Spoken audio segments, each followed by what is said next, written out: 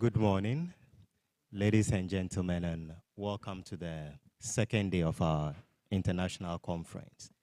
I believe we had a restful night and we are in good spirit for this morning's events. Starting earnestly, I would like to introduce the chairperson for the opening session of day 2. Our chairperson is a member of Council of the Ghana Academy of Arts and Sciences, a former dean of the University of Ghana Business School, and the first occupant of the Unilever Professional Chair in Business at the University of Ghana. He has served on several academic societies, including Public Choice Society, the Institute for Operations, Research and Management Sciences, and the European Association of Industrial Economists. He is a board member of the National Vaccine Institute, a member of the Presidential Advisory Council on Science, Technology, and Innovation, Director of Universal Hospitals Group, Chairman of Claim Limited, and Chair and Managing Director of Lemon Foods Limited. Ladies and gentlemen, please help me welcome Professor Kofi Opoku-Nti, our Chair.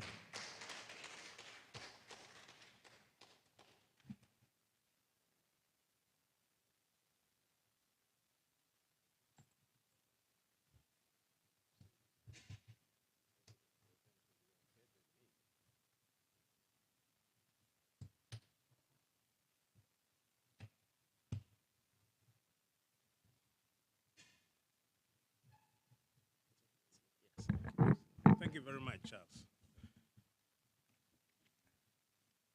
I was reminded that I am the president of the academy and not just a council member. Thank you. It's really a pleasure to welcome you again. And, I think we had a great session, a great day yesterday. Let us start with a short recap of what happened. Let me invite our director, Emerita Professor Tichua Menu, to just give us a short recap.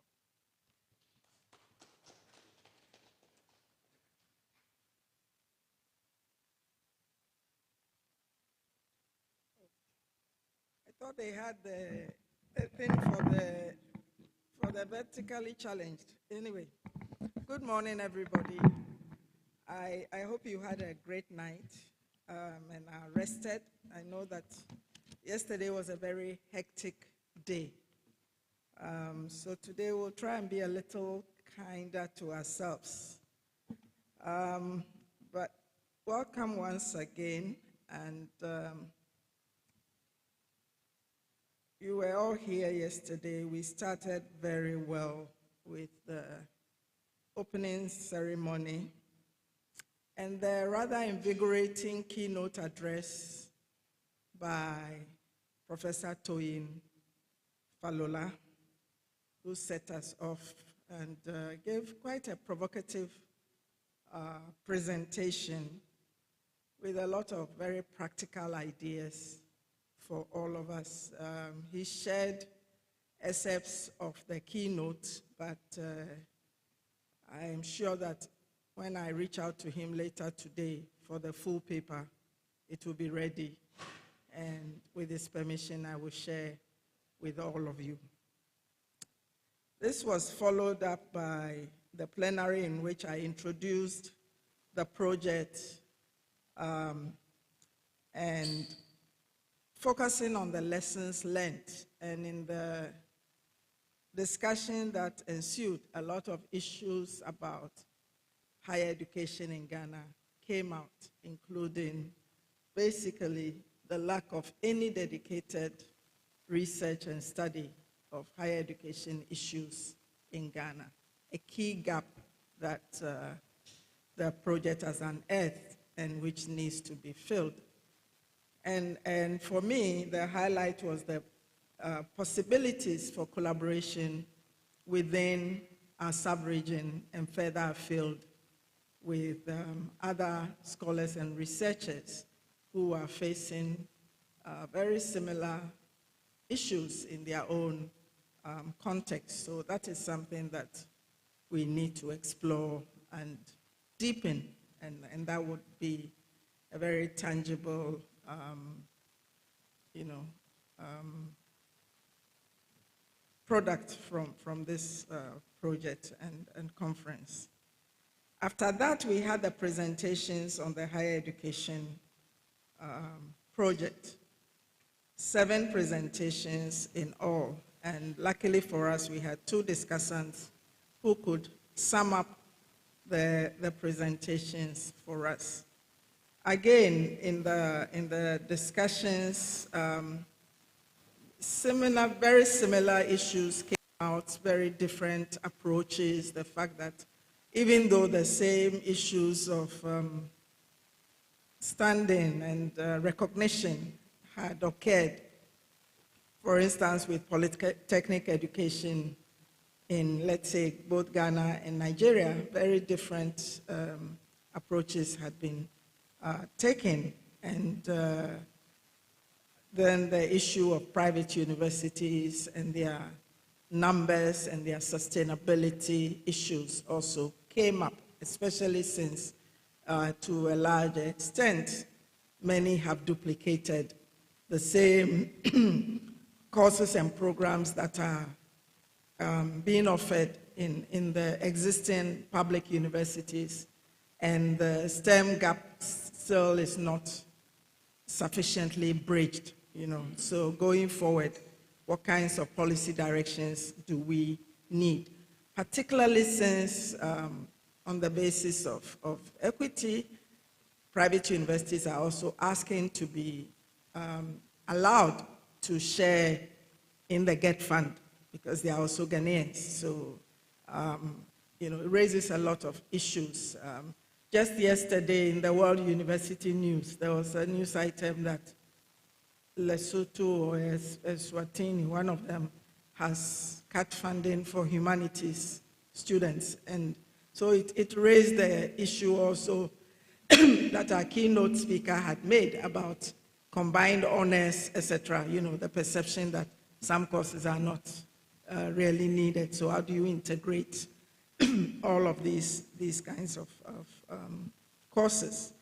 So and then of course the issue of management and governance and state university relations in Ghana, and we learned some of the troubling, I would say they are developments, continuing issues in places like Kenya, and you know, the very familiar story of universities being closed, usually over conditions of service or some expressions of protest.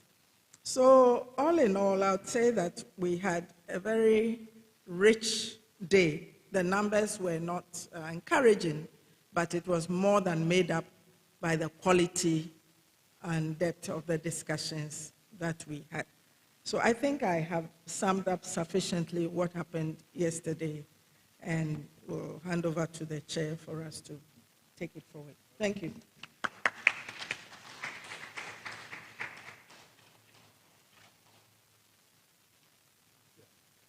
Let me also add that I think something very profound was happening yesterday, that we are beginning to put together a group of people who can look at critical issues in higher education. And the ideas that came up were really, really invigorating. And as I said in my initial introduction yesterday, that it's very important when scholars begin to examine what they are, the environment they are in, and start to look for solutions that can be very transformative. And I'm very glad that we as university scholars are doing that. I also think that we should be looking at the other end, which is the bigger question of how do we stimulate growth in our economy so that we can absorb the demographic bulge that our keynote speaker talked about. The fact that some 800 million or so African youth will be on the market for jobs sooner or later. So we need to have a way of also strategizing and thinking about those issues. So we have a lot of things on our table. I hope you all had a good rest and are ready for another stimulating encounter. It's really my pleasure to introduce our keynote speaker. That's Professor Ernest Aite. And he's going to speak about African higher education crossroads, preparing universities to be globally competitive. Professor Ernest Aite is an emeritus professor of development economics at the Institute of Statistical, Social, and Economic Research, ISA, University of Ghana. Until July 2024, he was the Secretary General of the African Research Universities Alliance, ARUA, a network of 20 of Africa's flagship universities. He's a former Vice Chancellor of the University of Ghana and was also previously Director of ISA. And as Aite was the first Director of the African Growth Initiative of Brookings Institute in Washington, D.C. He has held academic appointments at the School of Oriental and African Studies, London, Yale University, and Swarthmore College in the USA at various points in time.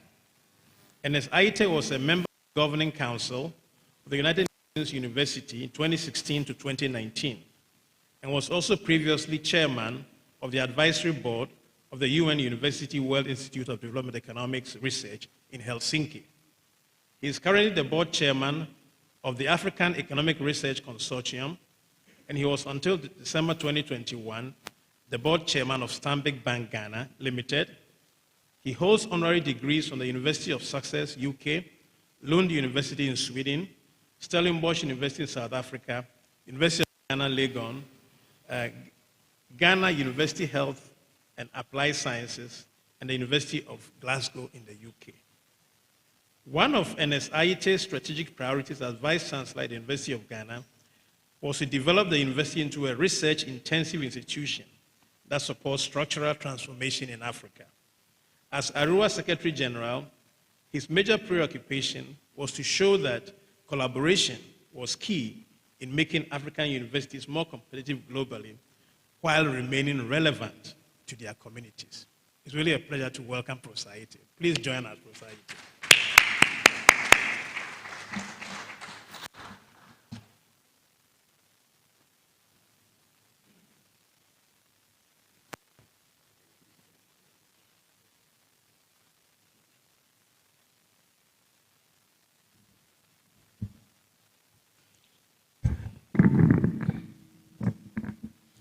Thank you very, very much, President of the Ghana Academy of Arts and Sciences, the Vice Presidents. I see Vice President for the Arts here. I don't see Science present. Fellows of the Ghana Academy of Arts and Sciences, and distinguished ladies and gentlemen. It gives me great pleasure to join you this morning to look at the outcomes of the higher education project, the conference associated with that. Yesterday, I was quite thrilled to hear all the presentations made in the morning, including the word Techua used was invigorating keynote address from Toyin Falula. In a way, after listening to that and listening to the comments, listening to the other observations made by Techua and others, I felt that my presentation today was going to be redundant. But one of the things I have learned is when sea dry, you go by land.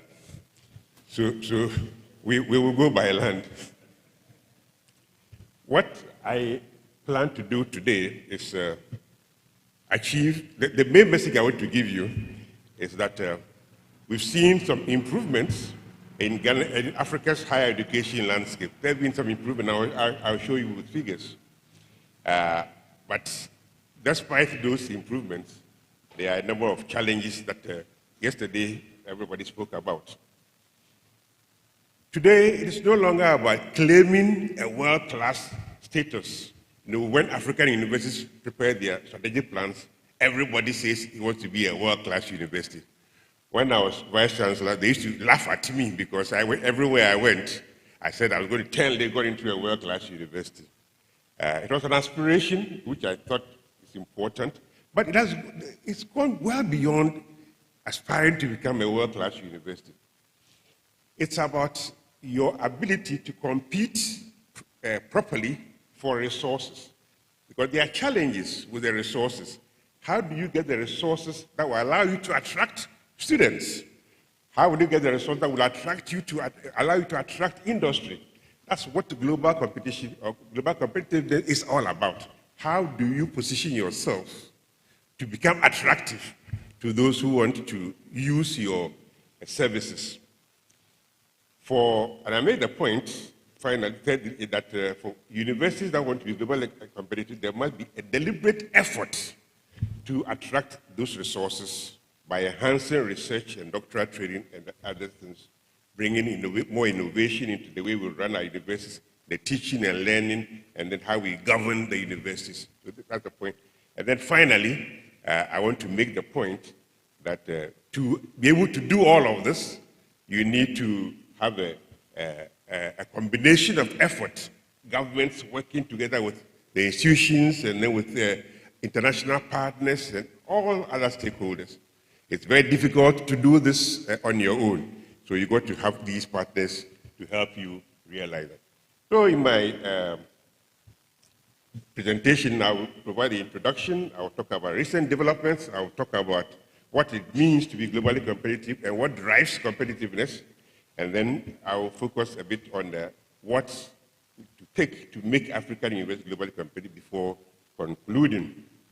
So in the introduction, the first point I'd like to make is that the demand for higher education is growing rapidly, exponentially, due to several factors. The first being, of course, the population changes that are taking place. Today, the number of young men and women who want to go to university in Ghana or in Nigeria, Sierra Leone, the numbers are rising rapidly because the populations are growing very, very fast.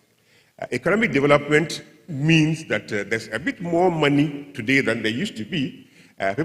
More people can afford, and they also realize that with that participation in higher education, their own participation in the economy is limited. Jobs that we didn't need degrees for, today you go and if you don't have a degree, you don't get them. You don't have a master's degree, you don't get them. So the development of nations is making the demand for higher education also rise fast. Globalization, people want to work. All the Nigerians who do study chemical engineering want to come and work in the Ghanaian the petrochemical industry. Ghanaians want to live here and work in other parts of the whether in the cryptocurrency business or something else. There are public initiatives. Governments are busy, for whatever reason, building institutions everywhere. There are national partnerships that provide resources for these things. New technologies make it possible to stay at home and study for a degree. And that is being tried. There are many young Ghanaians who have registered for degrees at UK universities through distance arrangements and so on. This is made possible by the new technologies. And then finally, social mobility. It is nice to be seen to have a degree. It is even nicer to be seen to have a master's. And even better when you have a PhD. It doesn't matter what you can do, it's nice. As you become chief doctor, people respect you. So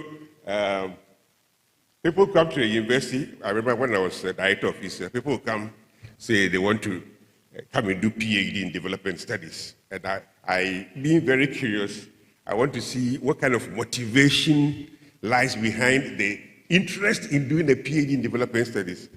And all I'm getting is, oh, my family, everybody is putting pressure on me to go. I mean, so you want to do PhD because they are putting pressure on you, you know? And that's, if he got a PhD, the family status will also rise. And to, in a very systematic way, improve the number of people getting these degrees or the training that leads to the degrees as a way of enhancing our chances of attaining the SDGs. The African Union through the Agenda 2063, has highlighted the kind of support that needs to be given to higher education, boosting the number of students, especially in STEM, hence encouraging the growth of high-quality higher education institutions, in putting pressure on governments to put aside 1% of GDP for research. And that's something that is important. The strong emphasis that the AAU and also African governments put on international ties and collaborations is important to talk about. Creating educational programs and material that are pertinent to the requirements of the region, also often highlighted in the documents of the African Union. Expanding access is something that the African Union puts pressure on African governments to do. Every country, not just Ghana, throughout Africa, the effort to enhance access has grown significantly, and the numbers show exactly how this is being done. Of course, in talking about the changes taking place, we need to think about the history.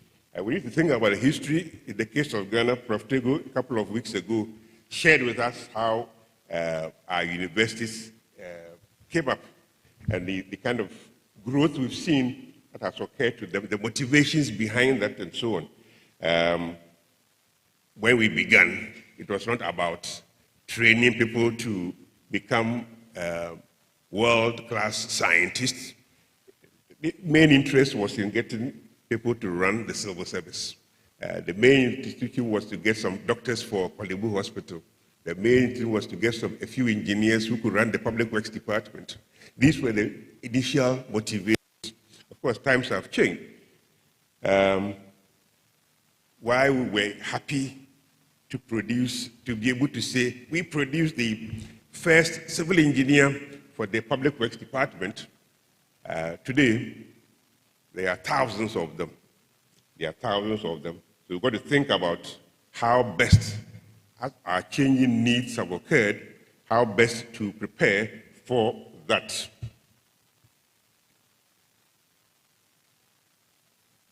Yesterday, there was a lot of discussion about the problems or the challenges that African institutions face. So I would not spend too much time on that. Of course, the highest on everybody's list is always the inadequate funding. When we talk about the relevance of the curriculum, I mentioned that largely because that is where we often receive a lot of criticism. When people want to bash African universities, they will say, you've remained out of touch. You know, when governments don't want to give you money, they show me what you've done. Show me what you do. Show me the curriculum. If industry doesn't want to give you money, they always have a good explanation, that being that your programs are not really relevant to the kind of things. Today, everybody talks about the high youth unemployment, and very often they blame universities for the situation. As an economist, I know that there's the demand and the supply side. So if we are supplying, poorly trained people for, that is because that's what the market demands. If the market's interests have changed, that interest will be reflected in the growing industry. That as the industry grows, the industry will signal to the market it is a certain type of listen.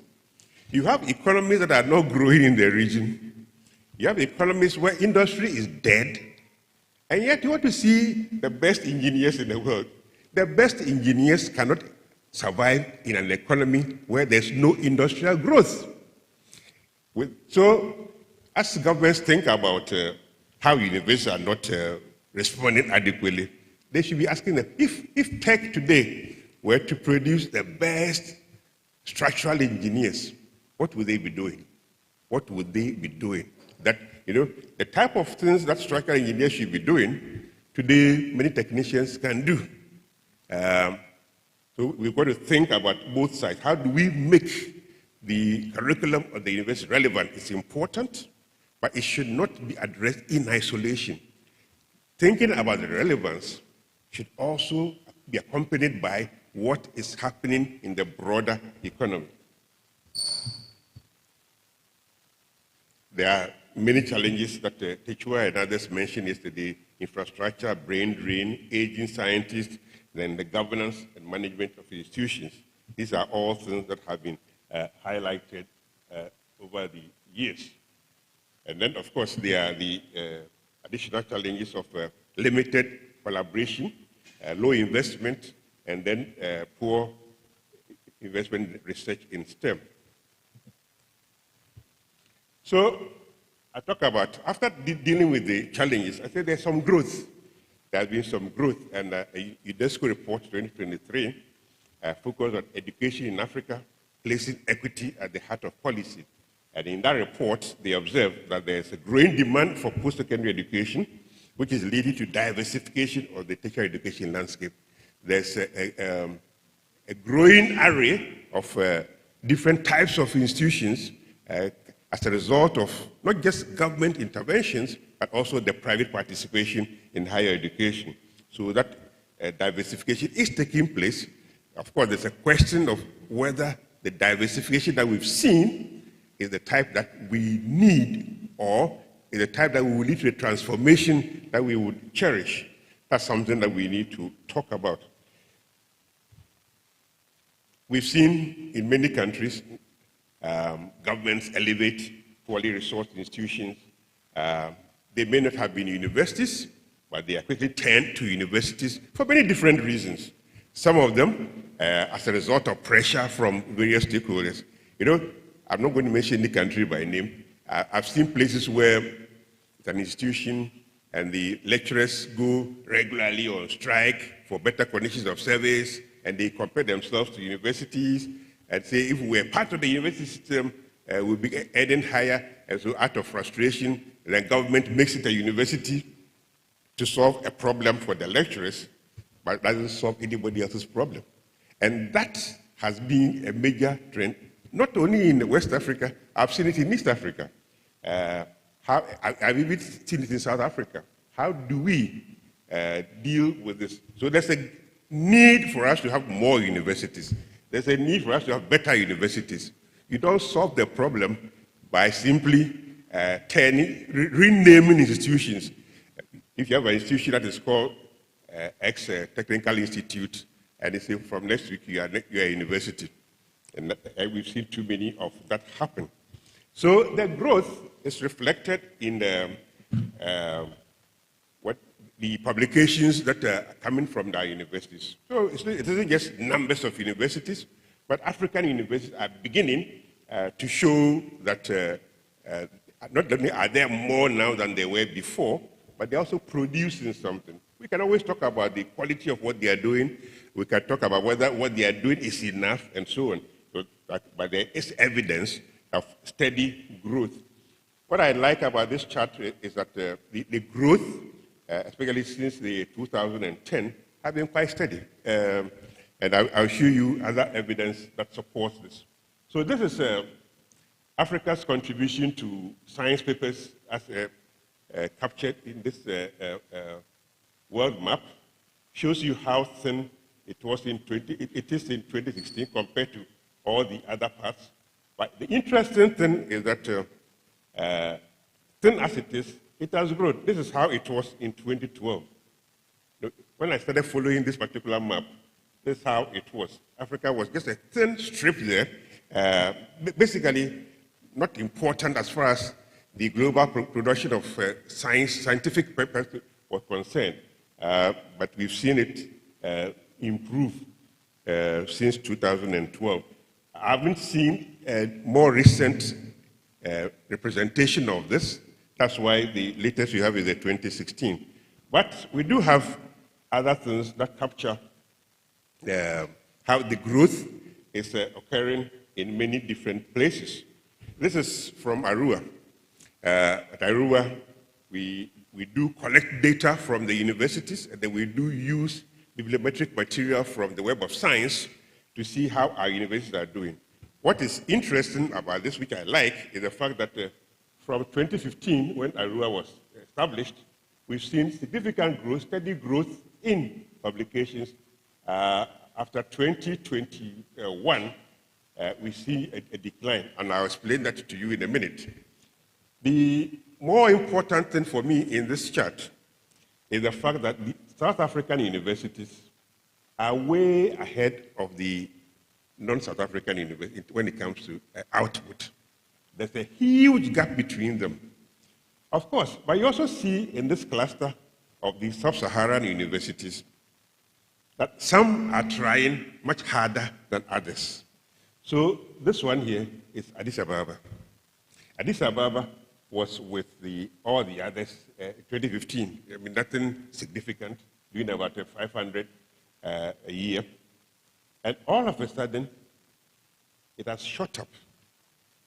What this tells me is that when a university wants to change, it can change. If a university wants to change, it can change, regardless of the everything else in the politics, the social, and the economy.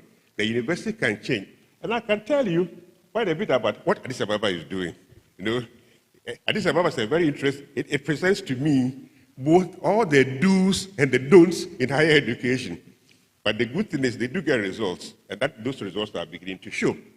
I'm happy when I look at this to see that many universities in sub-Saharan Africa are making the effort to, of course, there are some that have not seen any change at all since 2015. They are there. And I can also tell you their story.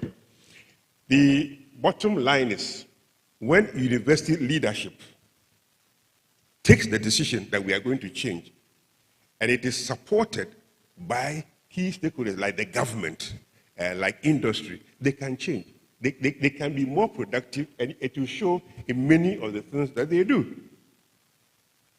So, on average, growth in publications, here we give you the actual numbers, are grown by about 7. They didn't pay attention to it, decided that he was going to change the university against all odds. And I watched them. They invited me several times. I went there, so I saw it. They had meetings. I went there, so I saw it. They had meetings on how to improve research. They had meetings on how to use the better endowed than other universities. But they have a program, and they've been following that program. And that program is very well documented. And so, because of the good documentation, they can easily provide what the ranking agencies want. Other universities in Africa, in Ghana, have not paid attention to that. Yesterday, I saw the new rankings, which has brought a lot of excitement to the University of Ghana. And in the excitement, I saw people say, hey, it's West Cape Coast. I don't believe much in, what happened to my... I don't believe much in rankings and so on, but I like what rankings are forcing universities to do.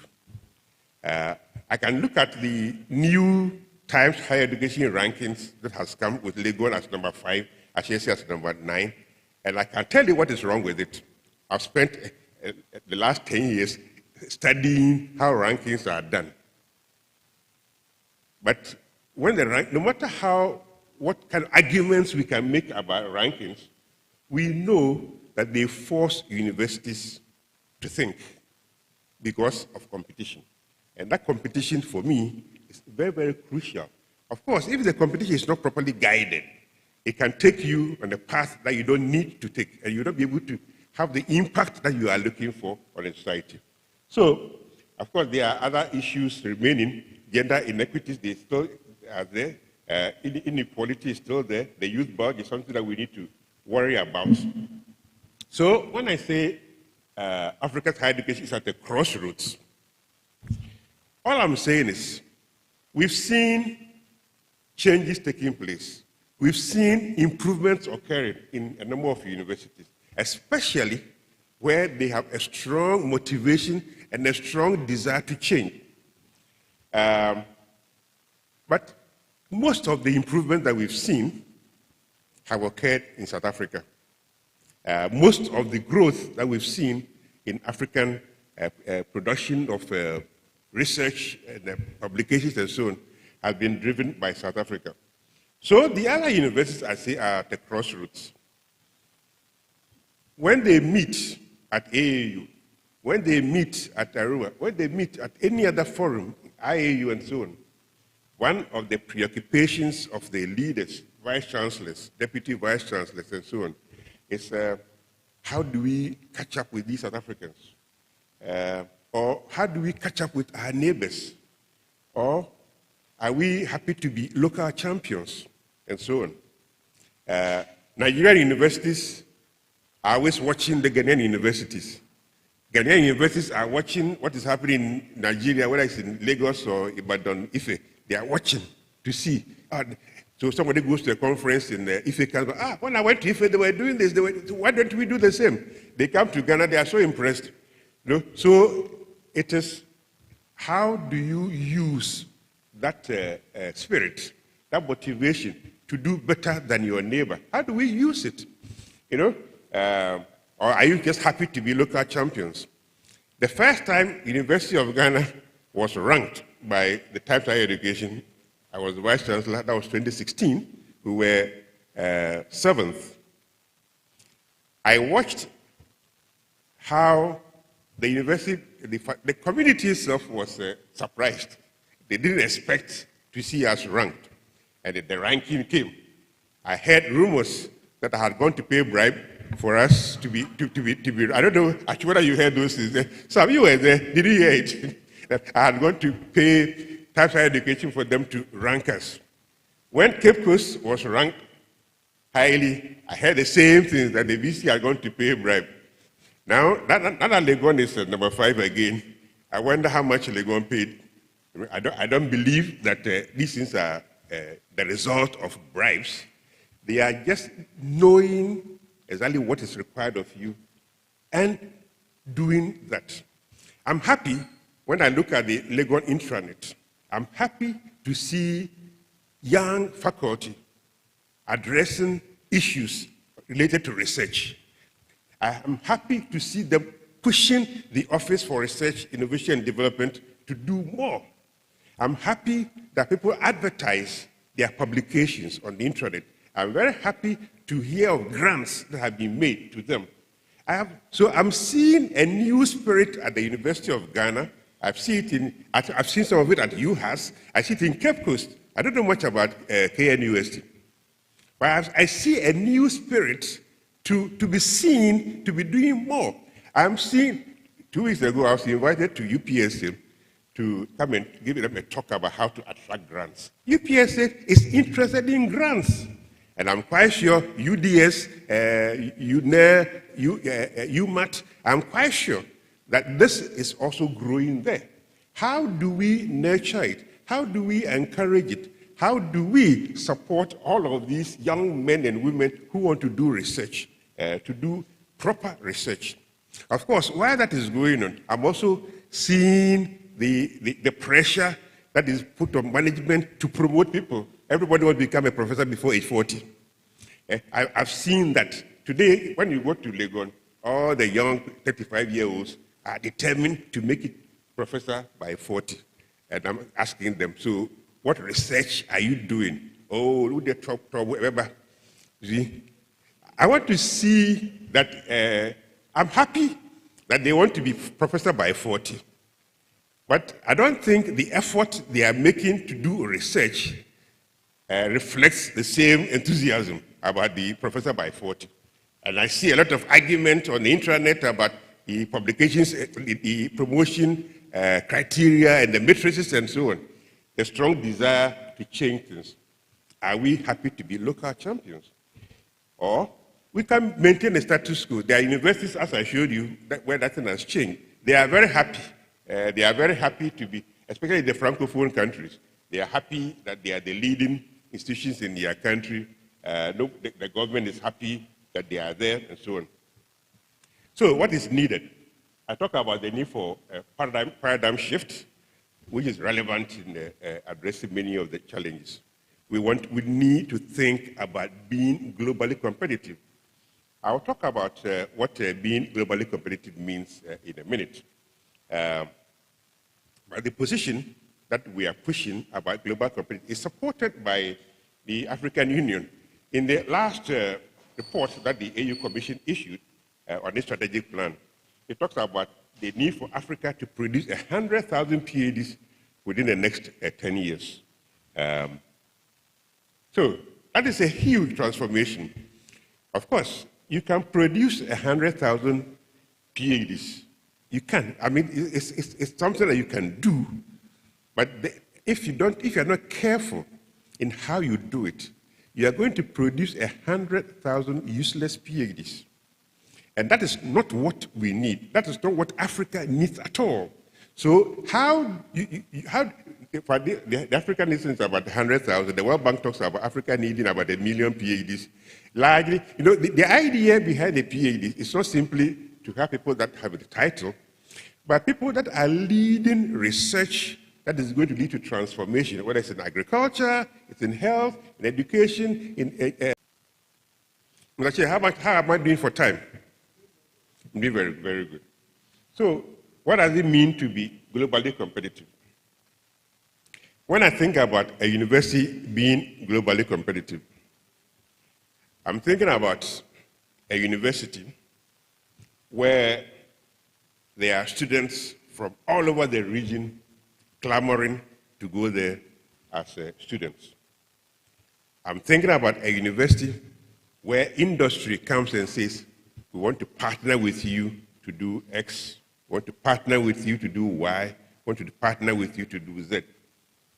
I'm thinking about a university where if the government is going to do climate change, negotiations, it goes to them and says, look, we are going to what's the last one? This COP 26 or something. What was the last one? I've forgotten the number. Who are the leading researchers here that can help us with the good information that we need to make a solid case for the global north to increase funding for us to deal with the adaptation issues. So you are a university that has done so well that students want to come with you, industry wants to come to you, governments need you. I think about Ghana. We live in a region, I mean, not too long ago, we used to have many Nigerian students at the university. That was at a time when Nigerian universities were going through their own crisis as a result of strike and all those things. Today, as a result of various developments in Nigeria, we've seen a slowdown. But there's a huge market for Ghanaian universities. We are surrounded by Francophone universities that are looking for Anglophone degrees. So parents in Cote d'Ivoire, parents in Senegal, parents in Togo are sending their kids to school in South Africa. They are sending their kids to school in the UK because they want Anglophone degrees. And here we are, no effort at all to attract these thousands of young Africans. So if we had globally competitive universities, all those Francophone kids that are looking for Anglophone degrees, this would be their natural place. What have we done or are doing to make our campuses, our programs exciting for Francophone kids? Nothing, because we receive government subvention to pay salaries, we receive government subvention to maintain infrastructure, and we are happy. If we were desirous of changing the status quo, if we were desirous of making sure that our scientists have all the resources that they needed to do research, whether it's in vaccines or in plant breeding or whatever, we will need far, far more than what the government gives us. And therefore, the fees that we pay by these Francophone kids can transform our universities. But, of course, it takes too much, so we think, to think about how do we target. That is what I mean by vice chancellors and management becoming more and more innovative. You got to think about if I want kids to come from Cote d'Ivoire to study in pharmacy or study. I remember when I was vice chancellor, I had an Ivorian friend who wanted his daughter to come and do pharmacy at the University of Ghana. At the time, we had just started the pharmacy program. We were struggling with how to even find a place for them. And the last thing on my mind was how to go and bring an Ivorian kid who didn't speak much English to come and do pharmacy in Ghana. But today, we have stabilized. This is the time for us to think about how do. I mean, I'm happy that Sierra Leone is present in the room. There's a lot that Sierra Leone and Ghana can do together to increase. I mean, how many universities do you have in Sierra Leone? Much more. I think Furabe is now University of Sierra Leone. There are many more universities in Ghana that can take the overflow from Sierra Leone, from Liberia, from the Gambia, and so on. Nigeria, we can still get some students from there. And they also should be in a position where they attract Ghanaian students. We can compete with them for the Francophone students. But we give them Cameroon. They will struggle with Cameroon because Cameroon is, So all I would try to say is, you got to position yourself to attract your unconventional students. And that's, I really believe, and to do it, you've got to think of excellence, research, talent concentration, resources, governance, and so on.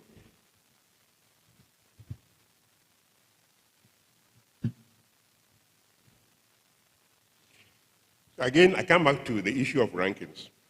I talk about the fact that these rankings have made it easier to see what changes are taking place at universities.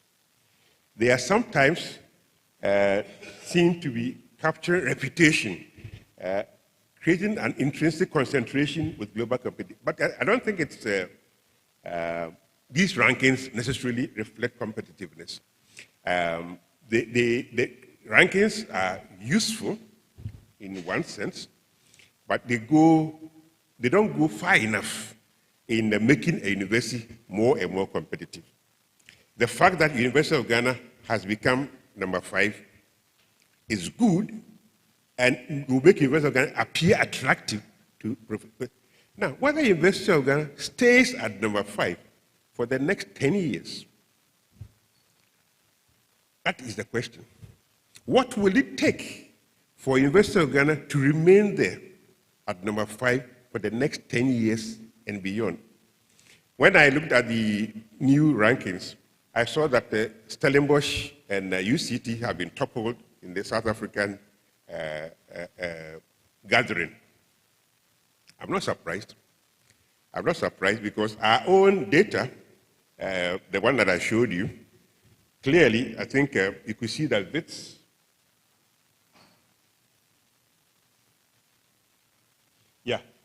WITS had overtaken South Africa, had overtaken UCT in the publications front. So it's not surprising that it is showing. Now, why is UCT struggling? UCT has, in the last 3 years, had governance challenges. UCT has had governance challenges. So, look, when you're a university and you're poorly governed, it will show. But we have said if the economy is struggling, it will show in the exchange rate, no so.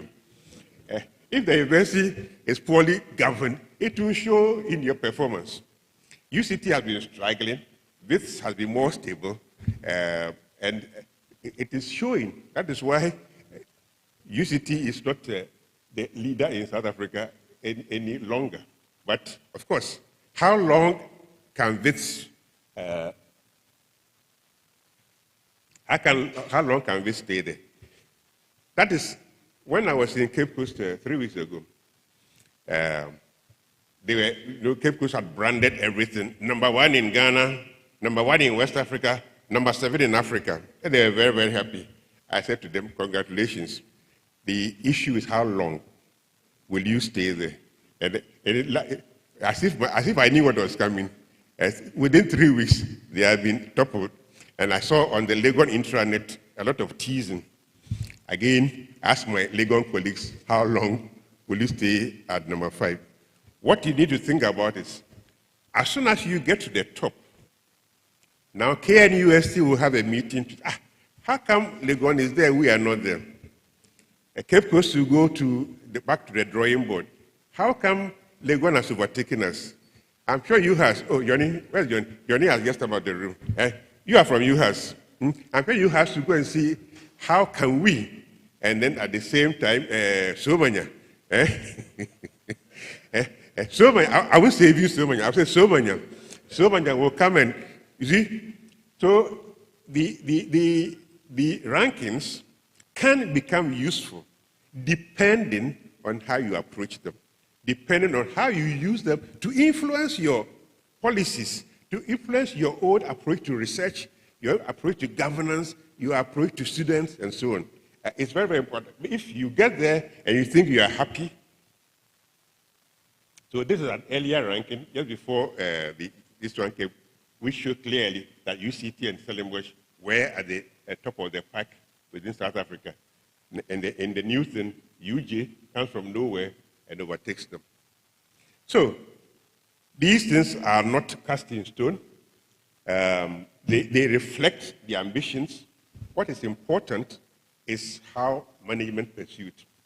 So what does it mean to be globally competitive? I began saying that you want to be a place where everybody is coming to you for attention, whether they are students, they are industry, they are governments, NGOs, and so they are coming to you.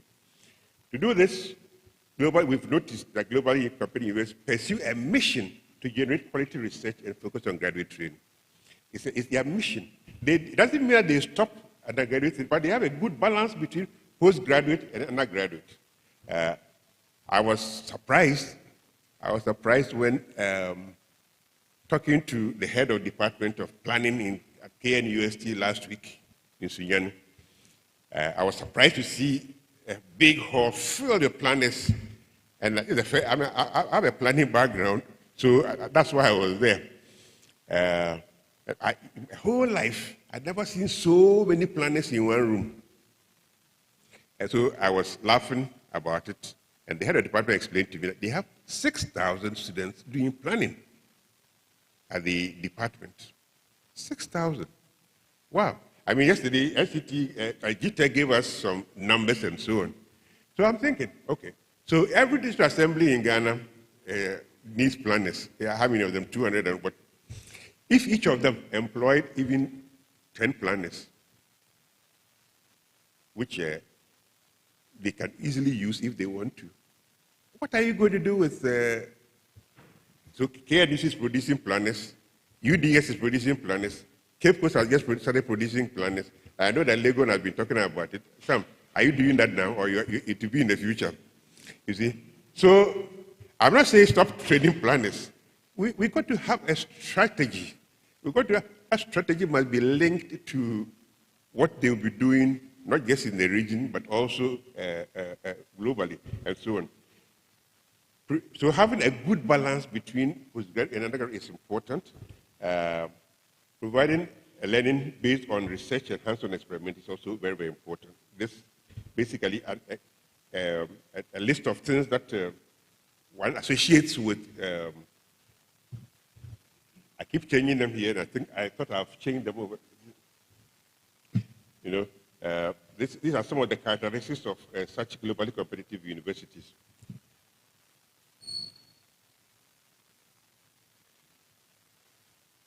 So a good list of all the things that I've spoken about that one can easily.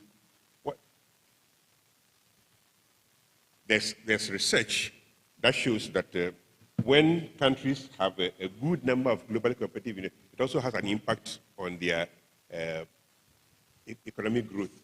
And that research is it was done in Europe, showing that the highest performing OECD countries also do have the highest performing research universities and so on.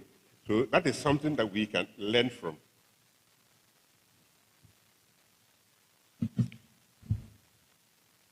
Universities are dynamic institutions and therefore must adapt.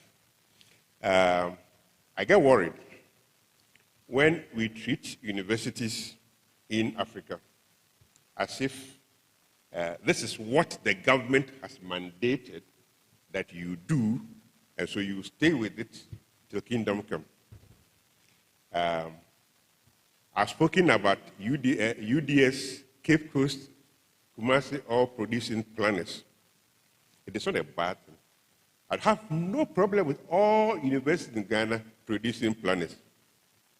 But there must be a strategy. There must be a strategy that reflects not just on the numbers, but how do we make our planning program more acceptable, more interesting, more exciting. It is that competition to remain ahead of the pack that leads to improvement. Being an economist, and some people think I'm a neoliberal. I'm not a neoliberal. I'm quite a structuralist. I believe in competition. I believe in having medical schools everywhere. And I believe in the older medical schools wanting to prove that they deserve to be number one. And that forces them to do much better. If Kolebu, University of Ghana Medical School, believed that it was the God-ordained producer of medical professionals, I remember, Prof. Tego, you tell me you're older than me, but I also know quite a bit about Kolebu. I've seen Kolebu go through good times and bad times. And I remember how the emergence of KNUST Medical School, what did they call it? SMS, School of Medical Sciences. I remember how it put pressure on Kolebu. And I remember how when Cape Coast was going to start medicine, everybody was talking. They were supposed to be training teachers, now they want to do medicine. I mean, you can't train teachers forever, you know. So how I saw people move from Legon, from Kolebu to go and teach in Cape Coast. I saw, you know, it is these things that force improvements. It is competition. Competition is very good. And universities are dynamic and they should be encouraged. So what we are going to experience with the PUB, the Public Universities Bill that we don't know whether it's dead or it's, yes, we hope it doesn't come back, you know, where they're going to treat all universities as one. NCT, GTEC is here. GTEC, this one is to you. Let us stop treating Ghana universities as if they all have to reflect a particular view of universities. We should allow universities to exhibit their own dynamism. We should allow the vice chancellors to dream and think about how they will produce the best university, not just for their region or for, you know. It's for me, I worry when I see that a new university has been created, and the first thing that is done is the GTEC works with them to buy a Mercedes-Benz for the new vice chancellor. You haven't done anything about students. You haven't produced even your first graduate, but you're buying a Mercedes-Benz, you know, because it is the standard. Vice chancellors drive Mercedes-Benz. The University of Ghana vice chancellor has a Mercedes-Benz. So every vice chancellor, and that's the first thing you do before you even think about what research are they going to do and so on. These things must stop. I worry when we sit in Accra and decide that this university is going to do X, Y, Z, and it's going to be called ABC. And today, I look at some of the names. That's so uninspiring. You see a university with a name, and you ask a student, what university do you go to? The student cannot mention the university's name, because it's a very long thing. I can give you examples, but I'm refraining from being, so I won't give you any example. You have a university, you have a school, which university do you go to? Then they start mentioning the three names of the person that's been named after, plus the four names that refer to the subject that they are supposed to. And by the time the student has finished, he has forgotten what he started with.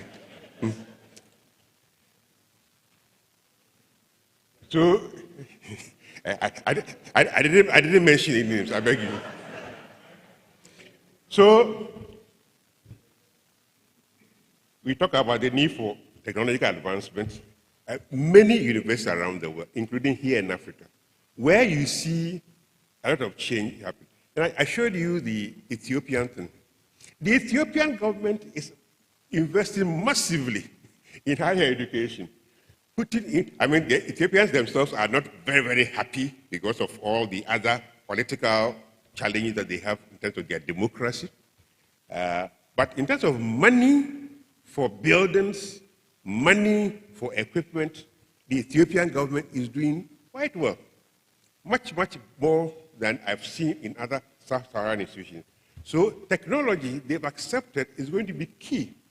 Of course, I always tell my Ethiopian friends that if you invest in the technology, but you don't free the universities. In Ethiopia, when the vice chancellor is traveling, he needs permission from the president. Can you imagine? You invite a vice chancellor to a meeting next week. He can't come because it has to go to the president for approval. In a dynamic setup, that shouldn't happen. So these are things African governments, please, I hope you don't bring it to Ghana. I hope we never get to a point in Ghana where if a vice chancellor is traveling, he has to go to GTEC for permission.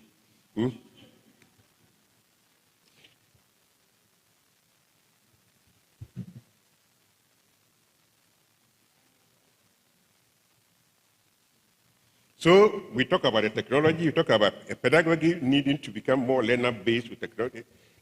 So technology is going to be key.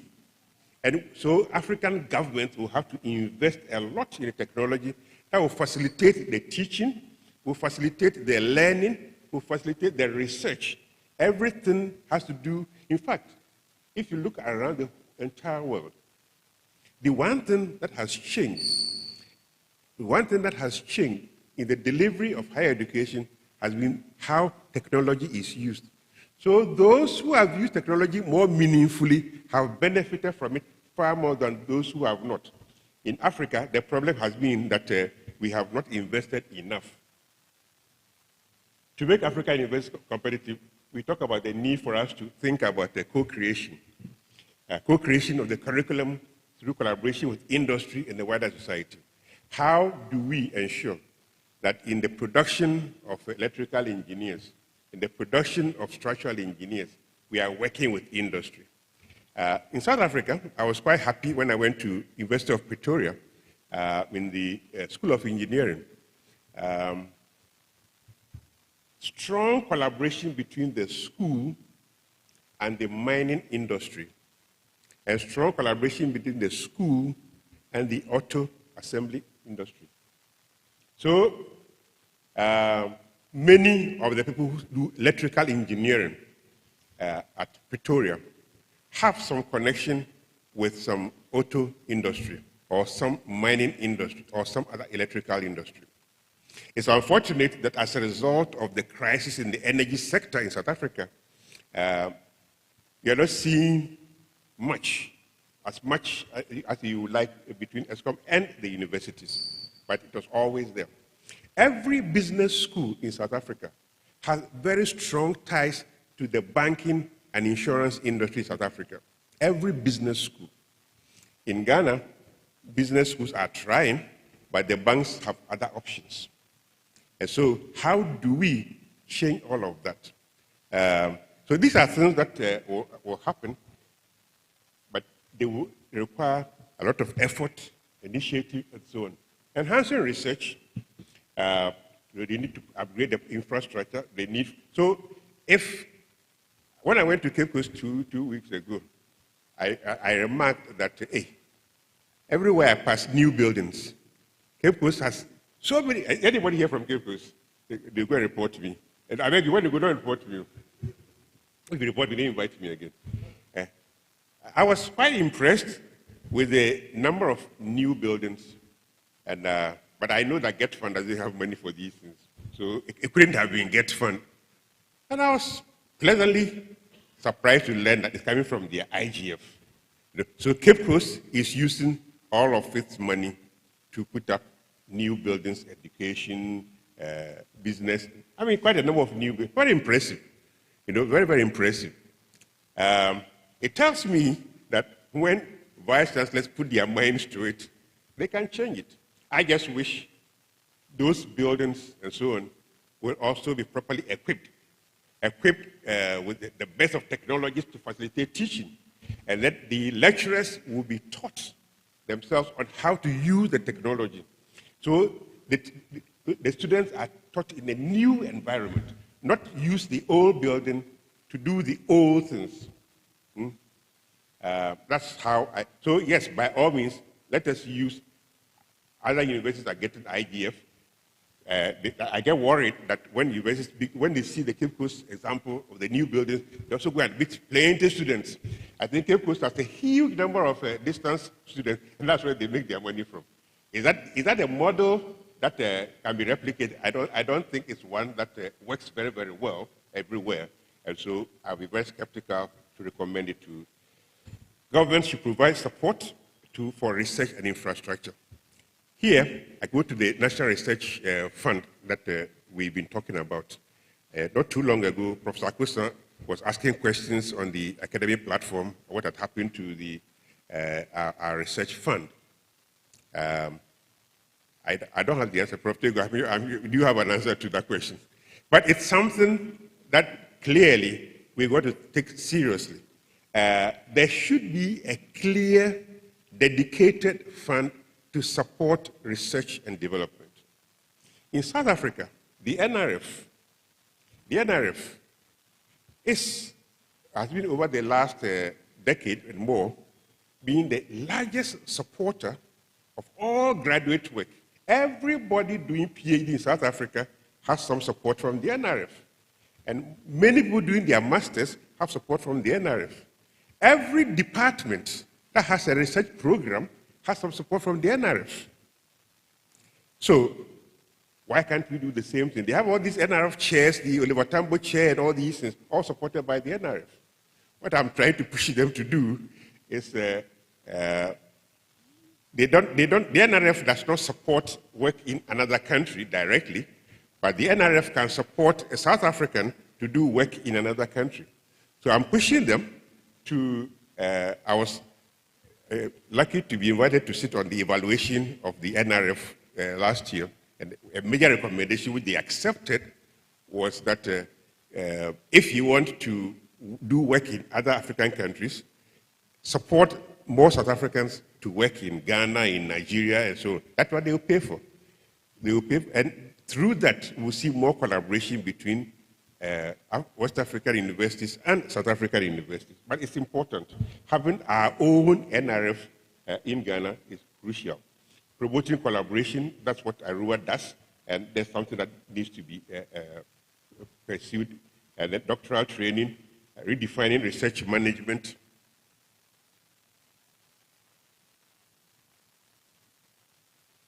On the research management, I see that today in almost every Ghanaian university, there has been a new office for research management. In almost every, not all of them, but most of them, which is good. It is a way of professionalizing the management of research at our universities, and it is leading to, but it leads to good results. The one thing that we need to avoid is how these professional, I see, you are asking him to come and sack me. I finished, don't worry. I saw you. So I'm done, don't worry. So the final point we want to make about is governance.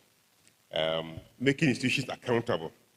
Making institutions accountable. It's a very, very important thing. I saw how at the University of Ghana, following the visitation panel in 2007, we were provided with the impetus for changing things. And most of it led to accountability improvements, and that clearly is the kind of thing to do. So I conclude by saying that we must embrace change, and we must embrace change in a very significant way. There are many, many challenges. Everybody knows the challenges, but we should not stifle initiative. We should not stifle the dynamism of universities wanting to be different. We don't need to force them all to look alike. We need to force them. We don't need to force them to all do a narrowly defined set of programs. Let them, through their own dynamism, let them, through their own search for resources, be able to navigate the waters and find where they are most comfortable. Thank you very much.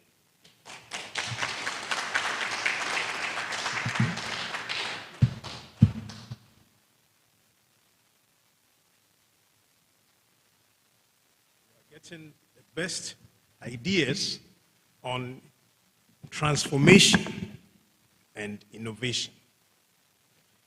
Let me just add a couple of points before I ask I think one of the key ideas that we are grappling with is the context of what we are doing. And I think that Prof. Aite has done an excellent job telling us about the need for competitiveness and what should drive the competitiveness. Namely, the need to improve what you are doing, to be innovative, and to make sure that you stay at the same or better level all the time. So he showed us that in competition, you look at whether you are falling behind or catching up or excelling above your level. So those are the key ideas that I would like you to have. So he used the idea of the ranking to actually show us that the rankings per se is not the full story, but it's about whether you will remain at that level through time. So when you do a comparative study, you see that you are improving, or you just, is it by chance that you are where you are? Or is there a logic behind where you are? If it's by chance, you are number 5 today, and tomorrow you'll be number 10. If there's a logic behind it, you are number 5 today, you'll be at number 5, you go at number 4, and sooner or later, they can project that by the year 2050, you'll be number 1. That's the key idea. All right, let me stop here, and then let's give him another round of applause for an excellent presentation. Do we want him, you want to ask some questions, or what shall we do? Shall we? Yeah, okay, so let's now open the floor to the participants to ask questions, Professor Aite.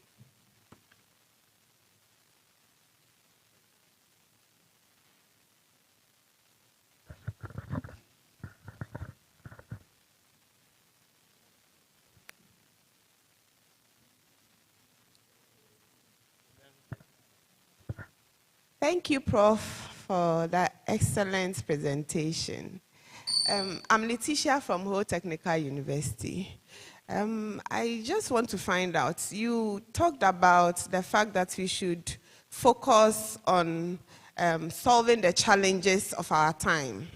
And I've been wondering, is the regulator really interested in the challenges of our times when it comes to like the programs the universities run, and in terms of the universities too, when it comes to the research we do? Are regulators really interested in ensuring that we are really doing research to solve the problems that we are facing in Ghana? Thank you.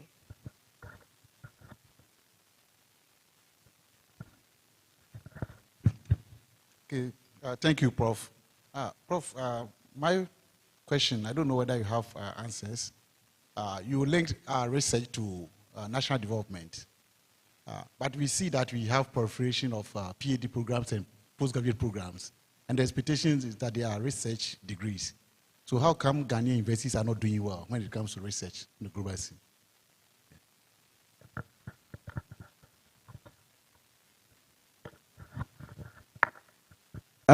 Thank you very much, Prof, for those very useful remarks. Two very quick ones, and mine are rather hypothetical questions. One is on regulation, and the other one is on relevance. Tapping on your background as an economist, I think the question of demand and supply, which you talked about very extensively, what would you consider as the correct size for a university, for a country in terms of the numbers of universities? I'm asking so because if you look at the numbers and the questions that we talked about regulation yesterday, A country like Ghana, which has a population of about 34, 35 million, has over 200 or so tertiary institutions. A country like Kenya, where I come from, has 55 or so million people, has 76, 77 universities. So how many universities are enough for a country? I think this is a hypothetical question. The second one is on the question of the question on relevance. I think it got me thinking through when you talked about the pressure from certain members of staff to get promoted to professorship at 40. And of course, there have been questions raised about the relevance of what they produce in terms of research to the contexts in which we live in, especially the African ones. The hypothetical question that I raise is this. Is university education a public good? I think I'll stop there. Thank you.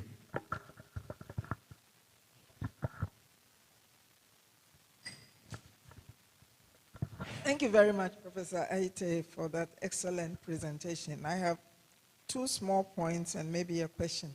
So you were talking about global competitiveness and the ways in which it gets recognized by government, you know, in terms of how you help negotiations, etc. And I was reminded of two small examples.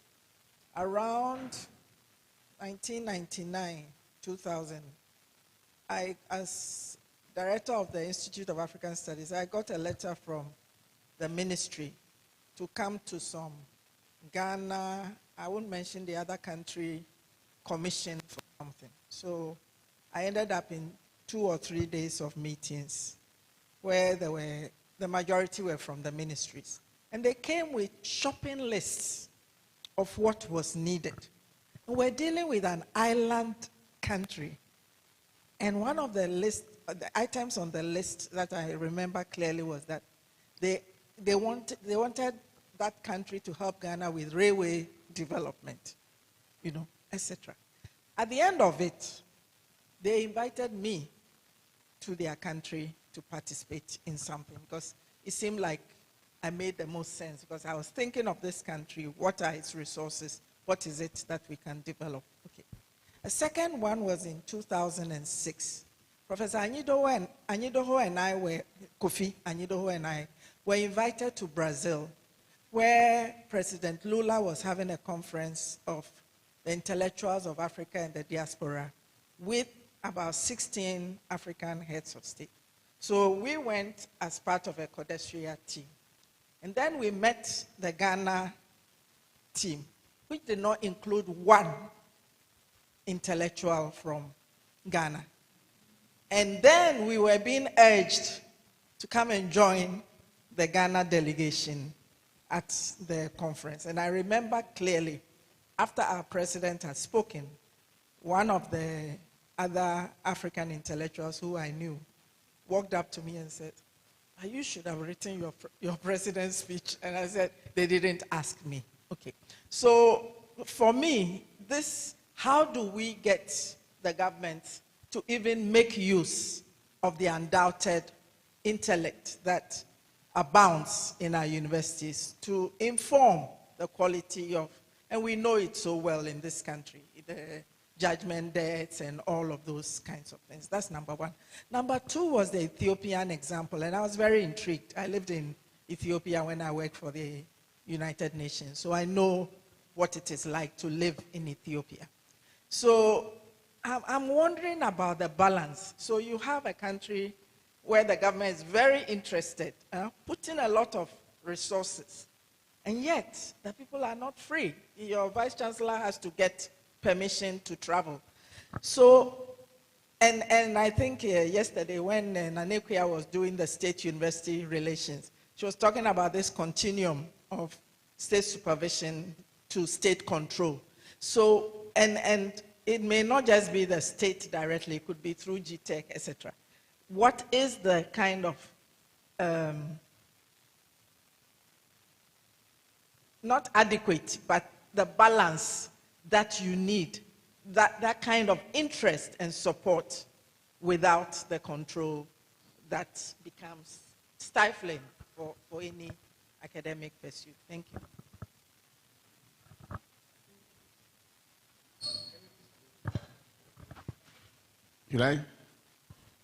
I should wait.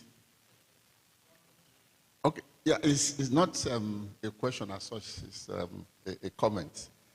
And my comment is first to commend the organizers and the Academy for bringing two very good keynote speakers to this conference because they've made contributions that are very, very motivating and incisive. And I want to commend Professor Aite for what he has done, just like we commended the keynote of yesterday. And I think some of the questions that have been raised as to how the Academy, and I would like to include the Vice Chancellor's Ghana, and maybe the staff unions. The staff union in Nigeria is very active. Sometimes they overdo it, but I think we've had a lot of benefits from their activism. And I think it's very important that we in the academia must make those in policy and government to realize the need for knowledge in developing Africa. The example that has been given of South African universities making so much difference is because of their understanding of the value of knowledge and applying this to bring the academia together and bring academia and industry together and funding research and transformation deliberately rather than depending on guesswork and so on. So I think that is one of the major things that must be the outcome of this, this convening. And I think he has justified. For example, I'll just give one example. When he was talking about production of PhDs, and somebody says, Ghana produces so many PhDs, and yet you are saying the research is not deep enough. It's true. The PhDs, where do they work after their studies? And I give the example of between Brazil and South Africa. In Brazil, for example, only about 23% of the PhDs work in firms. 72% work in the universities, and 0.047 work in research institutes. You compare that ratio to what is happening in South Korea, then you begin to see where knowledge counts to development. In South Korea, 59% work in farms, in startups and industries, those with PhDs. Only 32% work in the universities. The rest, 0.87% work in research institutes. So you can see the difference. Generating innovation and converting knowledge to innovation and development happens in the small farms. And that is the difference between those countries. And that's what we was going for. And also that explains what is also happening in South Africa, where you see the collaboration between the industry and the university. So that is the missing link in most of the other African countries, and that must be the focus of whatever transformation that we want to engineer. I think I should just emphasize that point to support what you have said. Thank you very much.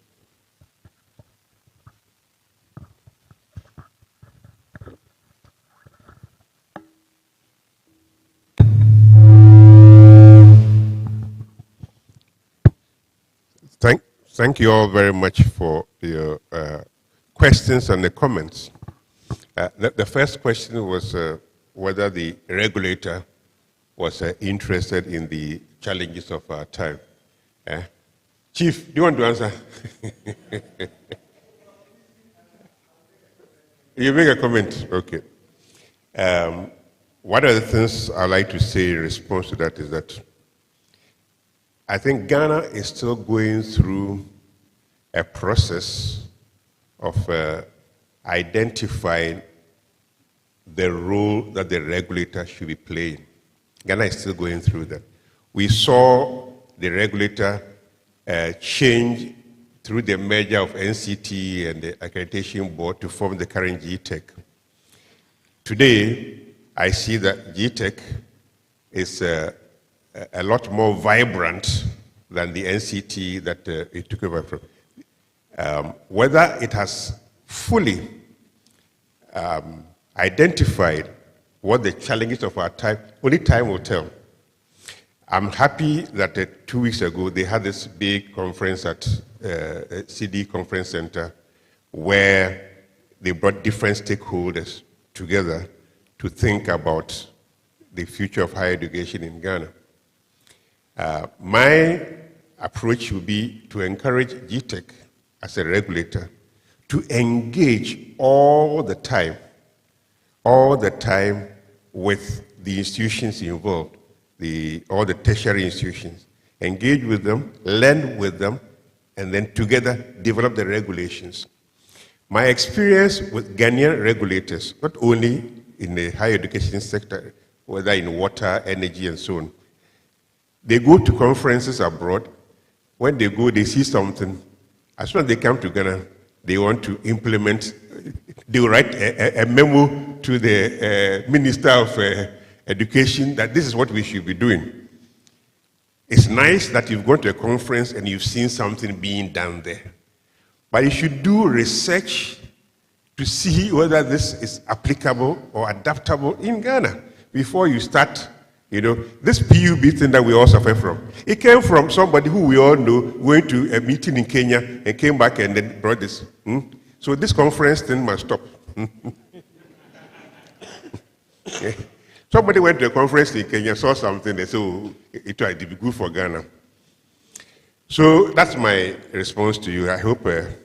How come Ghanaian universities are not doing well in the research area, despite all the many PhDs that we are producing? I wish I had. I have answers to that, but they are not very nice. There are many PhD programs that we have put on the market at all the universities. We haven't scrutinized them properly, in my view. I've seen in different universities, I won't mention any particular university, I've seen in different universities departments that are running PhD programs. They are running PhD programs when they've had no previous experience. There are people who are supervising PhDs in these departments who have had no previous experience in doing that. When we appoint people as PhD supervisors, we don't train them. We assume that everybody who is a lecturer, has been promoted senior lecturer, is qualified to be a... No, it's not the same. So, yes, we are producing many PhDs, but we are not structuring them properly. We are not allowing them to grow. We are not allowing them to be competitive. So there are people who have been to a number of vivas, and I'm listening in the social sciences, I say, wow, this person is going to get a PhD. So it is for universities to do an evaluation of their current PhD programs. Do these do these meet the standards that we are looking for? Once we do that, the motivation for running a PhD program, all these things must be determined. What is the correct size for a university? That's a very difficult question. I don't think there's anywhere a properly defined, studied answer to the question. It all depends on the environment. I remember the first time I went to Ohio State University. It was supposed to be the largest public university in the US. At the time, it had 55,000 resident students. And it also had the highest suicide rate among students. So psychologists used to say that when you have a university that goes beyond 50,000, you will get all these suicides.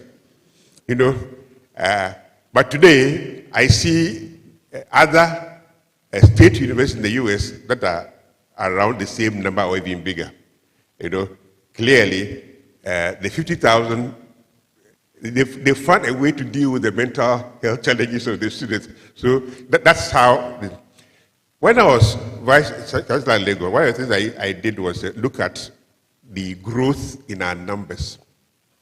And I was horrified to see that between 2004 and 2009, our numbers grew by more than 85% rapidly in that short period. I was very surprised, and I was wondering what could have led to it. Of course, it was in that period that we went to negotiate for IGF, went to negotiate with charging AFUF and so on. So the money was coming. The money was coming. Departments that previously struggled with 300 students, all of a sudden they could admit 1,000 students. You know, so admission, and as the numbers grew very rapidly in that short period, you saw also the problems intensify. So when the investigation panel came, the things they saw, of course, they were not all new problems, but most of them manifested between 2004 and the time that they came. The Commonwealth of challenges, the no water, and all it was in that period. So every university has got to ask itself, how many people can we contain with our resources comfortably? You know, in my estimation, University of Ghana should not have more than 25,000 resident students. That's my estimation. Maybe today things have changed, but because 25,000, you could house them comfortably. Your lecture rooms that will be informed by many different factors. I've watched in Ghana the numbers rising. I've heard politicians say they will give every region a university. You are under pressure to set me up. You say, don't worry, don't mind. Don't look at their faces. So it depends on the motivation. Clearly, nobody should be denied access to higher education so long as they are capable. Nobody should be denied access. You've got to always think about access in a more nuanced way. What does access mean? Renaming institutions, is that what you mean by access? Does every institution have to be a university? How do you differentiate among different types of tertiary institutions? African governments, I think, are going through a phase where they think renaming is the best way to achieve the political ends. And that, for me, is not the appropriate thing to do. Let me finish with the teacher's question about how do we get the balance between a state being overly interested in what the academics are doing and also ensuring that there's enough freedom to be as dynamic as I insist. The Ethiopian one, clearly, is not acceptable. It's for the government and the universities to work a solution. It's not one that you can prescribe through legislation. Alex Papon always told me the story about when he was vice chancellor, and soon after the second military regime came, Kutu Achampon's regime came, and he was going to travel, and the Minister of Education said he should come to him for permission, and he was horrified. I mean, since when? And then, of course, he mentioned to the head of state who had come to the university, Emuano, you see, Emuano. And that's how it was resolved. That is how it was resolved. But it should be a part of the convention. If the head of state had not been persuaded by the stature of the vice chancellor, he would have said, well, okay. And then it would have become a norm that today, up to now, we'll be following. That if you want to travel, you go to the president or minister of education for permission. And that is what the PUB was seeking to do. You see, that is what the PUB was seeking to do. It is for all the vice chancellors, all the pro-vice chancellors, all the deans, and so, no, we will not do it if that kind of thing were to come here. I was horrified, again, when the PUB came and everybody was quiet at the universities initially. It was the second coming that the UG people woke up. Then the others didn't wake up. You see, it's for academics to understand what virtues they are in academic freedom and fight for them. You will not get anything without fighting. And so, yes, thank you very much. So I think we need to come to.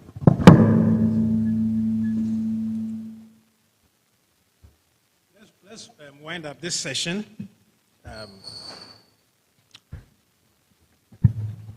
I wanted to just make a comment about the way that, where do PhDs go? And you made a comparison between Brazil and Korea. And I think in many of these cases, we need to look at the context where it's happening. What kind of industries are flourishing in, say, Korea? If it is biotechnology and things that require PhDs, and there's a lot of innovation in the area, then you see more PhDs going there than to universities. So I think in all cases in competition, we need to look at the dynamism, the innovativeness of the system. And I like the point that our speaker made today about the nature of what should drive us. You go to a conference and you see something and you say, hey, we should go and do the same thing. Try and put it into a context. Is it a useful thing? How are we solving that problem normally, and what can we learn from that? We need to domesticate what we have seen. And too often, we take something and we think it should apply without knowing the context in which they are doing it or the context in which we shall be doing it. Or you go to Cape Coast and you see a lot of buildings, and say we also want to build a lot of buildings for different programs, not knowing what goes on inside the building, and are you doing the same thing, or can you do it in a better way? So, or they say they have a lot of planners, and so all the schools begin to have planners, but there's no community of planners, and there's no idea as to what should planning be about? Rather, we are thinking of planning for jobs to meet some quotas. So I think the dynamism and the competitiveness is what should really drive us. We are too often putting blocks or regulations that constrain growth and dynamism. And that's a message I'd like to give to the regulators, that always see what you are trying to do, what is the function you are trying to achieve, and how can we liberate the system so that it can achieve that in an efficient and a least cost way. Let's give a hand again to our speaker. Thank you very much, and well done.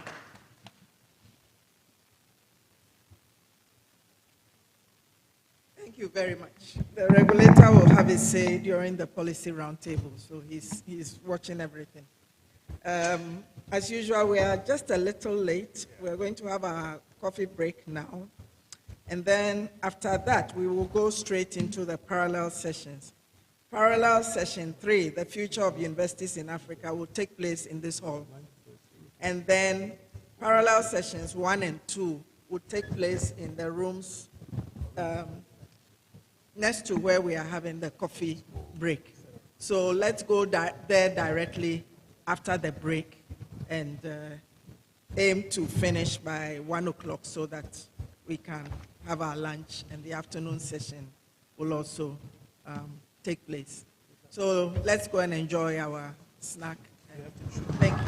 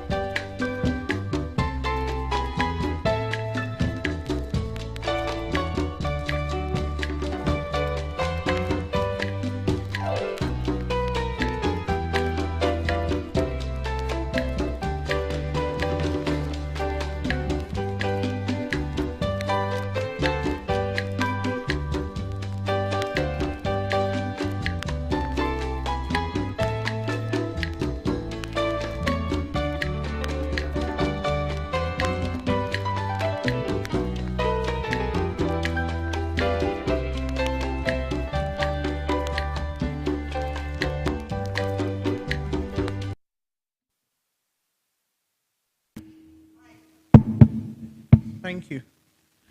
So welcome back. Good morning, ladies and gentlemen. Welcome back. And we're here to do the third session from the parallel sessions. And this is the future of universities in Africa. I am your humble chairperson. And I'd like to call the presenters to come on stage, please. Dr. Abdul Gaffer Oshodi, if you can kindly welcome him, Nigeria. Ms. Ada Kudugu Kesmond, I believe, will be presenting online from Cameroon. We also have Professor Michael Faborode from OAU in Nigeria. Professor, can you kindly come up? And we have also Dr. Eugenia Anderson, who is from Cape Coast, UCC. Please come up. So the presenters, all four of them, have very interesting takes. So I'd ask them to do their presentations, after which we'll have questions and answers. I would like to start with Dr. Abdul Gaffer Oshodi from Lagos State University, Nigeria, and his topic, Locating China and the Future of the African University. Notes from Ghana and Nigeria. Welcome to your presentation. Thank you, Chairperson.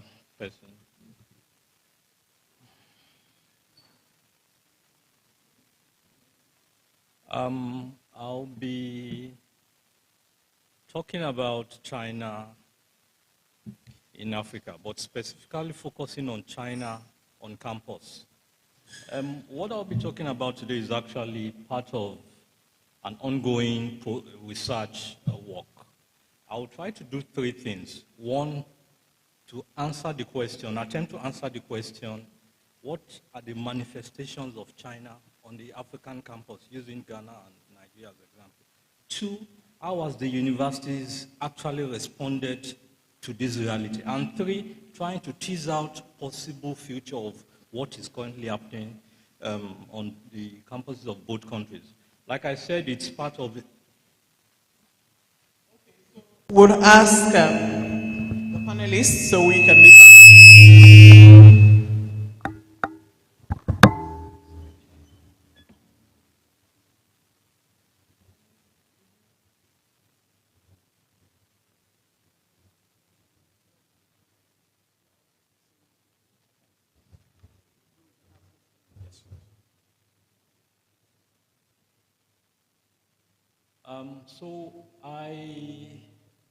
Of course, it's more of a qualitative research that involves interviews, observations, desktop research, and looking at 4 universities, 2 in Lagos, 2 in Nigeria, and 2 in Ghana. But the presentation itself would be divided into 4 parts. The first part tries to paint this picture of the African embrace of China, the dragon's embrace. The second part, we've been talking about the university. The second part will try to locate the African university, within, if you like, a problematic context. Then the third part would actually look at the cases, the 2 countries that I'm focusing on, citing examples and trying to make sense of some of those examples. And finally, teasing out the 2 futures. Africa-China relations is, in the social sciences, one of the most interesting areas of research. And this is not something that happened by mistake. It is a product of realities on the continent itself. As we speak today, the AU Secretariat was built by China and given to African countries as a gift, 2012. Beyond that building itself, 2009, China surpassed the US as the largest trading partner of the African continent. Beyond that, as we speak today, China is the leading, source of loan, development finance in many African countries. If you're new to Nigeria, for example, if you fly into the airport, there's a chance that you're actually flying into an airport that is being built or refurbished by China. You drive on the road, it is actually you're riding on a Chinese CCECC built road. I'm sure you probably would have heard about the blue and the red line railway and the green line that will be, joining the 2 lines. So China is actually something that is visible in most African countries. From 2000, when China's loan to African countries was less than 1 billion, as of 2022, it galloped to 170 billion. But of course, like most realities, most development, discourse on the continent, there are, people that argue to say this is something bad.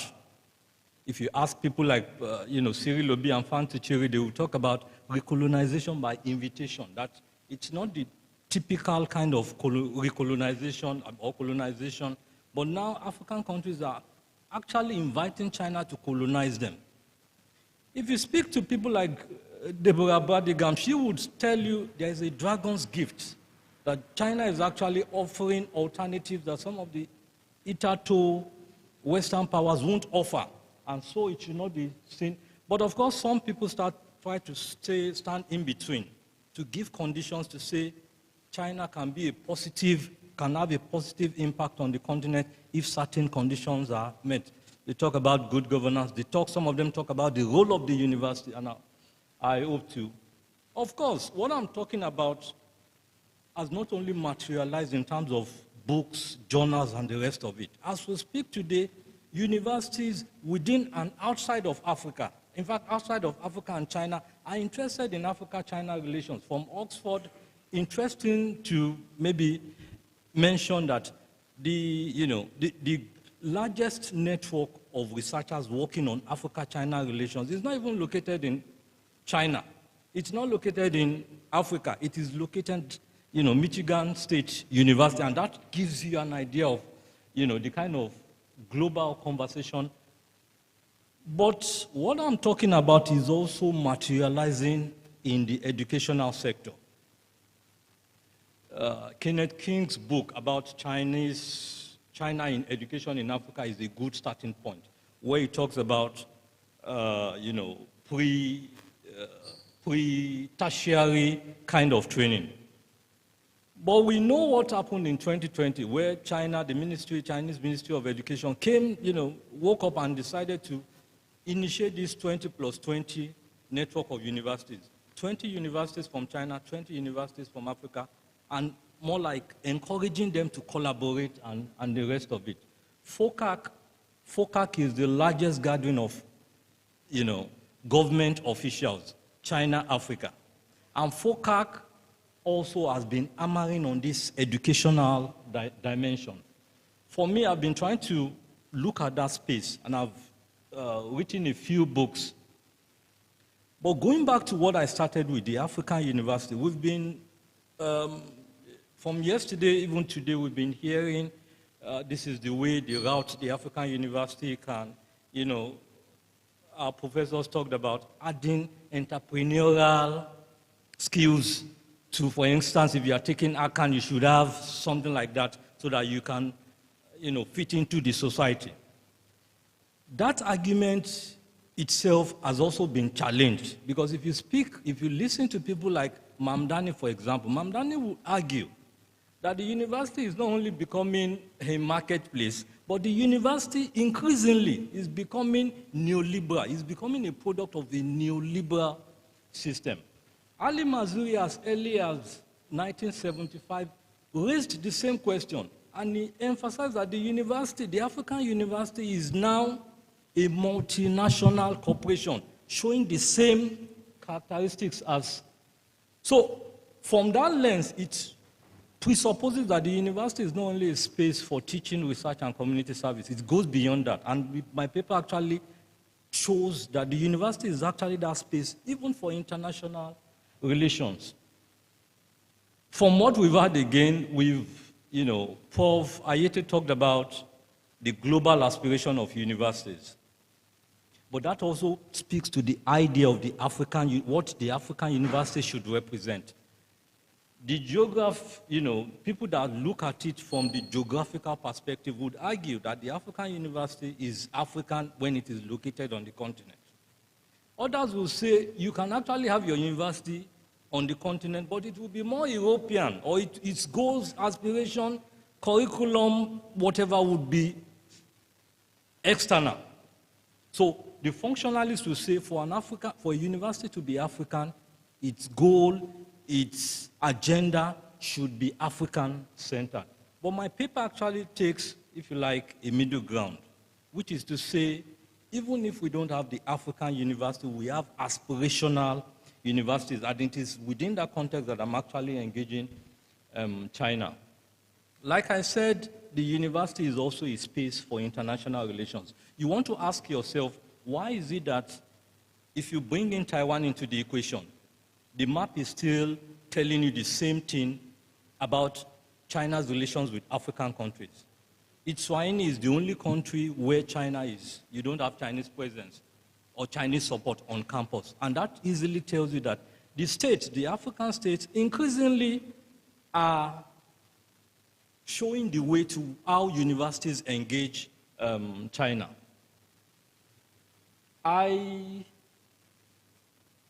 My research actually looks at the two countries, and I've tried to, in the paper itself, I've listed like 27 examples of what China is doing on the campuses in Ghana and Nigeria. But I would try to discuss both the manifestations and the responses of universities using these 8 talking points. Okay. And maybe I should just focus on the infrastructure and building. As we speak today, Not only is China building, the picture that I started with is actually my own university, which will be having, which is the picture of the library under construction, which will be one of the biggest in Nigeria, and it is being built by China. University for Health and Allied Sciences, built by China. University for Transport, gift to Nigerian government by China. So China is not only present in terms of the language, the Confucius Institute that talks about language, but also in terms of these buildings that I talked about. But you can also see the lab. The Chinese multinational, Huawei, is also strong on the continent. Before I conclude, how are universities responding? And I will only focus on the development of China-centered programs and courses. If you go to University of Lagos as we speak, there is the Institute for Nigeria-China Development Studies. And the goal is actually to bridge the gap between Chinese business and the Nigerian society. And that's the kind of research they do. If you go to Legon, you don't have a Chinese center. You have a Confucius Institute, but you have a Center for Asian Studies that actually tries to do something similar to that. In conclusion, there are two likely futures. Like the states, the African states, there are 2 points, the point of exit and the point of engagement. The point of exit means the African states, because they need China, it becomes difficult for them to be critical of China.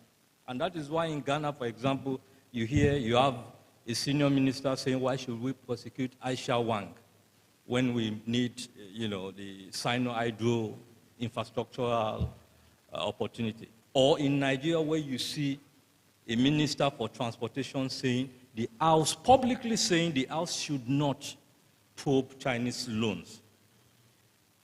In talking about the future, you can actually have both realities on African campuses too, which is the statist.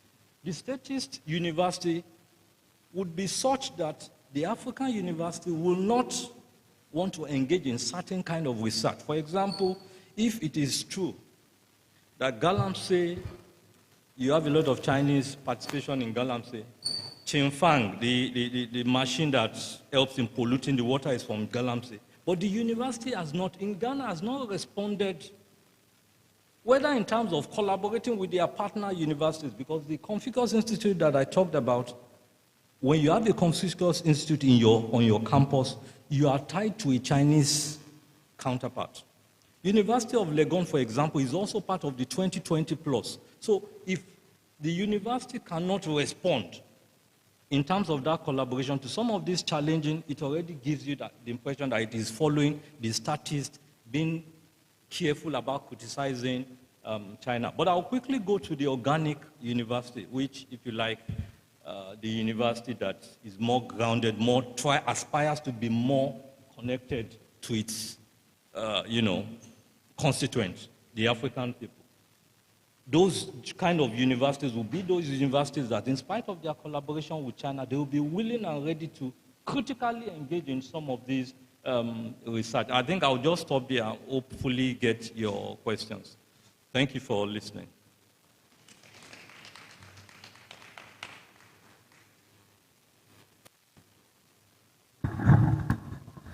Thank you very much, Dr. Oshodi. I think that's given us a lot of food for thought on our relationship with having been colonized and having known the experience of being a colonized station, nation, peoples, and we're seeing what is happening with China. I think gives us quite a lot to think about. But I want us to hold our thoughts and have the next presentation. And this is online. Are we ready? Are we ready for the online presentation? No, he's not there. Okay. So if you can kindly connect her. We now have Miss Ada Gudugu Marie-Aimée from Kesmont University in Cameroon, and her topic is the future of higher education in Africa. Let us welcome Miss Amy, please.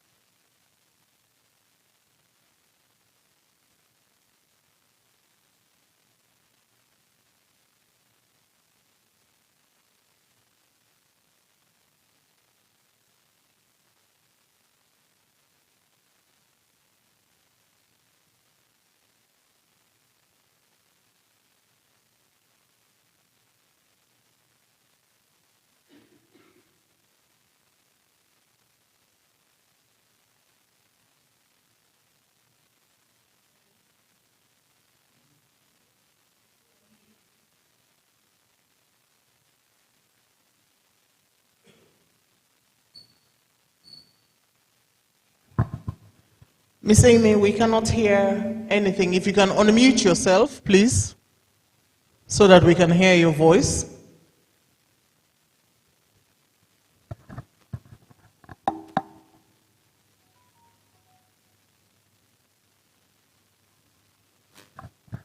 The joys of technology.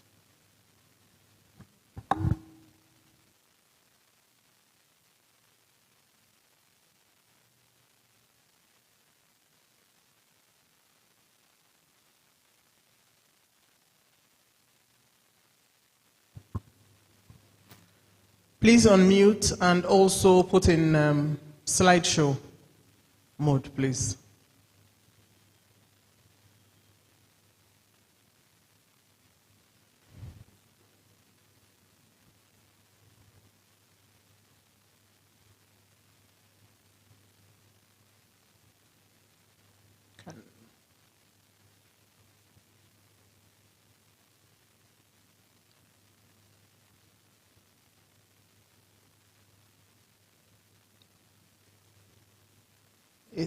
Miss Amy, this is eating into your time.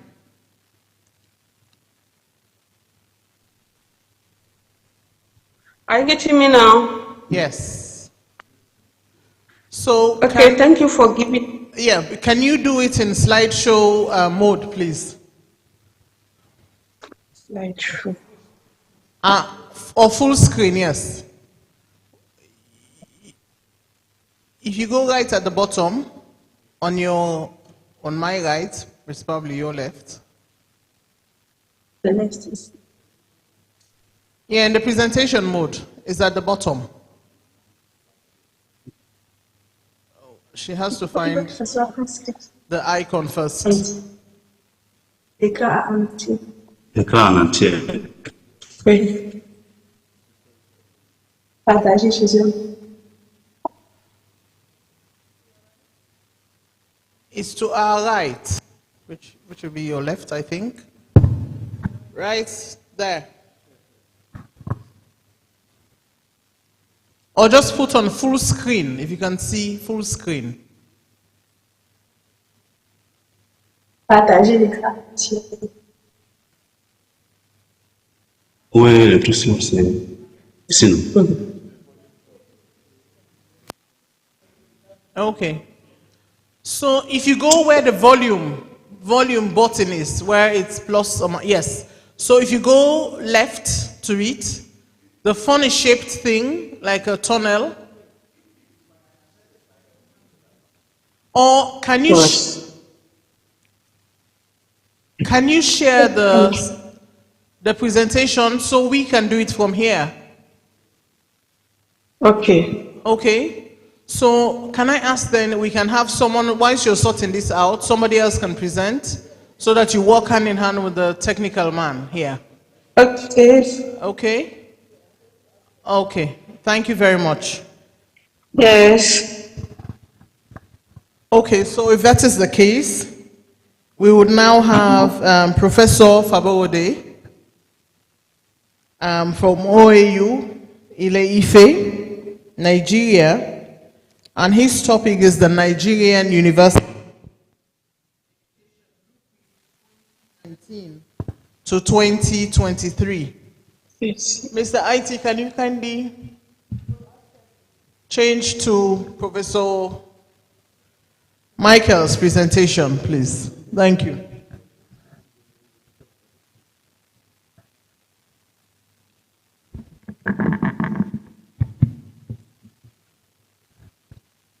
Okay, while they are sorting out the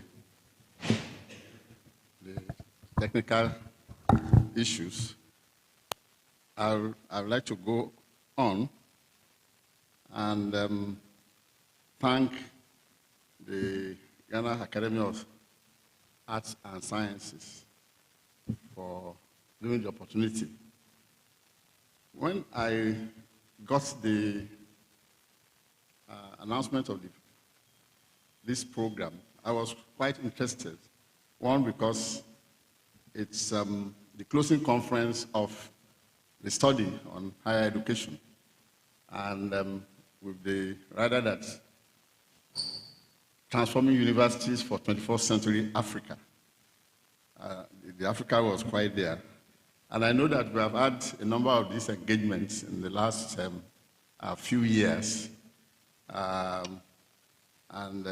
used to say that Professor Tego knows more about Nigeria than a number of Nigerians, actually, because they have been involved in a number of these convenings that we've had.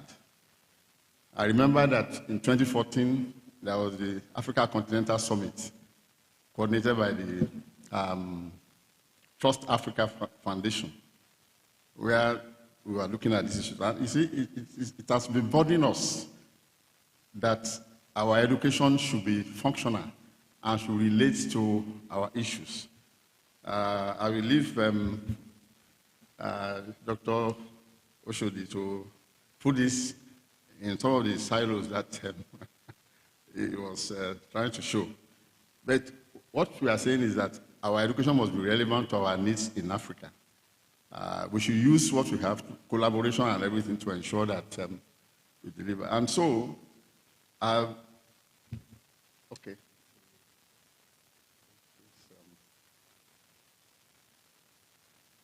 The Continental Summit in March made some recommendations. And I can see that a number of these recommendations are being applied here in Ghana. And from the paper by Professor Ayite and the submissions yesterday as to the findings of the study, there have been progress. And so it shows that at least we are responding to some of the issues that have been raised. The issue of expansion of higher education, now you have more institutions to promote diversification. You've tried it. I know that yesterday there were some arguments as to the way that this is being done. And so it's for us in Africa to learn from these national experiences. As was observed, we have not transformed our polytechnics in Nigeria to technical universities. But we are almost at the verge of taking that step. In fact, we've made the recommendation earlier, but it was aborted. And so it will be interesting to learn from what has happened here. Increased investment, I think largely there have been increases in investment in several places, but I think it's still a drop. African governments have not committed enough to education. And the feeling is that we have not really realized the value of education to our development. If we know, we won't be wasting funds on a lot of other things and so on. Pursue excellence in teaching, research, and so on. And the other point is African government being deliberate. Okay, to build capacity in research, science, technology, and innovation. That has been a recurring decimal, and I think we've spoken about it more in this conference. And then to make it basis for national development, take it as a big business. Higher education, the issue of employability, that problem can only be solved by investment in higher education to make it more relevant. And then we should be at the center of nation building. And then to mobilize diaspora engagement. This, again, has been recurring here. Other countries have done it. We in Nigeria, Committee of Vice Chancellors, then followed on in 2016. We had a national summit engaging on the same thing, and you can see that a number of the issues, we reviewed the laws as was coming up yesterday, leverage ICT, and so on. And then what I've not heard much here is the centers of excellence, and I want to talk more about them. Strengthening institutional programs, accreditation, and quality assurance. I think that also has been emphasized. The role of GTEC here in Ghana, and then professionalizing the registry, which I know also was mentioned in one of the posts yesterday. And then making sure that the funding gap is blocked. I mean, it's closed. All this arose from the state of universities today, and University of Ibadan is a typical example. Those who have seen this before, we know that, and this is true of a number of the African universities of that age, University of Legon, University of Makerere, and so on. Initially, there was a rise in the appreciation and what they are doing. But particularly for Nigerian universities, in the late 70s to 80s to 2000, that 25-year period was disastrous for universities in Africa. And everything nosedived. And the World Bank was one of the culprits in this because the support was more for basic and secondary education. And I was surprised that that theme is still present here this day in Ghana, that emphasis seems to be more on basic and secondary education. I did say at a point yesterday that those in higher education should resist that and emphasize the need to focus more on higher education. So that's just to explain all those things. In Nigeria, we then said a committee was empaneled to see how we can respond to these changes based on all these trends. And the committee produced a blueprint that formed the basis of further developments in higher education. Just to show that it embraced contribution from a number of stakeholders, system, vice chancellors, councils, heads of departments, and so on and so forth. And a number of issues came up. As we can see, the issue of access, relevance of the curriculum, a number of the things that also came up in the study that you have done are still there. The depth of each problem has changed because incrementally there have been some interventions. But still, those problems still continue. The issue of governance. It's not going forward again. What happened? Oh, I think that must have been, okay. So, the issue of regulation, okay. Okay, it's going on now. One key point there, instability and strikes.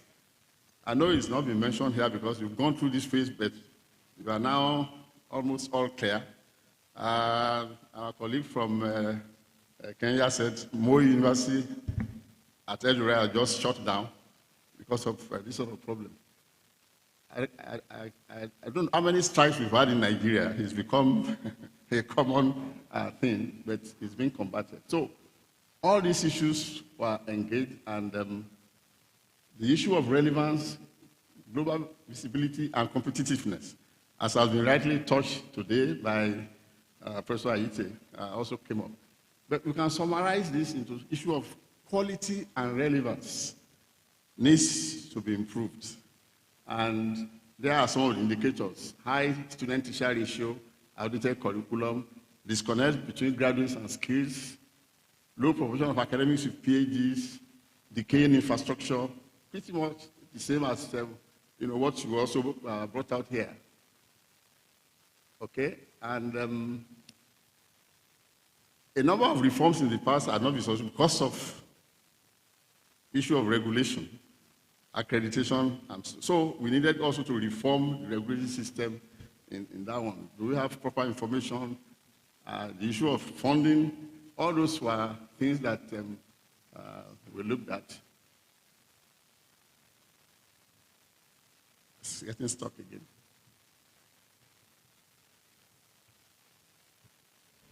Yeah, but we then realized that you can summarize this into two major compartments.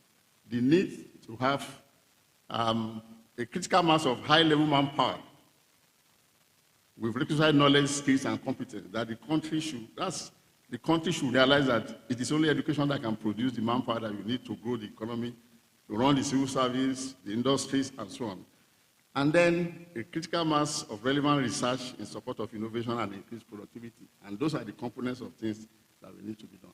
So all this now came up to provide the framework. How do we then implement? Okay, just change to the next slide. Change slide. Okay. So that's a mosaic. The blueprint is there, and so many components. We looked at access and equity, curriculum strengthening, staffing, and so on and so forth. So it's a multi-component issue. You can't just do only one issue and think that you can solve the problem.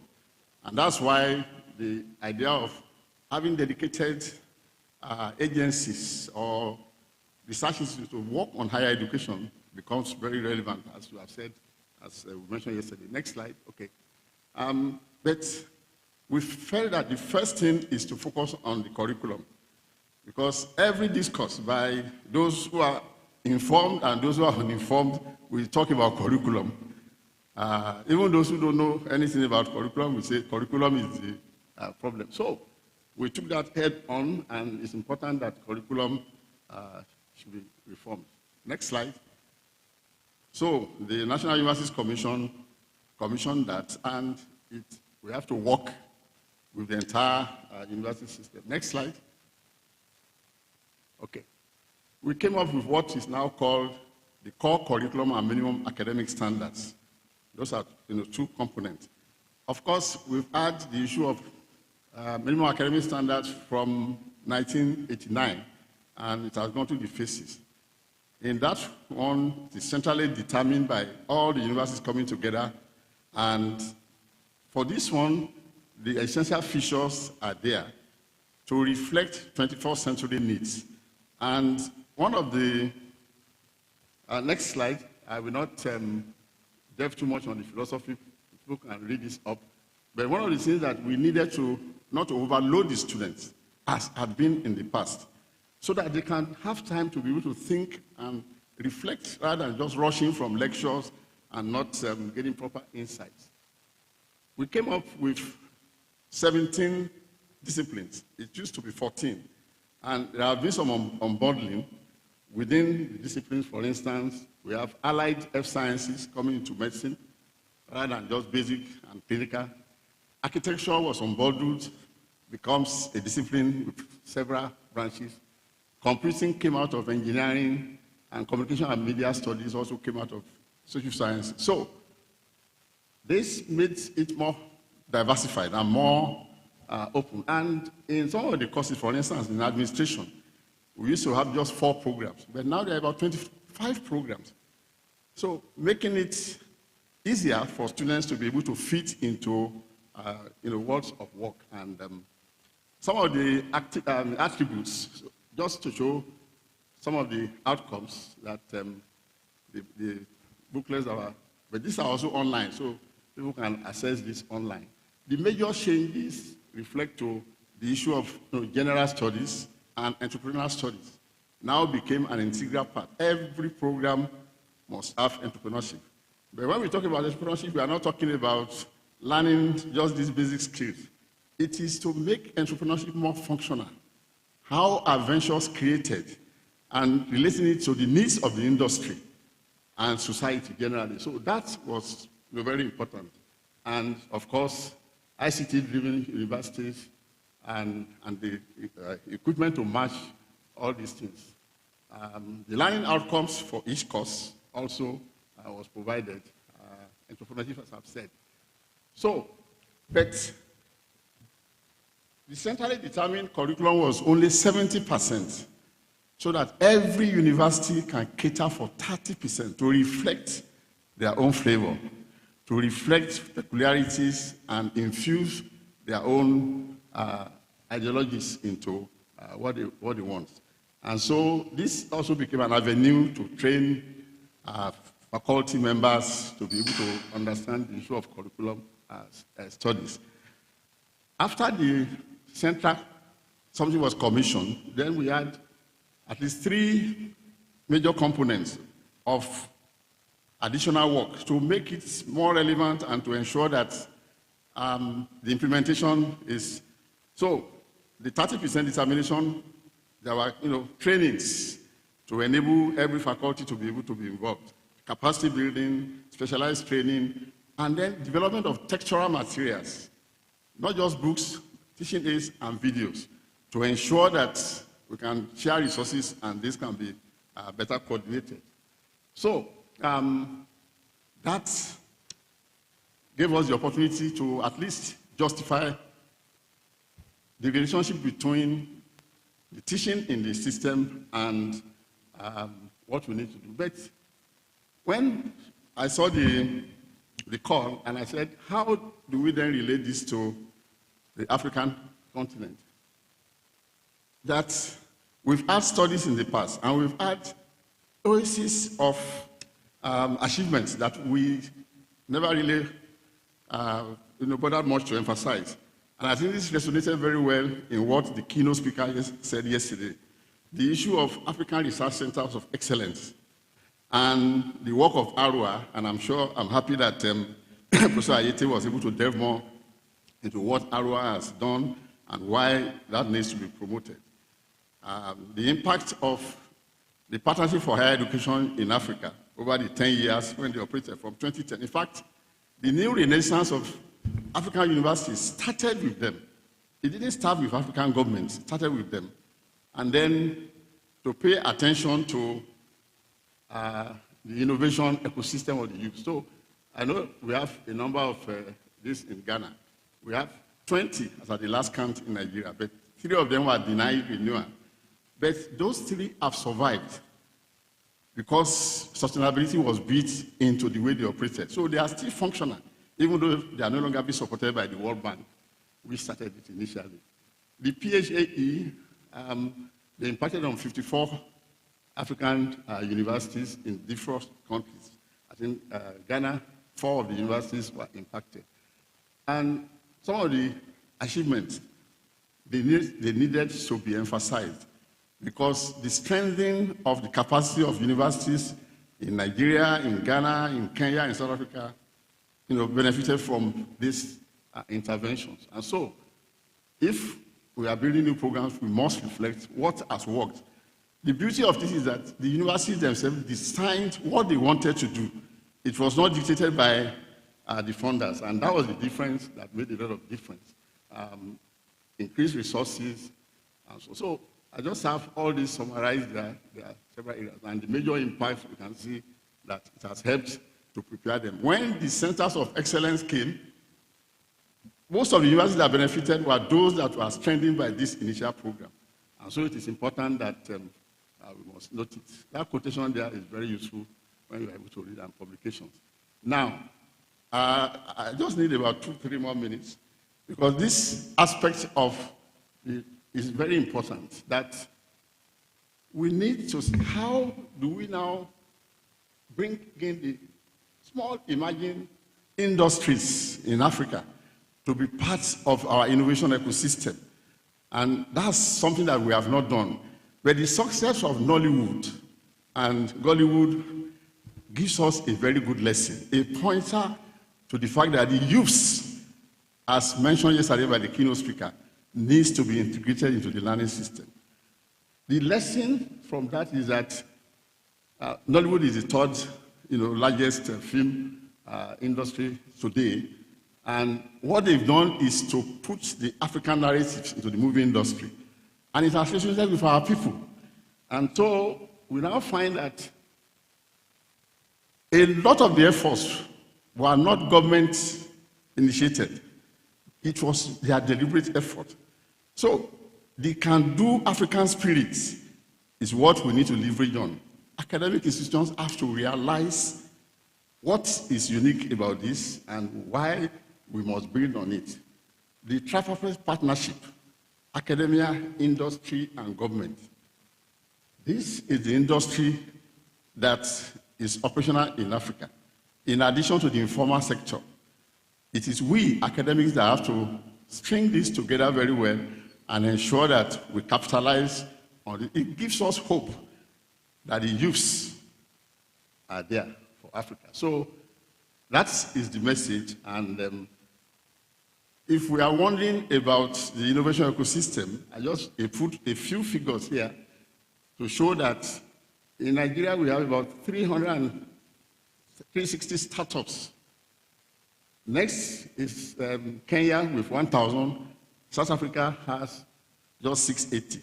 But you can see the use of the 680, what is doing to the South African economy, was one of the things that Professor Ayete mentioned earlier. So the way forward is to have this mosaic of micro, SME, and startups to be part of the development ecosystem. That table shows the strength of the African innovation ecosystem. In 100 globally, at least Africa has been having 14 consistently. South Africa, Nigeria, Kenya, and Ghana is also there. So in terms of cities, we have Lagos, Nairobi, Cape Town, Johannesburg, Accra is also there. So these are areas that we in the academics must help governments to realize where our future lies and work on this. University of Cape Town, you can see there in terms of the leadership of some of the ecosystems that have come from, you can see that Cape Town has this ecosystem that enables innovation to flourish. And that's what we must produce. Now, in Nigeria, we have a few coming from the universities, which is lower than what we want. But one university that is doing well, University of Port Harcourt, is also working with the industry and that. So now we are beginning to have private enterprises that are working with several universities. That's a good development that we must also encourage. So private initiative is what is driving this. The government must realize to use incentives to promote this. And on that note, the conclusion is there, it can be read up. But what I'm trying to say is that it is not all gloom for us in Africa. And I think this conference can build on this and make sure that Ghana is properly positioned to exploit the energy of the youth to propel the country to success. Thank you very much. Thank you very much. Sorry you had to breeze through your slides, but I think the message is there for us, and we'll take questions later on. IT support. Is Ms. Amy ready?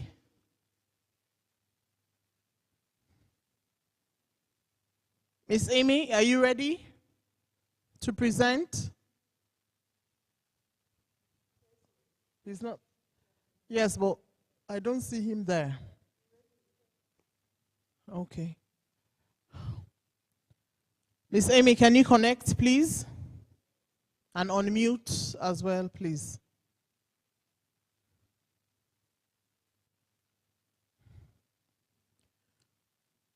Your presentation will be for 15 minutes, so we'll have time to have a proper discussion.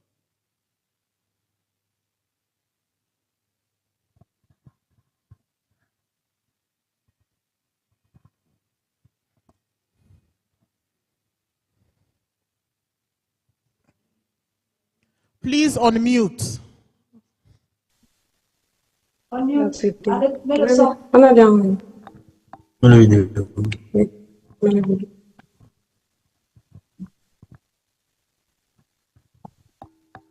Please go ahead. We're waiting. Thank you for giving me the floor. Are you getting me?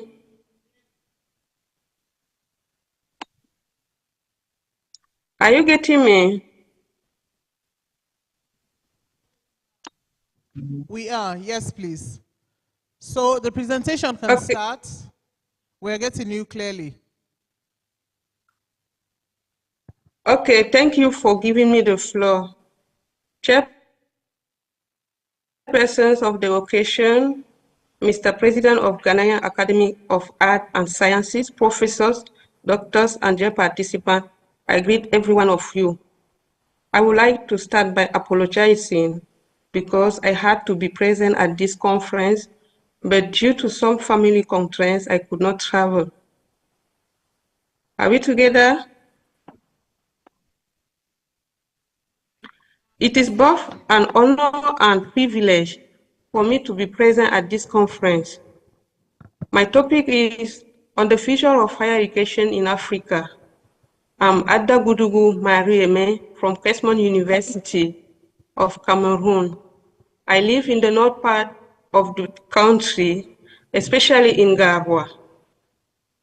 I wish my English should not hurt your sensitivity because I'm from the French-speaking part of the country. The outline of my presentation is as follows. The outline of my presentation is as follows: introduction, methodology, results, conclusion, and recommendations.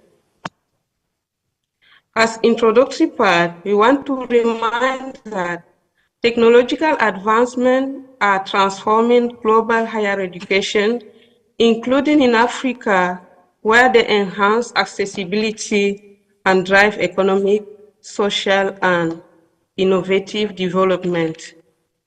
The growing demand of higher education in Africa, driven by its youthful population, is fueling transformative changes in delivery and accessibility due to technological advancement, demographic shifts, and economic pressure.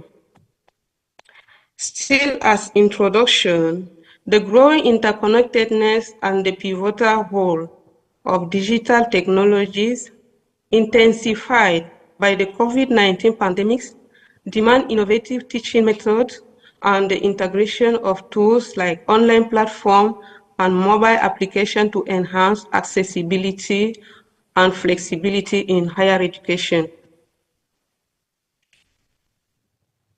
Digital integration in Africa higher education faces challenges like inadequate infrastructure, funding, and socioeconomic diversity, while offering opportunities and complexity for governments, institutions, and students to navigate modernization.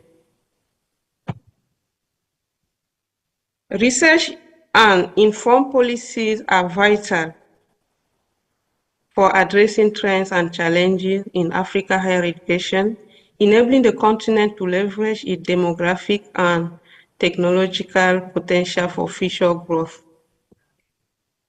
The objective of our study aimed to examine the trends, challenges, the future direction of African higher education, emphasizing the critical role of innovation and policy in driving its evolution and addressing emerging needs.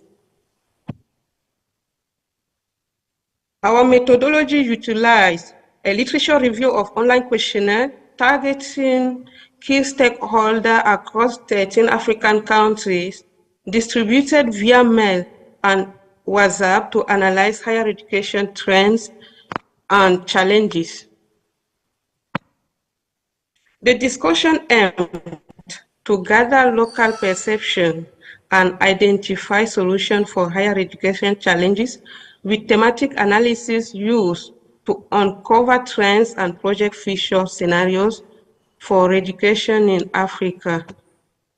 As a result, the respondent distribution in higher education sector included 43.2% students, 35.6% educator, 13.6% administrator, and 7.6% policymakers, with a predominant local focus from Cameroon and other contribution from Chad, Nigeria, Ghana, and other nations. The finding highlighted that a significant portion of respondents are relatively new in the higher education, with nearly half, that is 49.2%, having less than 5 years of experience.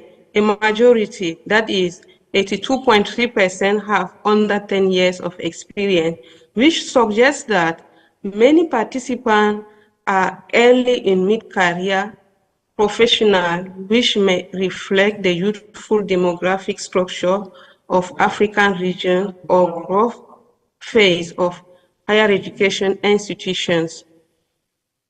The results still indicated that there is unequal adoption of digital learning in African institutions, with 44.9% having limited integration, 11.9% not adopting it at all, and only 14.4% extensively using these technologies. Institutions prioritize digital learning for its benefits and accessibility and flexibility rather than cost reduction or student engagement. Infrastructure limitations, that is, many institutions lack the necessary digital infrastructure, such as real computer facilities and power supplies, which hinder the implementation of digital learning solutions. Another problem is high cost, that is financial constraints, both for institutions and students, make it difficult to obtain and maintain advancement technologies, and software require a digital learning. Another challenge is that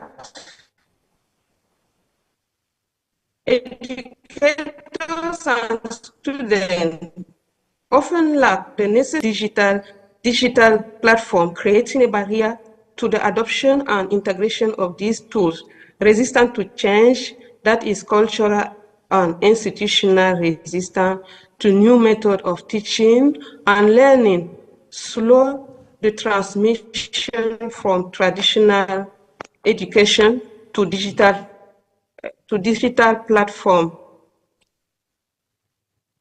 Talking of enrollment trends and demographic change, 68.6% of respondents reported increased student enrollment, primarily due to a growing youth population, flexible digital learning options, and expanded program offering, which may drive the adoption of digital technologies and infrastructure growth. Still talking of the enrollment trend and demographic changes, the main challenge of increasing enrollment include overcrowded classroom, inadequate facility, lack of funding, and insufficient staff, which twist resources and affect education quality. Talking of private and transnational institutions, the results show that private and transnational institutions have a significant yet limited role in higher education, with most respondents, that is 61.9%, viewing their impact on the education quality positively.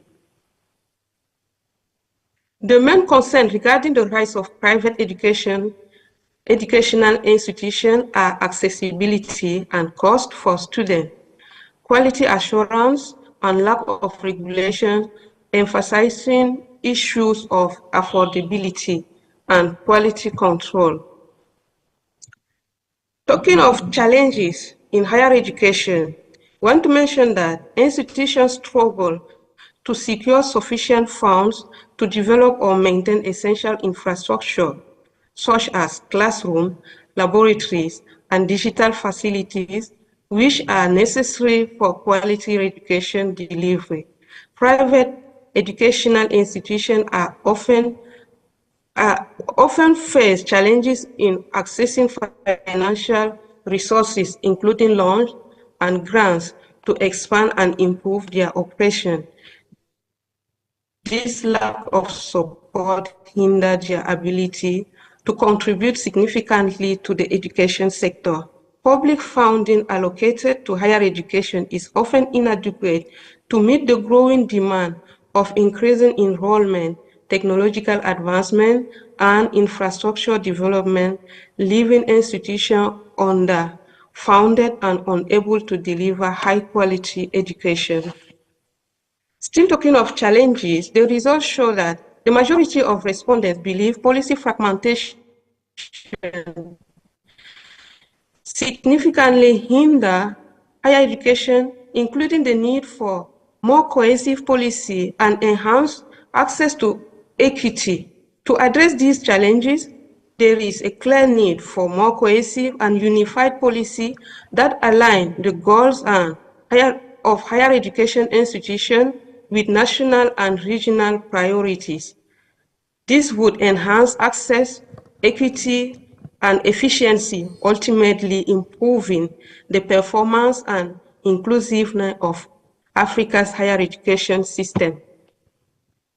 The results emphasize on the critical need for infrastructure investment, with 96% of respondents citing the digital infrastructure deficit, 75% concerned about physical infrastructure, and 79% intensifying gap in laboratory and research facilities. Talking of policymakers, policy and innovation, the findings reveal that 61% of respondents feel their country's higher education program failed to meet the international standard, signaling the need for reforms, while 68.1% of policymakers believe their national policy align with curricula with innovation, though 31.9% disagree, indicating room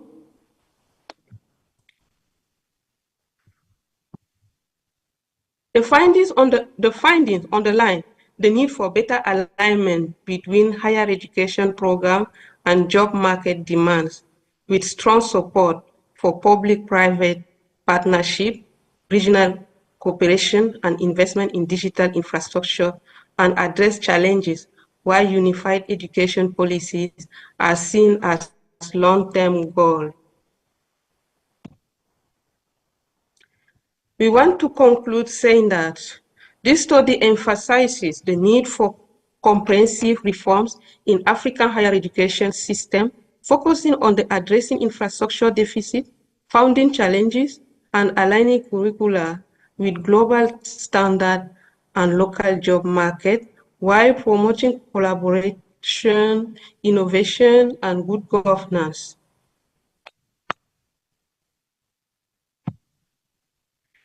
Recommendations include integrating practical training, that is, incorporating experiential learning to academic program and ensure student development, job-relevant skill. Expansion digitalization, that is, increasing the adoption of digital tools, online learning platform, and virtual resources is in higher education. Aligning curricula with job market needs, that is, focusing on restructuring academic programs to better match the skill and competencies demanded by local employment needs. Improving infrastructure call for investment in both physical and digital infrastructure to enhance the quality of education and accommodate growing student population. Another recommendation is fostering entrepreneurship that is to create job creators rather than job seekers, addressing unemployment challenges in Africa. Another recommendation is focusing on good governance and harmonizing curricula across African countries. That is, harmonization can improve mobility, collaboration, and mutual recognition of qualifications within the African continent. Thank you for your attention. I'm really grateful for this invitation. Thank you very much, Ms. S. Thank you, Ms. Ada. I'm looking at the surname, Ms. Ada Amy, for that presentation. Please stay with us because you can. I'm sure you'll have questions at the end of the other presentations. Yeah. Thank you very much. We now welcome Dr. Eugenia Anderson from UCC Cape Coast, and her topic, created spaces for emancipatory imaginations in the 21st century African students, the role of university students in the university governance and leadership. Can we welcome Dr. Anderson to the stage, please? Dr. Anderson, 15 minutes, please.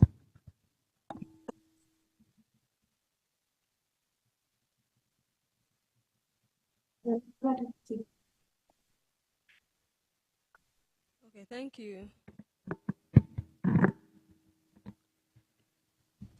Thank you all once again for the opportunity given to me.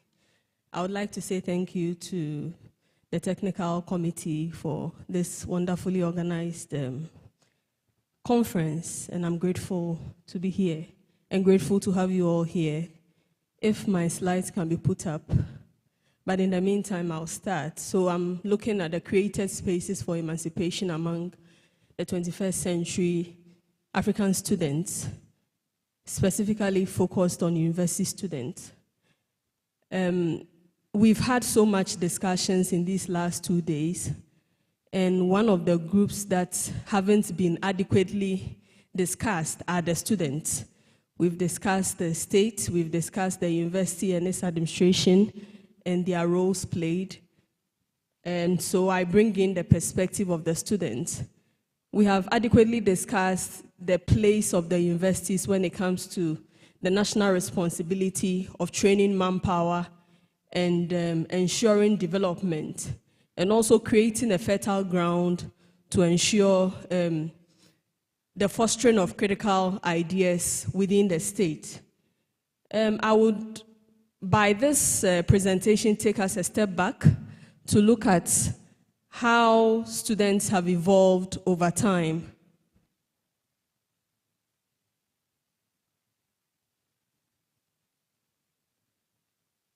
Yes, so specifically in the 20th century, student revolutionary activities were mainly seen through their media engagements, press releases, boycotts, demonstrations on institutional, national, and then international issues. Therefore, the universities became very crucial in Africa's quest for development and the attempt to Africanize the African states, since the universities were the main manpower that would ensure the Africanization of the African states. Mamdani identifies two main factors when it comes to the relationship between universities and the state. And these factors were mainly hinged on the authoritarianism and also the fiscal crisis which most African states were plunged into after independence. And on the student side, the two main themes which influenced, or the themes which influenced the activism were mainly on boarding and lodging, subsidies or scholarships, and their other institutional entitlements. And through this, we realized that the university students became very critical to the developing African state because of the image that students were able to develop as a less corruptible and greatly idealistic group who were willing to take the risk to ensure that the more propertied and then professional members of the society would go according to the state's ideals.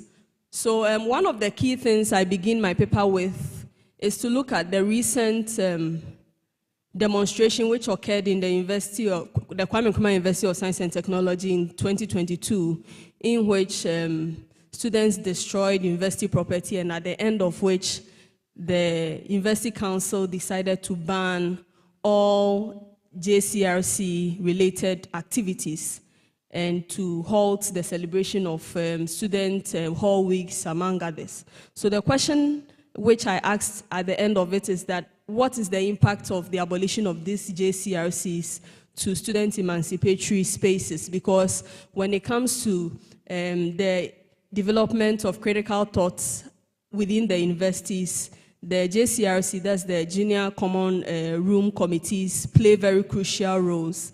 And in line with that, I also ask, how have the forms of emancipatory expressions of university students changed towards the 21st century?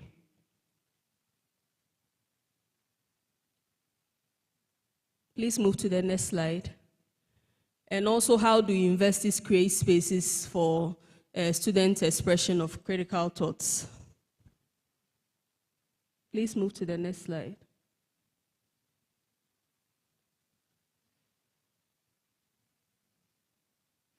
Okay, so I'll take us a little bit back to look at how students form these critical thoughts or posture within the university space. So we can look at the colonial period where, as a result of the regional and territorial nationalist movements which had been formed, including the African Students Association, the National Congress of British West Africa, the West Africa Students Union, and then the West African Youth Leagues. These organizations were mostly territorial and regional, with the aim of fighting against the colonial states and to help ensure African independence. But critical among it is its ability to create among it the forerunners who came back to Africa to ensure Africa's independence. And we'll have leaders such as Kwame Nkrumah, Nnamdi Azikiwe, Leopold Senghor, Kenyatta, among others. So all these cohorts were members of the student unions I've mentioned, and then they returned to Africa to help fight for independence of the various African states. So the impact this had is that it created a strong legacy of student activism which developed after independence. Please move to the next slide. So during the post-colonial period, there was that formation of the strong legacy of student activism, as I mentioned earlier.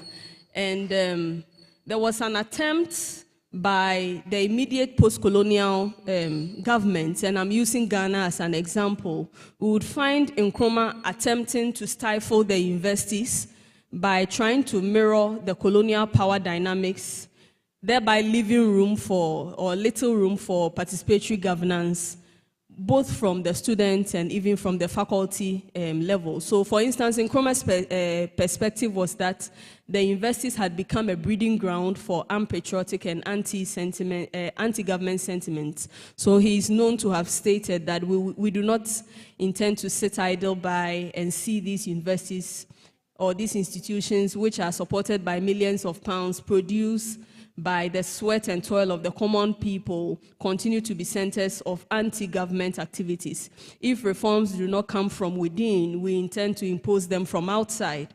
And no resort to the cry of the academic freedom is going to restrain us from seeing that our university is a healthy Ghanaian university devoted to Ghanaian interests.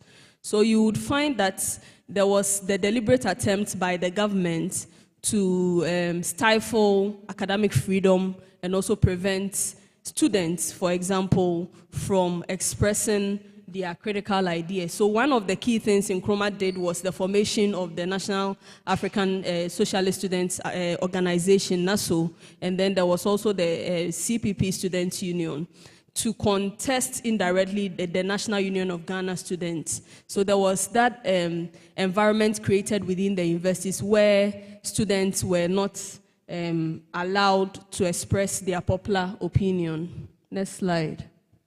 So in terms of an overview of student engagement with government over time, we find, or I tease out student support through, or mainly rooted in revolutionary leaders whose invocations of ideology of communal mass development attracted student support.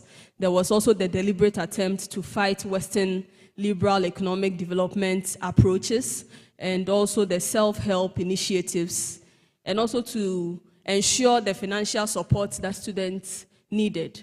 So for instance, after Nkrumah had been overthrown, the SRC of the University of Science and Technology indicated that we affirm our absolute support and loyalty to the National Liberation Council in their hold and their well-intended attempts to put Ghana's economy on sound footing, restore individual rights and freedom of thought and expression of the people of Ghana, or the Ghanaian people. So there were diverse attempts, and I'll speak more into that when I move to the subsequent slides. And in terms of opposition, the opposition mainly came from their opposition to neo-colonial and Western influence economic policies, mainly the international government organization policies from the IMF and then the World Bank.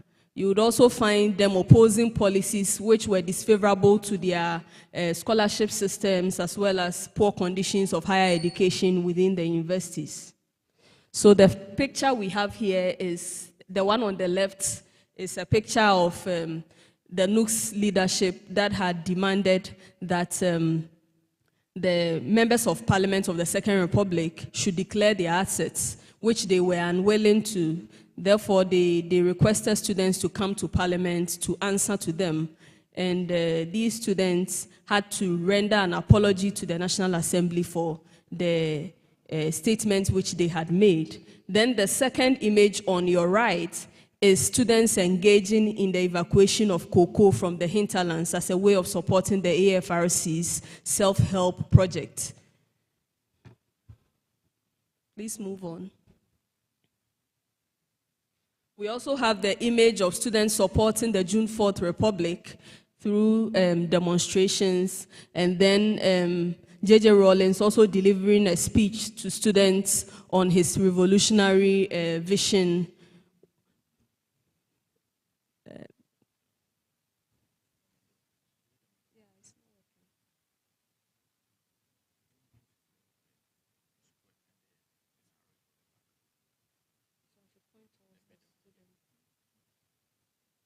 Yes. So we would have, as I indicated, students demonstrating in favor of the June 4th revolution because of their excitement over the ideologies. We'll talk a little bit about the ideologies in the subsequent slides. And then he also delivering a speech on his vision towards national development. Okay, so in this slide, we find pictures, first of all, of students who had held a mock funeral rite in protest of the removal of educational subsidies, as well as the Mobrawa demonstration, which was an all-women's demonstration against the introduction of the academic user fees. Because of time, I won't be able to talk much into it. So in terms of the ideological leanings of university students, it's important to note that student ideologies were quite fluid, though mainly between the 1970s and 1980s, students were predominantly leftists in ideology because they supported socialist, Marxist, and then populist regimes due to their egalitarian outlook. So university students may not have been necessarily aligned to ideologies, though they were aligned to governments which met student needs and also had developmental agendas. And then in the Fourth Republic, we find that there has been the institutionalization of student politics through the introduction of TAIN, TESCON, and the test chart is currently out of the universities now. not too active. So these groups have ensured the polarization of the student front, since students are no longer able to produce a united front on issues of national and institutional interest. It has also led to the questioning of the integrity of student leadership, since we see student vote buying, among other things. And their position as the extra parliamentary opposition has currently eroded in Ghana.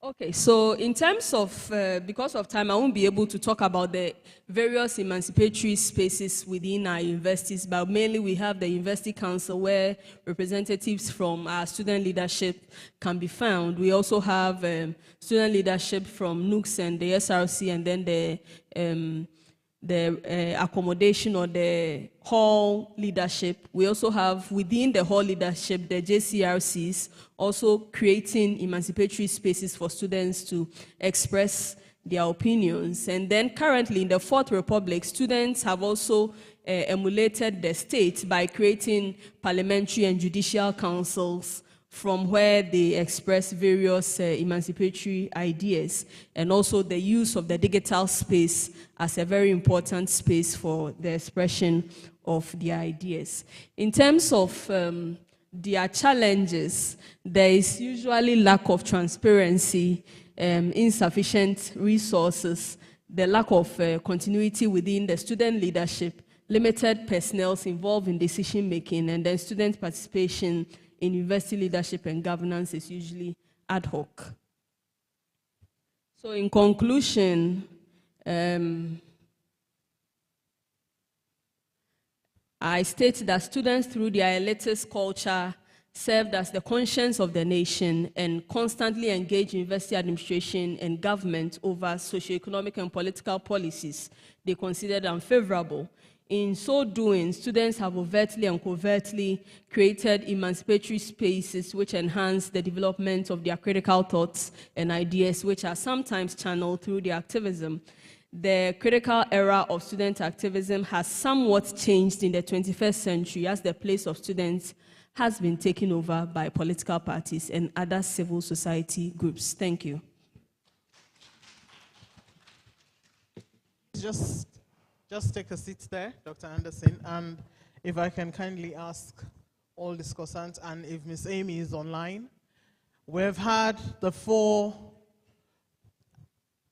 really good presentations from Abdul Oshodi, from Ms. Ada, from Professor Fabowode, and from Dr. Anderson.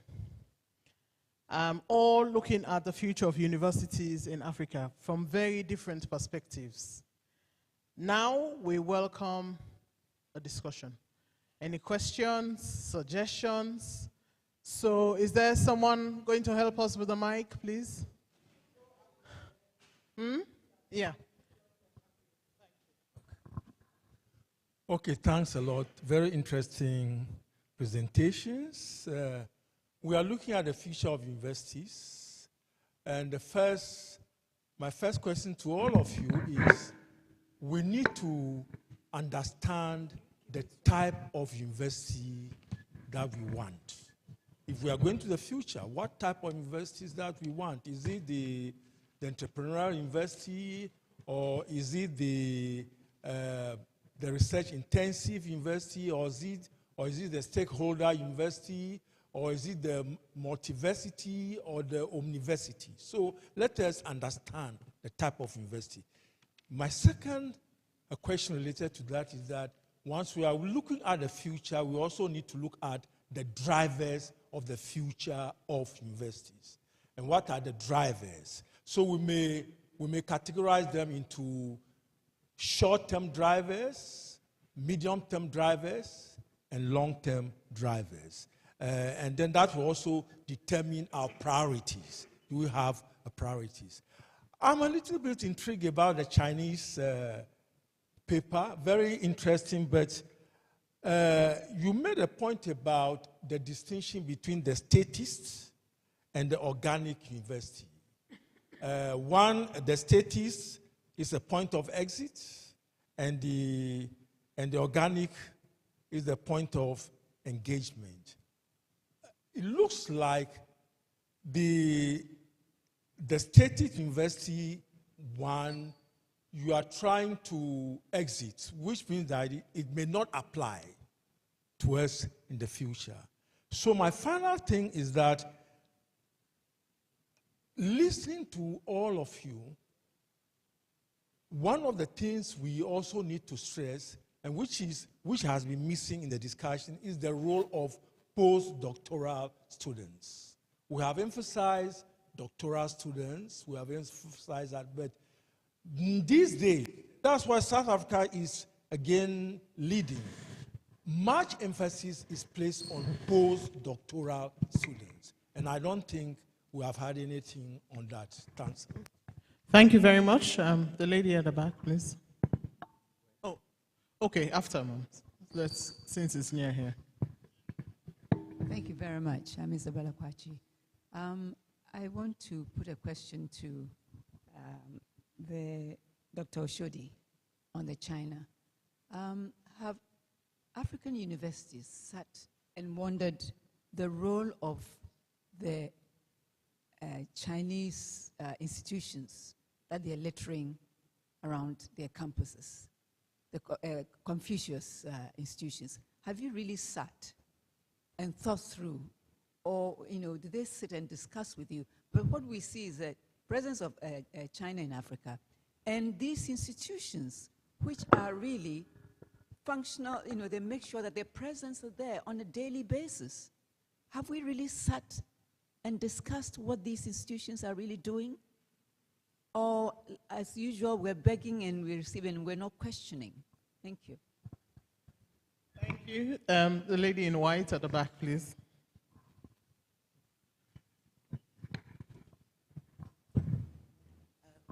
Thank you. My question is directed to the last speaker and Professor. For the Chinese presentation? No, I didn't. I wasn't here for the Chinese presentation. Okay, Dr. Faburudi. Yeah. Okay, the last speaker. Did you find in your work that the economic situation in the country has affected critical thinking among students in the university? Because I think that there was a time that students were free to come into groups and have discussions freely and shape the way the country was going.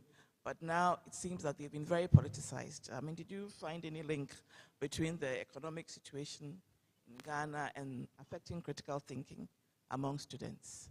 I mean, are they towing party lines more than thinking on their individual thinking, critical thinking? And then my question to Professor. Professor, when you listed the subjects or programs that are being done in Nigeria, you just had arts. The arts you had there, did it encompass history, classics, and all that, or creative arts? I mean, the title arts, it's kind of blanket, because I'm asking this because you mentioned the fact that Nollywood had had such an impact on the Nigerian scene. How have the universities drawn on that, the creative arts and that? Because you just had arts there. Thank you. Thank you. Yes, Professor here, and after. You're not looking at me. Yes, go ahead, sir. Yeah. Okay. I find the last speaker's presentation fascinating because she outlined the different things that students have focused on over the years. And for most of it, student revolutions or protests were based on, if you like, the problems of society. I remember, for instance, during 69 or thereabout, when there was demonstration after Busia asked for dialogue with South Africa.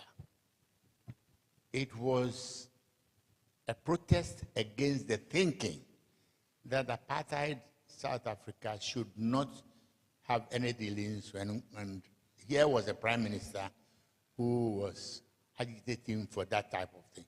In other words, they were idealistic about what was good for society. These days, we don't hear students fight a cause. Like Galamsey, the destruction of water bodies. What are they fighting over? They spend their time on political parties in the universities. What are their names? TESCON and TEN. Now, I don't know whether, you certainly are not a student anymore, I can see. But don't you realize that you are moving towards self-destruction? Because if you don't look for what is the ideal in society, and when you protest over issues, governments will listen to you because you are a check on the conscience of society. But if you split yourself along political lines, anything you say, there is the other group that will say no. It doesn't matter how beautiful it is. And maybe this, if you have never thought about it, I think this is the time to think about it. Okay. As for the politicians, they are grooming you to take their place. And since that is a place they see you want to go to, they want to encourage you. Thank you. Professor here can.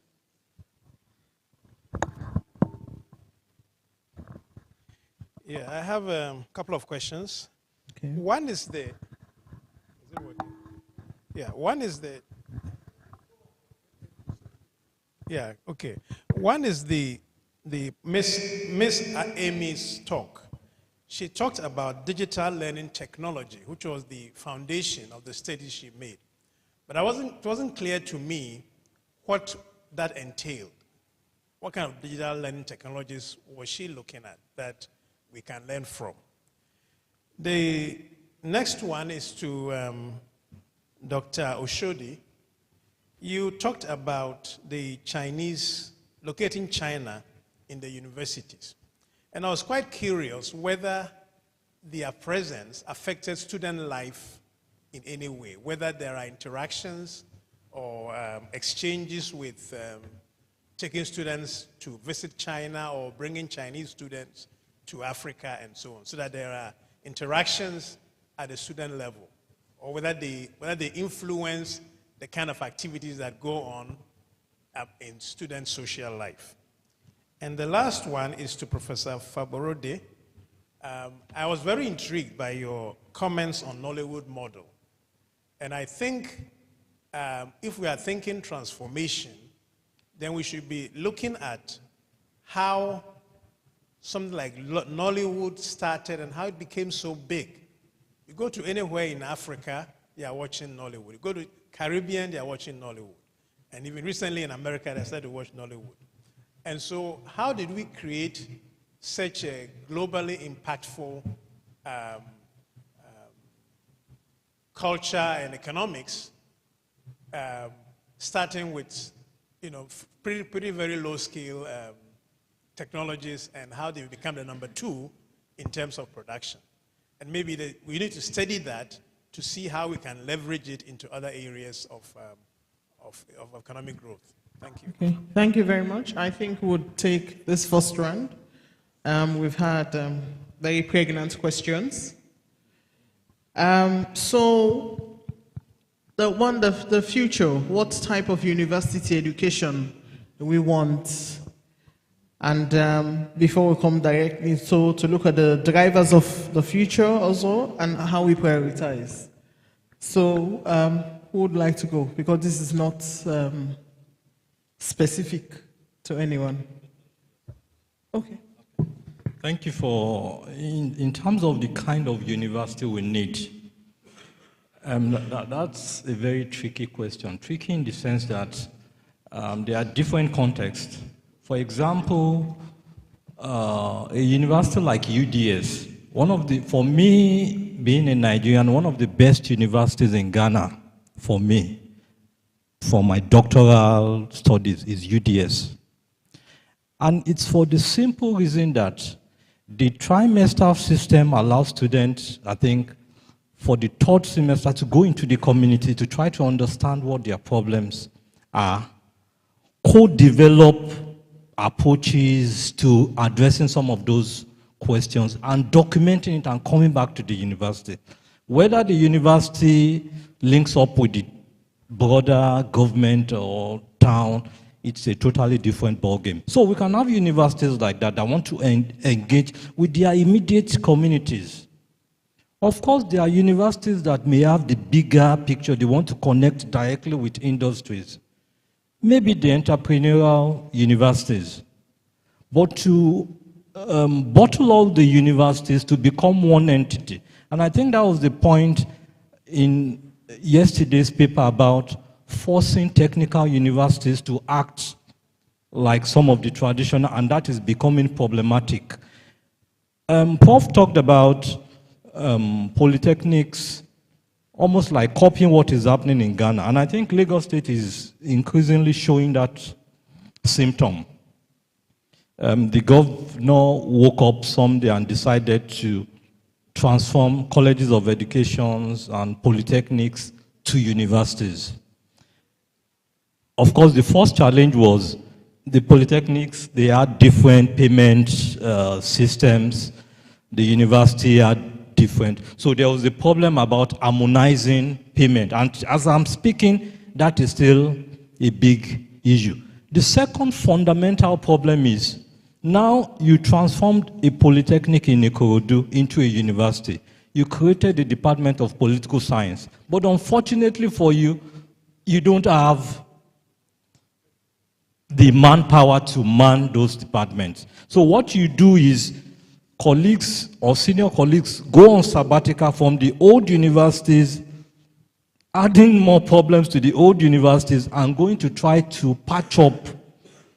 So it's, in some way, I think it's a matter of context, like what Prof usually reminds us of. The African university should not be a general university. It should relate to specific but different, unique questions. I think I'll just... I saw you have a few questions on, okay. on the Chinese paper, so you can I should just... quickly. Yes. I think Prof asked, what the presence of China, whether it is impacting students. Yes, student life. Of course, the easy answer is yes. Because as I speak here today, there is the Chinese club at UCC, University of Cape Town. As I speak here, there is Infonics Club at Ibadan. And those are Chinese-sponsored clubs to talk about culture. In the case of Ibadan, Infonics to talk about Chinese technology, which is, Chinese phones are very... From that, from that lens, there is the impact. But a second layer is actually the soft power component. What does it do to a student if, like I mentioned, my university's library is being built by China? What does it do to me? And as we speak, we are conducting a research at my own university, what the presence of Chinese representation means to both staff, colleagues, and management, trying to understand. But I can tell you that there is that sentimental attachment to want to say, maybe the Chinese model is fantastic. Maybe all this talk about, the Beijing model being anti-democratic is a Western conspiracy that we should actually embrace the Beijing, yes, not necessarily communism, but, instead of liberalizing, removing subsidies, the state should come in stronger. Because if the state achieved, depending on who you speak with, between 400 and 600 million people out of poverty in China. Whatever they did should be replicated. Students are also slowly. And maybe on a final note before I move to the next question. Yes, we walk off, yes. Yes, the coinage of points of exit and points of engagement was, if you like, a simplified attempt to explain how governments in Africa relate with China. The point of exit is not used in the same way as Professor Sagai is exiting from the state, which means doing things yourself and not relying on the state. No, not in that sense. But actually the state itself, how the state is acting itself by exiting from its own responsibility, for example, security, peace. In the case of China, security, and I cited the example of the senior minister in Ghana, publicly in the town hall saying to people, we can't prosecute Aisha Wang because we need Chinese infrastructure. Yes, it may be bold to have said that publicly, but that is the same conversation happening. When the Nigerian National Assembly tried to scrutinize Chinese loan, what happened? Chinese presence was reduced, and it forced a rethink. And that same probe that I'm talking about, it's online, it's on YouTube as I speak. That same probe was stopped. And that it is in that sense that I'm saying the exit. So the university, relating it to the university too, can begin to exit by not wanting to touch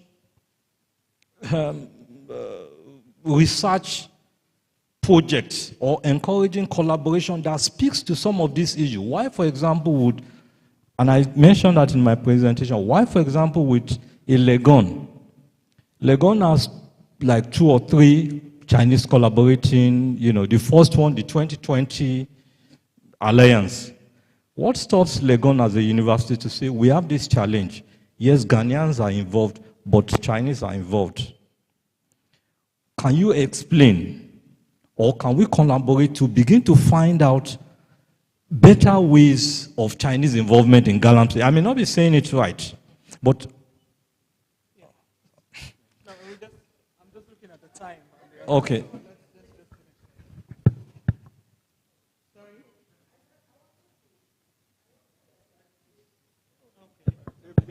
Professor has to, I think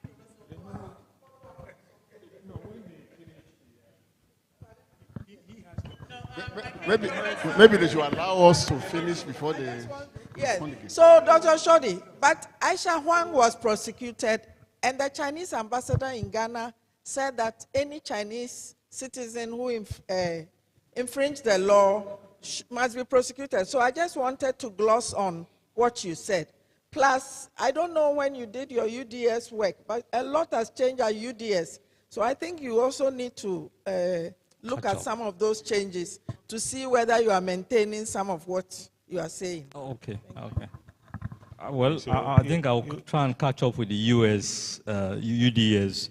But even to the Aisha Wang question, when was Aisha Wang prosecuted? Ultimately, after, okay.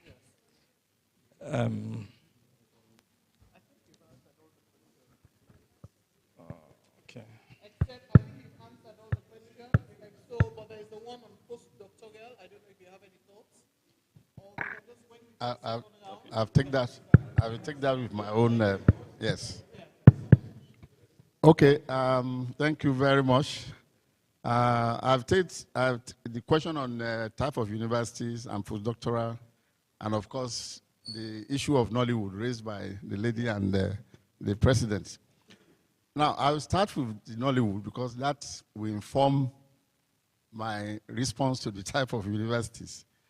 Nollywood is something that came out of its own dynamics. It was not dictated by China, it was not dictated by the West or anybody. it was an indigenous African knowledge system that came out. But it has its roots also in the university system. Professor Larotimi, the novelist that is quite very popular, and Nobel laureate Wole Soyinka, they were in the drama school at Ife. And in the early days, there was such a blend between the university and the city. The plays were not just you see, Olaroti's plays were quite very typical of the African setting, just following on maybe some of the works of even Ashebe and Co. And so the people could understand, they could see through them.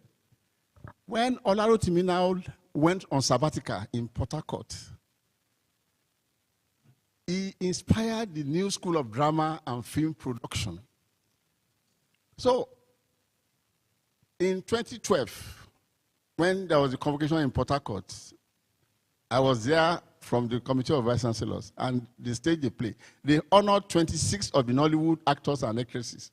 Some of them, I didn't even know that they attended University of Port Harcourt. When they finished, they burst into songs, singing the praise of Olarotimi. So you could see that what impacted their life was the sort of the drama philosophy of Olarotimi that instigated them to begin to think outside the box of what they can do with their lives. So you now have a retinue of actors, actresses, producers that then rooted their creative enterprise in the African, it's more of an Igbo thing in Nigeria, apprenticeship system, whereby you are successful, you bring somebody to learn, and then you also set the person up. So when a group is successful, they bring those coming with them to also succeed in the enterprise. And so they started on a wobbly note. Some of them were fetish, and then you have Gollywood also coming, and gradually they built up. The first movie I watched of Nollywood was in Ghana here, in Accra here, when I was going to Kumasi, and I stayed the night. And I saw it, and I was intrigued. And you see, their successes have propelled them. And as I emphasized in my presentation, it was their own effort. It had no government support. Even till today, government just got interested, and they almost created a problem by dangling some funding that was going to divide them. But they've continued. And the same thing, the music, the fashion, the cuisine, these are authentic African creations. And that's why I said the academia should understand what is happening and build on it to create the African university. So we don't have to be, I mean, when we talk about type of university, our direction is already dictated by the African Agenda 2063, the aspirations. What sort of Africa do we want? An Africa that is independent, that is resilient, that is prosperous. But that's aspiration 1, talking about education and agriculture. But aspiration 6, emphasize that this must be based on African peoples and knowledge. We can bring others to come and support us, to come and help us. Just like you have invited Nigeria, Zimbabwe, Kenya to come to this conference. But it must be your idea. It must be our idea. If we want to bring the Chinese, let it be on our terms. And they must not encroach on our integrity, on our sovereignty. They must do what we want them to do, not only what they want to do, whether it affects us or not. They don't care. So our education must be rooted in a Pan-African agenda that supports where we want to go. If it is going to be entrepreneurial university, because it's a model that has worked elsewhere, then it must be African entrepreneurial university that caters for our problems. So that is why I said this conference is very important. As the president said, this is a watershed conference that can dictate the direction. Yeah. So that we understand exactly what we are doing and where we are going, and we work towards it. Even the student movement, they must be made to understand the trajectory of where we are going, so that they are not in dissonance with the something. They say, oh, we must bring American culture and something. We have now seen. When we thought the Americans will go for somebody else, they went for Trump, to the chagrin of a lot of us. Because that is the American wish. Let us pursue African agenda because of what we want and bring others to help us, not dictating to us what we must do. Thank you, Professor. Thank you. So, questions for the student activism?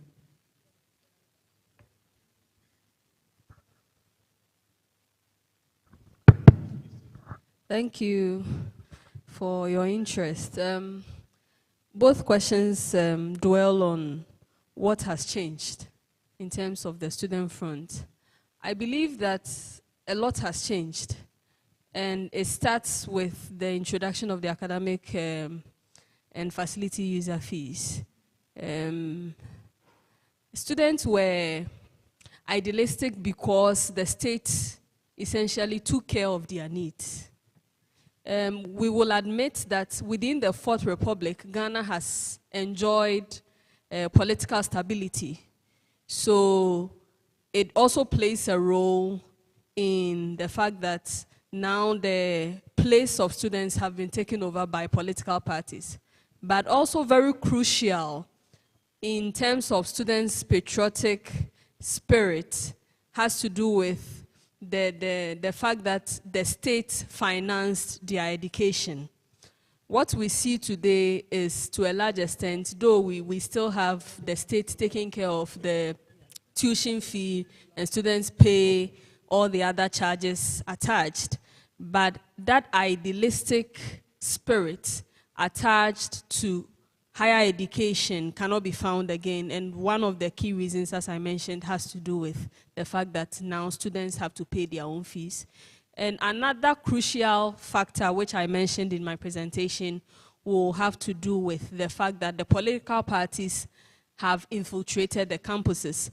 This is not new to the Fourth Republic. In my interviews during my PhD field work, I came across several documents, as well as through the oral interviews, that political parties had their presence on campuses. But what made the difference was that the NUC's leadership, as well as the SRC leadership, tried its possible best to disassociate itself from the political parties. So, for instance, I came across a document of students on University of Ghana campus that were supporters of Liman, that were advocating against the NUC support of Rawlings. But you would find that because the NUC's leadership appeared to be apolitical, it was able to maintain or disassociate itself from the political parties. So what has changed now is that the political parties are known to fund student leaders. So it has become very common to associate aspiring student leaders with specific political parties. We hear the stories of one political party supporting one candidate against the other. So it's not just the fact that they are contending on the national front, but in the student front too, you would find the political parties also contending.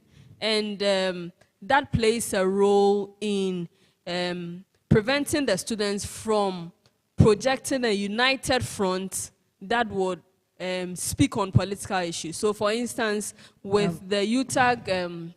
Dr. Anderson, sorry, I just want you to tag in because we need to leave. The one about the critical thinking and critical analysis, just half a second. Half a second. Yes. So in terms of the question was that, can we say that the economic situation has affected critical thoughts?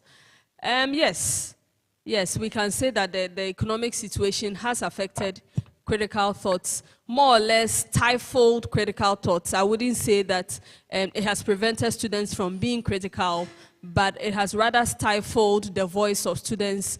And so you would find the loudest voices which are speaking are the ones which have political backing. And definitely, once they have political backing, they would not speak against their political parties. Okay. So I wouldn't also, the last question on whether students are moving towards a self-destruction, I wouldn't say that students are moving towards a self-destruction. I think that's a little extreme.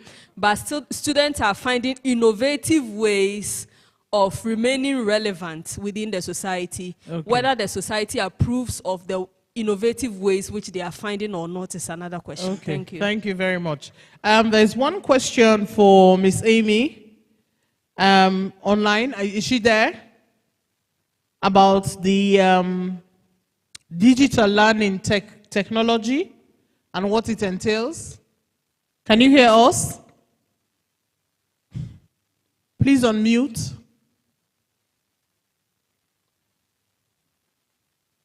Can you hear us?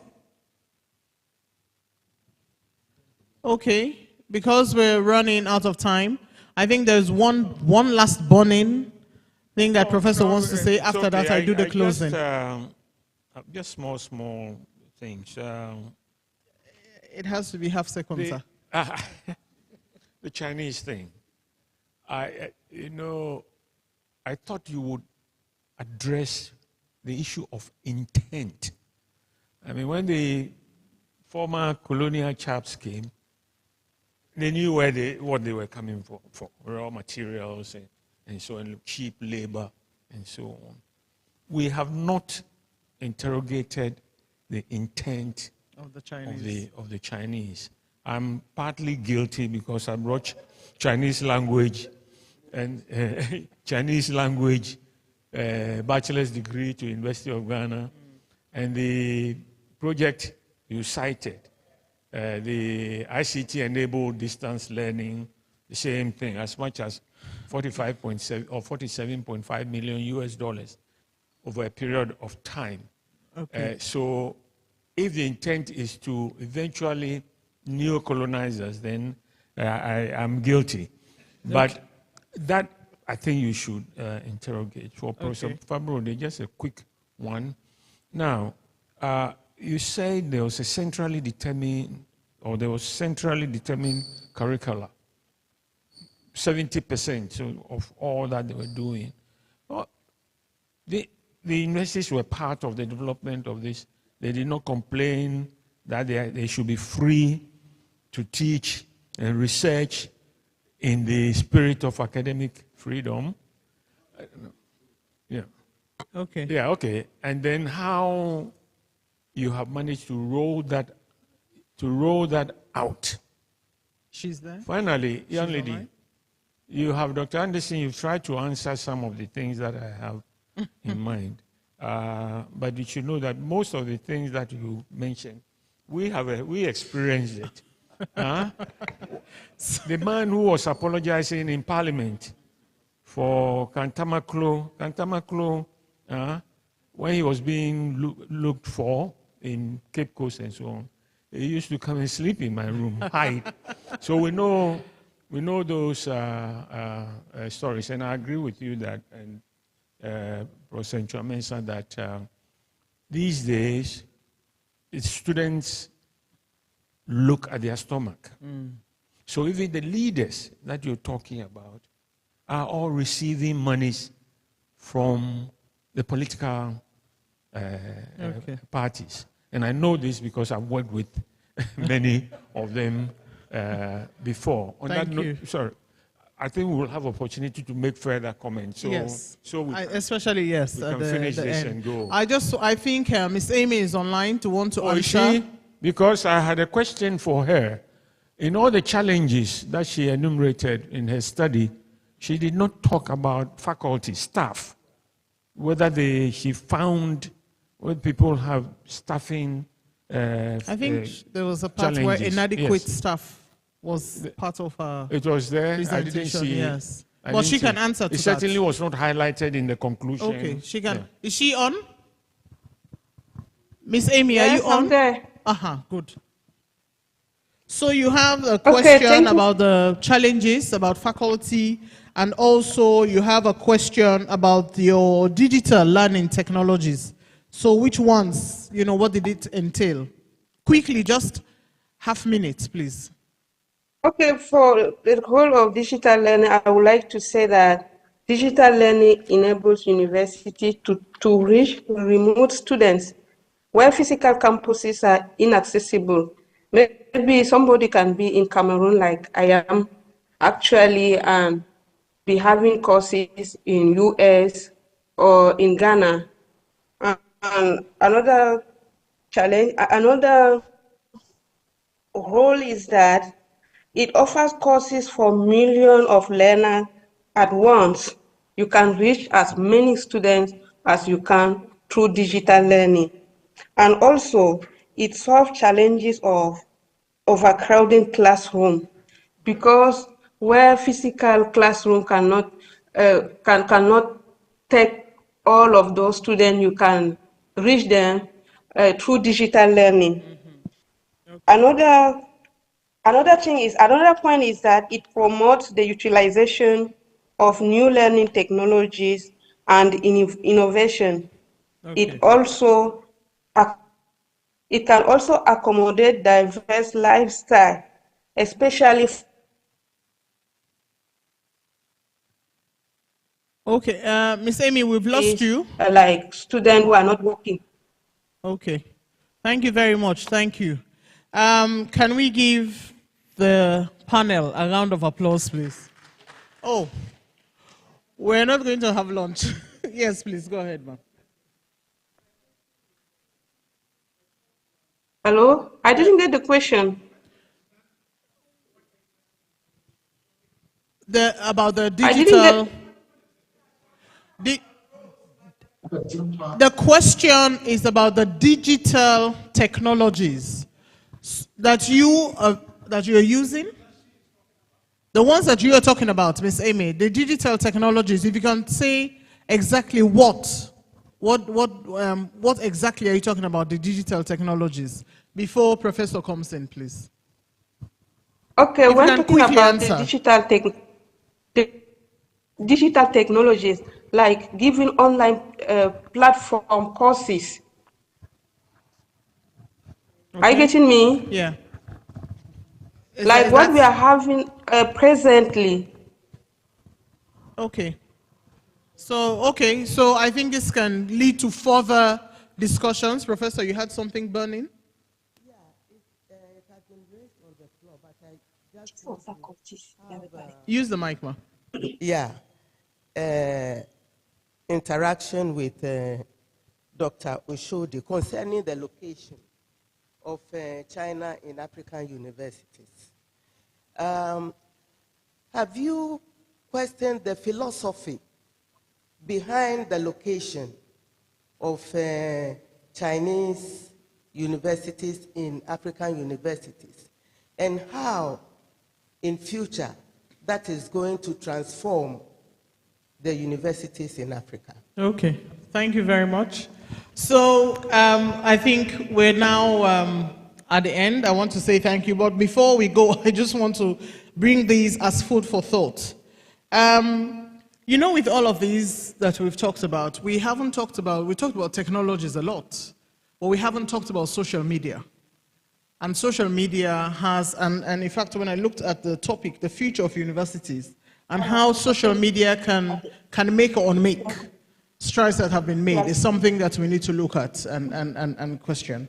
Also, when I had Professor's question to Dr. Anderson, I thought this was an intergenerational perspective, you know, him being there, and then, of course, Madame also thinking that probably students now are losing their critical skills, analysis skills, whilst their generation is looking at a different way of doing things that they think is right for them. So this is, again, is something that we need to discuss intergenerational, within faculty, within students, within the space.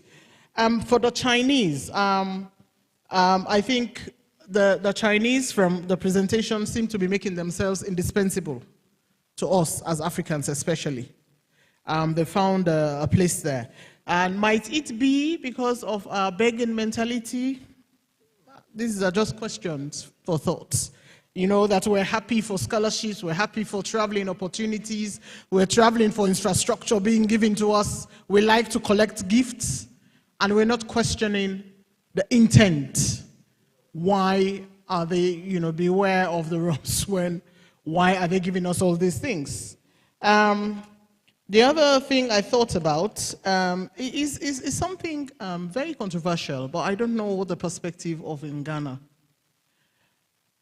Do you think higher education, since we're looking at transforming, might we consider that higher education is a privilege and not a right in Africa, within a context? Might we see it as a privilege and not a right, or the other way around, and all of this? And of course, the university that we want, can really government institutions have autonomy?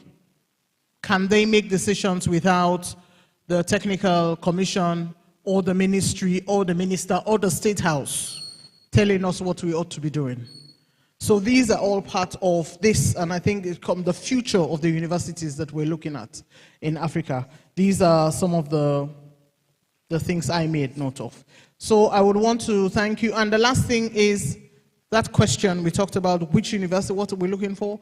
We shouldn't have one size fits all. I think each institution can look for a niche and focus on that niche and do cross, whether by region or by within the country, to say, okay, I am technology, I am medicine, I am nursing, I am IT, and then we cross-breed, as opposed to we wanting to do everything and overstretch ourselves. Yeah? So I want to say thank you to my wonderful panel, to Miss Amy, who is online. And yeah, I think it's lunchtime. Thank you very much. It's been a great session. Yes, so it's lunchtime. We are resuming at 2:30. So we have 1 hour for lunch. We don't have to queue. The others are already there, so we can just go and join them. Thank you. Oh, and let's thank the chair for her able chairing. Thank you very much.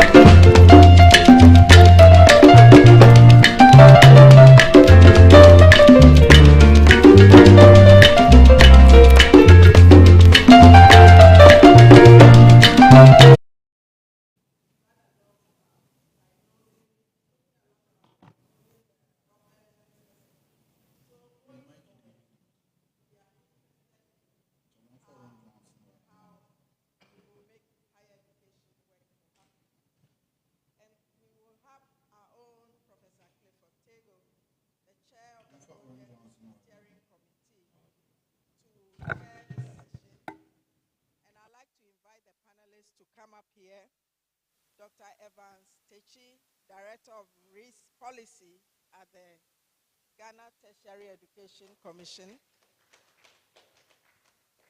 Professor Michael Faborode, former Vice Chancellor, Obafemi Awolowo University in Ile-Ife, Nigeria.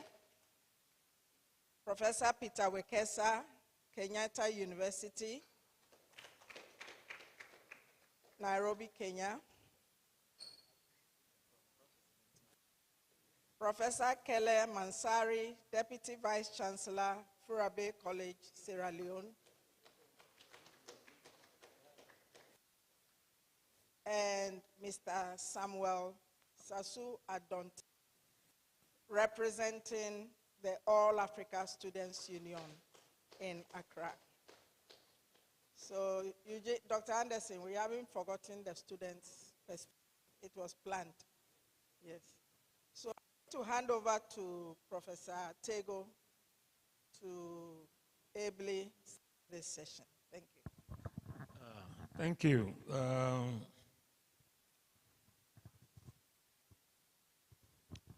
And welcome everybody to this roundtable session. As you can see, I am not Professor Yole, the Secretary General of Association of African Universities. But this roundtable is on the subject matter, making higher education work for Africa. I think it's an idea that basically encompasses all the things we've been saying. Basically, the bottom line really is higher education should be doing good things, great things for Africa. And we want ideas from the panel that we have assembled. So this policy roundtable takes up the broad theme, making higher education work for Africa. And we've actually gone into the habit of not having women in many of our panels. That is bad. It's an all-men, yeah. Anyway, but they will reflect on ideas and proposals that speak to the transformation of higher education in Africa to make it robust and effective in addressing the imperatives of the 21st century and the changing global context. The roundtable will also tackle some of the burning issues facing higher education in Africa, such as the challenges and possibilities of policy and governance reform, decolonizing and democratizing curriculum and teaching, the implications of the digital revolution and questions of technology, relations between African universities and their publics, and how to position Africa's higher education as a critical public good in the search for epistemic justice and development for Africa. Maybe let me just quickly introduce them. To my immediate left is Professor Michael Faborode, who used to be Vice Chancellor of the University of Ife, now known as Obafemi Awolowo University in Nigeria. He, until recently, was also the Secretary General of the Association of Vice Chancellors of Nigerian Universities. Quite a mouthful. You could simply call it the Committee of Vice Chancellors. Next I'm going to do some guesswork because it's not everybody's name that I know. But the next I will guess is Professor Peter Wekesa from Kenyatta University in Nairobi, Kenya. Is followed by, I've met the Furabe College man, Professor Keller. Is your name Mansari or Mansare? Mansare. So there's an A missing there. He's from Furabe College in Sierra Leone.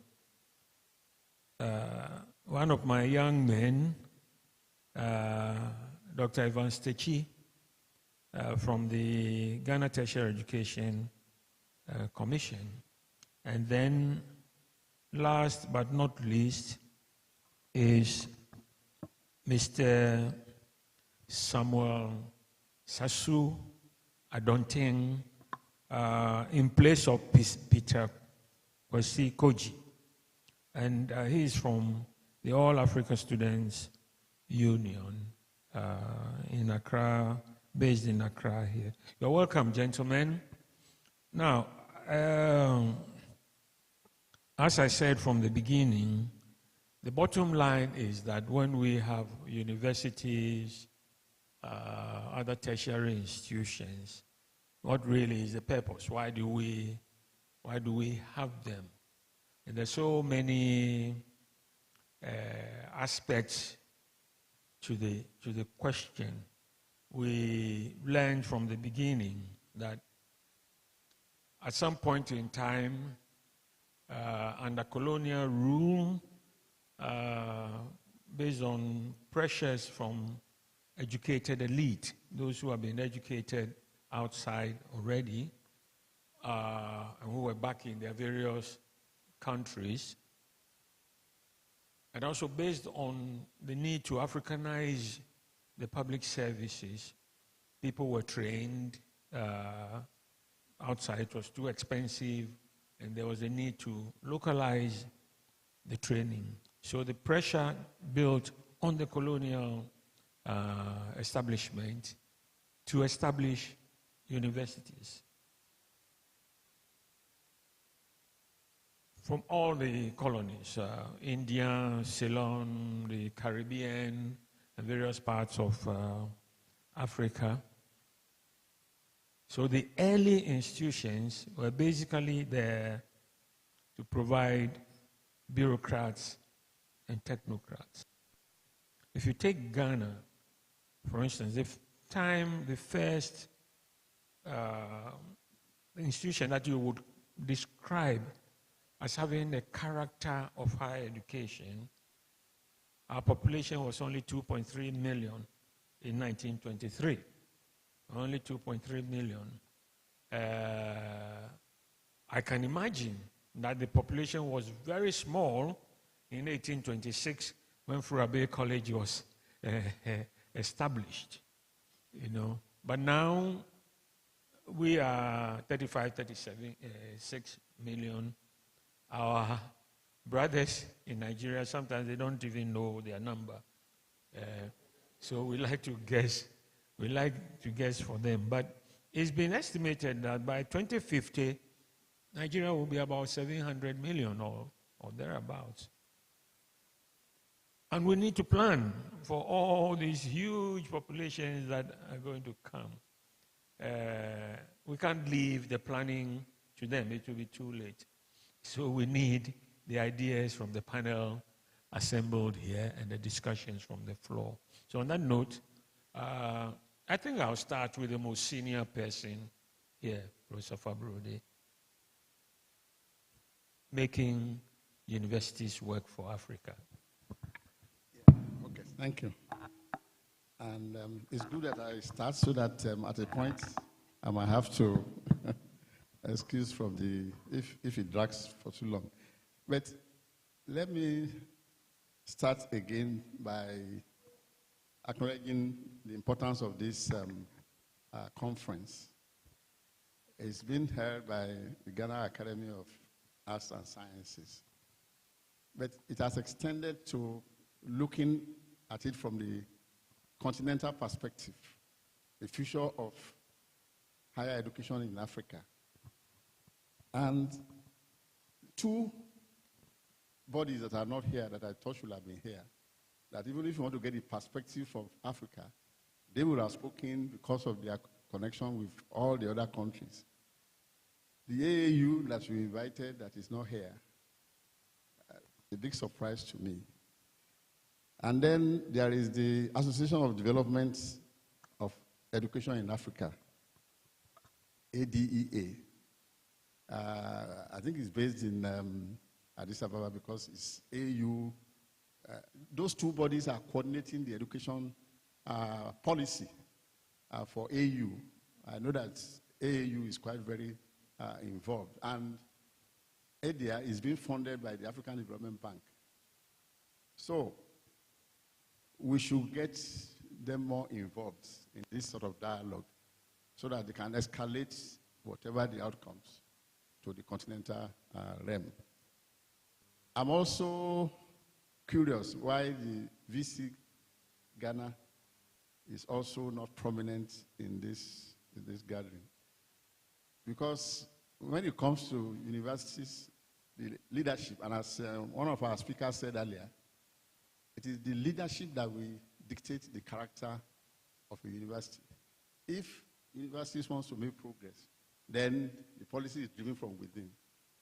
And from what was mentioned in the last session that participated, we should be more determined, we should be more intentional about making our education to work for the various countries and for the continent. And if that determination is not there, then there will be a lot of gaps. We will come, we make these recommendations, and when it comes to implementation, we find that they are not carried through. And it's not all the time that we have to blame politicians, but we have to blame ourselves. Because I think ultimately, we must take our life in our hands as to how the sort of education that we have, that we need to transform Africa. As the chairman started, universities are basically initially intended for teaching purposes. And so emphasis was on teaching. But gradually, the research function came in. And today, it has become very crucial that universities cannot just do the research and leave the results without seeing how the research impacts on the lives of our people. And so the third function about technology, about knowledge transfer has come in. And in addition to knowledge transfer, there is also technology transfer. And the idea of an entrepreneurial university has come up that equips everybody in the system to be able to relate to our major problems. We know that all universities cannot be pursuing just the same purpose. There has to be differentiation. Every institution must determine the character of how they are going to be very important. But there are some strings that tie everything together, why we have our individual flavors. So I think from the discussion that we've had there, it is very clear that we have to take the issue of research intentionally very serious in our universities. Because when we discuss about, I know Professor Ayete was, every university wants to become a world-class university. But if we take a poll now, we say list some universities in the world, you'll probably be listing Harvard, MIT, Stanford, before you even remember that there is University of Ghana or something. So, but they've built this reputation because their activities, their outputs, the quality of their graduates, the quality of their research is impacting the whole world. And so you got to know them. And so African universities have to define their value by the outputs of their research work and, of course, the quality of their graduates. And I think that is the overall parameter by which we can assess what types of universities do we have. And my emphasis is on the fact that we must be Afrocentric. We must determine what we want by ourselves. And as I said earlier, the African Agenda 264 and the CESA, which is the particular program for higher education, which, as I said earlier, both AAU and EDIA are implementing on behalf of AU, should be our guidance, added to the Sustainable Development Goals. So, trying to say what should we do is not the question, it is how are we going to make universities relevant? The agendas are already properly defined.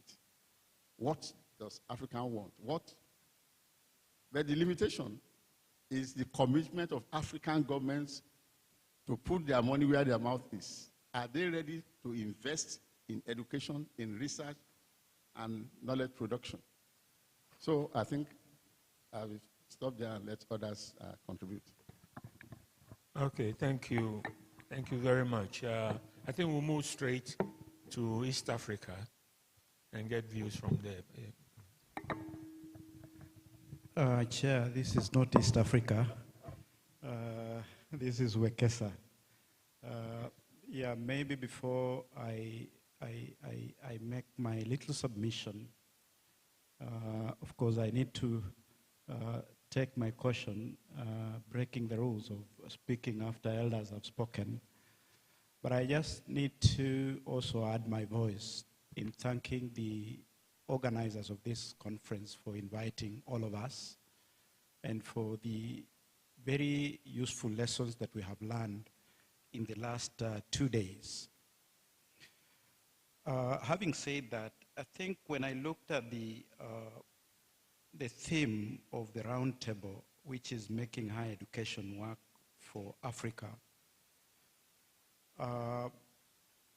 the implication from that theme is that higher education is not working for Africa, or is not adequately working for Africa. Then for a historian like me, the thing that came to my mind was actually to reflect on the nature of higher education in Africa, which in itself is very diverse and complex. From the statistics which we saw here in the morning when the keynote speaker was speaking, it became clear that indeed in some parts of Africa, higher education is working or is substantially working. But in some other areas of Africa, higher education is in tatters. What this then calls us to do, and I think this has been deliberated on, has to do with the way in which we need to nurture our collaborations, our partnerships, and of course our networks, so that we build on each other. From history, we can learn from the mistakes that we have made, and of course be able to build on a better future for all of us. Because we need these universities as centers of knowledge production and of course knowledge generation, so that we can also build our societies for the future. There's no society that is built without knowledge. This is very, very important. Then secondly, specifically on higher education, when we talk about higher education, it's important for us also to recognize who the stakeholders are. As you may notice, I think Prof has just indicated that, you know, there are stakeholders who should have actually been part of this conversation, but who have not made it. But that's not my major worry. My worry is that, you know, when we talk about higher education or institutions of higher education, we have several stakeholders. Of course, key are the students. We have this staff, both teaching and non-teaching. We also have the government, and more importantly, we also have the community. Unless all these key stakeholders are pulled together and made to really play their key role in higher education, there's no way in which we can achieve our goals. So in a way, I'm actually simply emphasizing the fact that for higher education to be meaningful and to really attain its meaningful goals, we need to directly speak to the various stakeholders, because there's no way in which we are going to succeed if any one of those stakeholders is not directly involved. Earlier on in my presentation in the other panel, I did mention the idea about the income generating activities within universities. And I think one of the setbacks that this has done to the universities, especially in East Africa, where we have had this experiment for a slightly longer period, is that we are essentially giving an excuse to government to either reduce or stop investing in higher education. Because if the government indeed recognizes the central role played by higher education, then it should lead from the front and be a major contributor to its success. But we know that because of the varying interventions and of course the challenges that we experience, whenever government sees a vent to escape responsibility, it will actually load it over to society or some segments of society. So we really need to take this to the government that, you know, there are stakeholders who should play a role, but the cardinal responsibility and of course support should essentially come from the government. And this will boil down to most of the other players in the sector. I think I'll make some other submissions at a later stage. Thank you. Thank you very much. It is indeed true that it is first and foremost government responsibility to educate the people, but we know government cannot do it alone. That's why in Ghana our constitution states clearly that anybody, person or organization can set up schools at any level. And indeed, we know that schooling in the present form in the colonies did not start with government. It really started with private bodies like the churches, or even the, of course, I must admit that the colonial officers did have some schools in their castles and fortresses for their own children, and the children that they have outside of the castles, you know, the mulattoes and so on. But essentially, it was the religious bodies that took over until much later, when government deliberately stepped in. So we now reach Sierra Leone. Thank you. I'm glad that I'm here. There's something I really learned from here. I'm from Frabe College, the oldest institution of higher learning, Western style, in Africa, south of the Sahara. We will be 200 years old in 2027. So old that you might assume we've overcome all the problems that we've been discussing here the past 2 days. Inadequate funding, poor internet connectivity, inadequate staff or personnel, all those things. But no, we've not. But fortunately, we have a committed Ministry of Technical and Higher Education. You know, Sierra Leone is just about 8 million people, but we have 2 ministries, basic, senior secondary school, just for 8 million people, and a dedicated ministry for tertiary or technical and higher education, technical and higher education. That's how committed our president is to education. When he won election in 2018, he sent a delegation to Ghana for advice on education, the advice that was given to my government by the Ghanaians. Convert all your polytechnics to universities.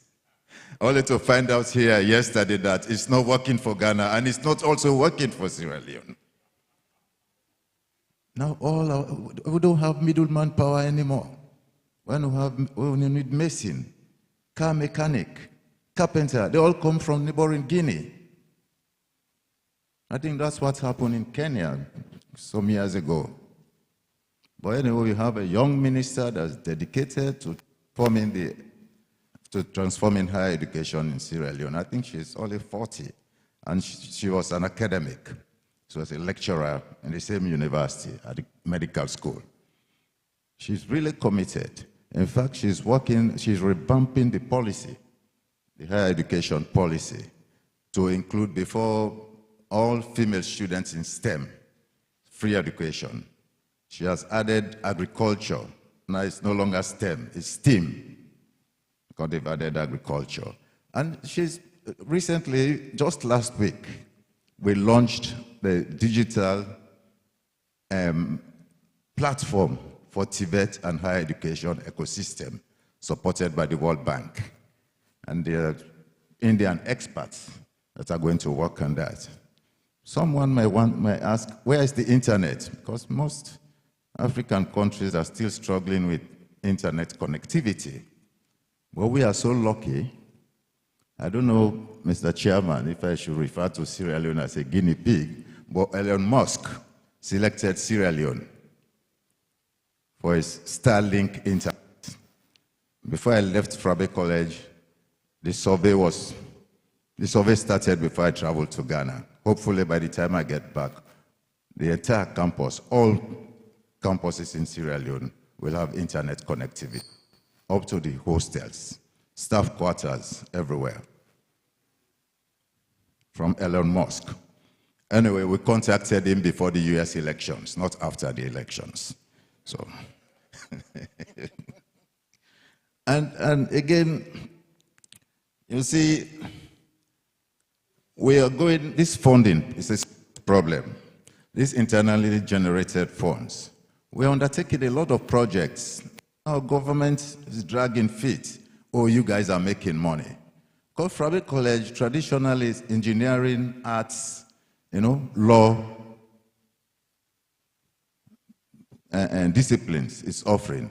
We have Jala University that offers agriculture, but Jala started offering law, medicine. So we've also decided to go into agriculture, even though we are in the city, Freetown. So we're going to start a poultry business, animal husbandry, fish business, just to make money from the college, in addition to the usual source of funding, fees from students. Okay? And during the 10-year rebel war, from 1992 to 2002, there was brain drain from the universities in Sierra Leone. Some people left and did not return. So we have problem with staff. There are some areas that we cannot even train the students. So what we did, we collaborated with universities in Africa and out of Africa. For example, Imperial College London is currently remotely training 4 of our lecturers at the PhD level in different disciplines of engineering. And Kwame Nkrumah, University of Science and Technology here in Ghana, graduated a PhD candidate for us recently. The second candidate is graduating in this December. I'll be going and coming back for his defense in Kumasi. University of Energy and Natural Resources is in Sunyani. We're also in collaboration. They're also training PhD candidates for us. The beauty, well, collaboration with KNUST is that we're working on a world proposal to help us develop curriculum and introduce PhD programs in transportation engineering and water resources engineering and management. They will be providing remote lectures, remote supervision, and if possible, they will travel to Sierra Leone to help us set up and lecture the students until we have a full complement of staff. I'm saying all this because I'm representing the big brother in this room. Fabric College is the oldest university. Yeah, and there is no university younger than Fabric College here. So I'm telling you all this. I hope, with the hope that you will listen to your big brother and follow in the footsteps of your big brother. So with Imperial College, we're also working with them to gain international accreditation. That's not easy. With TEC, the equivalent of GTEC here, in fact, now they are hiring vice chancellors. TEC. Can you imagine that? They advertise. So we have accreditation with them, but now we want international accreditation. And Imperial College London is working with us on that. You know, I don't know if any of you guys out here have international accreditation. I'm your big brother, don't feel offended. 200 years old. So,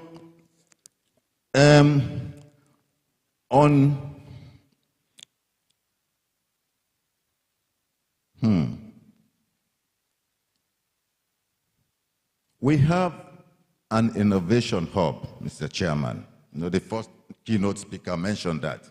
We call it fabrication lab, called Unipod. There are 10 Unipods in Africa. Unfortunately, Ghana was not selected by UNDP. You know about them, right? So this hub doing very well. Our young innovators come to the hub. We develop their products for the market. And that's another way we're generating funds for our university. It's doing well. And recently we joined on curriculum. We joined the Transforming Energy Access Learning Program. These are courses developed at the University of Cape Town on energy access, using for local solutions. Now we're adapting the courses to our local contents. 3 different courses were developed by professors at the University of Cape Town, supported with support from UK Aid. And I think 36 universities across Africa are using the same curriculum. So people were talking about alignment of curricula here, but all those 66 universities were using the same curricula for those 3 courses. And it's working well. What does that mean? Someone graduating from Freetown, from Sierra Leone, can work anywhere in Africa if we're using the same curriculum. But let me stop here for now and wait for the next round if there's going to be one. Thank you. We do accept that Furabe College, yes, is old. But, you know, generally, I think we all work in such a way that although we haven't got to the point of transferring credits from university to university yet, and that could be done at ECOWAS level where the ECOWAS charter actually calls for that kind of thing, but nobody is doing much about it because the universities work amongst themselves already. I will although we're taking general comments first, Evans, do you have general comments to make, or you want me to put questions to you? I wanted to make a small submission. You want to give some general comments first? Okay, please go ahead. Thank you. In line with the general focus of how we get policies to work within Africa, at the Commission, over the last time I was here, I reiterated certain points, and I would like to make some emphasis on these things, is that we at the Commission, I can speak for GTEC. I know GTEC. I have worked a little bit with the Nigerian Commission. We have collaborations with SAQA and other quality assurance and regulatory bodies within the African framework. But over the years, with leadership from Prof. Tego and other renowned professors leading GTEC and how we work and having enhanced how we work, we appreciate that we need to improve and transform our tertiary education for our national policies. One of the key areas we've been working on over the years, and that is how we are focusing on getting our policies to work, at least within the Ghanaian space, to drive our national development and through innovation, is quality assurance. What we've done is that over the years, we've put in place a standardized form of quality assurance that we expect all tertiary education institutions to follow and to run. At least at the barest minimum, you must satisfy these things.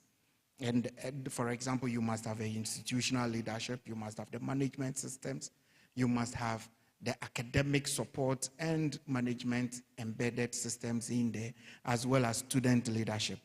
Aside that, your curriculum that we want to accredit, we want to make sure that the proposed curriculum at any point in time is tailored to, it recognizes that we align it to the evolving needs of our society. And therefore, we encourage universities that every program that you run at any point in time is relevant to the space, the time we are in, and the era we are going to walk into. And the other part is the research and innovation. We agree we have funding shortfalls in this country, and it is not only to us. If you check, I think the only place that has strong research support for their tertiary education institution is South Africa, and I think Egypt. But if you take those out, the rest of us are sort of struggling. But there is a need to improve on this, because the overdependency on one source of funding, that is government, or loans brokered by government given to institutions as grants, is not enough, and it is not sustainable, because individually, our grantsmanship within the African space is a bit limited.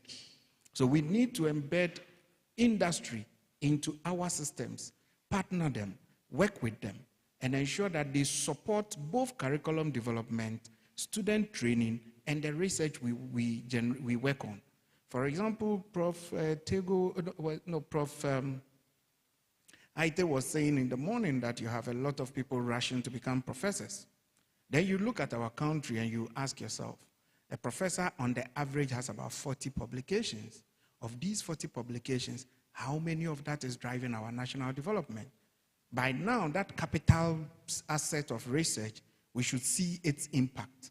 But this is only possible when the transfer of knowledge from the researchers to industry is strongly supported, and it is only done when you have the two entities within one collaborative research network. Then the other part is focusing on my younger brother here, students. They are the key clients of all the tertiary education institutions we run. So at any point in time, our policies, our curriculum, our projects, our programs must be focused on them and how well it supports them to achieve the reasons and the goals that they set out for themselves for engaging us as institutions to support them in their training. Then finally, Prof, access and equity.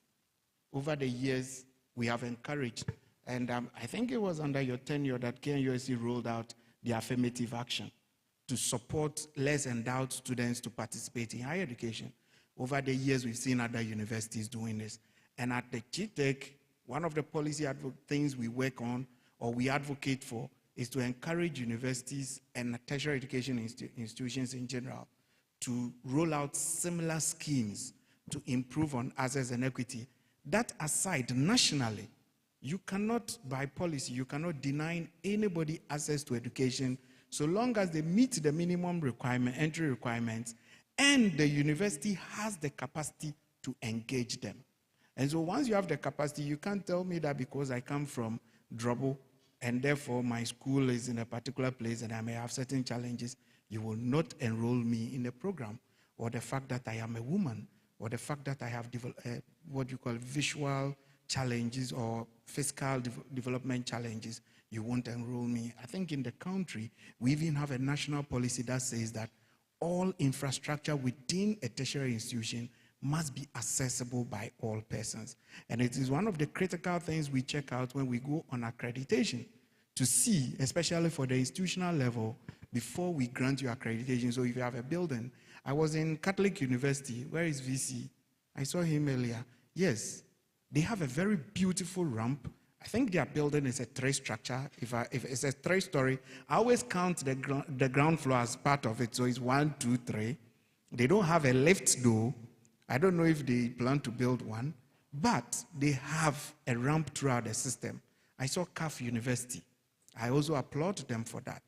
Throughout their facility, there is a ramp system. In some buildings in University of Ghana, they have the ramps, KUST, and other institutions. Bishop, I know you are putting up a new facility, or is it you are revamping one? I hope you have accounted for that, because these are all critical to our national institutional performance indexes and how GTEC supports policies that would facilitate our national growth, our institutional growth, and individual growth in tertiary education. Thank you, Prof. Thank you. Yeah, it's interesting that you should be talking about ramps and so on. Well, the National Tertiary Education Policy actually has a whole chapter on disabilities and things. And of course, it's your duty to make sure. But you also recognize that old institutions that were built long ago that don't have these things. And the quality of those buildings is such that you can't break them down and put up new ones. So you must help with funding so they can modify them as appropriate, you know, to serve those purposes. Now we can hear from the most important section of all this university industry, university enterprise. Mr. Sasu. Thank you so much, Prof. I think I would want to begin by saying thank you so much to the Ghana Academy of Arts and Sciences for inviting us to be a part of this conversation. And since Dr. Evans spoke last before I did, I also want to say thank you so much to GTEC. For instance, during the workshops on setting up the National Qualifications Framework, we were invited to be a part of those conversations. And I think the GTEC deserves some rounds of applause, at least for trying to to engage students and then to engage us throughout the process along the line. I think in so speaking, one of the other regional agencies that has been very forthcoming in engaging students would be Sarua in Southern Africa, trying to also set up specifically a student agency under their agency to, you know, number one, ensure that students are engaged, and number two, to ensure that they have the knowledge to be able to contribute to their conversations meaningfully. I think that I would want to, I mean, after professors speaking, sometimes it's very difficult to add your views, but I would want to say this, that for a very long time, my personal view has been that we haven't been very forthcoming in terms of trying to align, in terms of the conversation about decolonization, our higher education, in trying to align our developmental agenda with our goals for education. I remember about a year ago, I had a conversation with the minister, the director for higher education at the Ministry of Tanzania, and he was telling me how in Tanzania they are trying to, for each region within Tanzania, how to ensure that they can align and they can set up universities that are directly aligned with the local economy. Because if that is done, then it becomes easier for the curriculum to be designed in such a way that it is addressing the needs of the local economy. And for me, I believe that that is the approach we should take in terms of redefining or decolonizing education, looking into the future. Because now it's become almost a cliche to talk about how youthful the population of Africa is, and how, for example, the next 10, 15 years, 1 in 5 of the world's young people would be coming from Africa. What are we doing to ensure that they are well prepared to take on work roles in the future, or to take on future as it is required to do? And I also think that, inferring from our professor from the Faraday University, that universities should be talking with each other. It shouldn't only be at the political level, where ministers are talking to ministers and so on. But we should get the universities, for example, the University of Faraday speaking to the University of Ghana and so on. For example, in the efforts towards harmonization of Africa's higher education, it would be very important if universities are talking with each other, because once that is done, then it is easier to align thoughts, it is easier to align the perspectives on what is required, for example, to even transfer credits among others. And one also personal view that I have had is that in talking about, restructuring Africa's higher education and so on, you'd realize that the conversation or the resources that are being committed are mostly coming from external partners.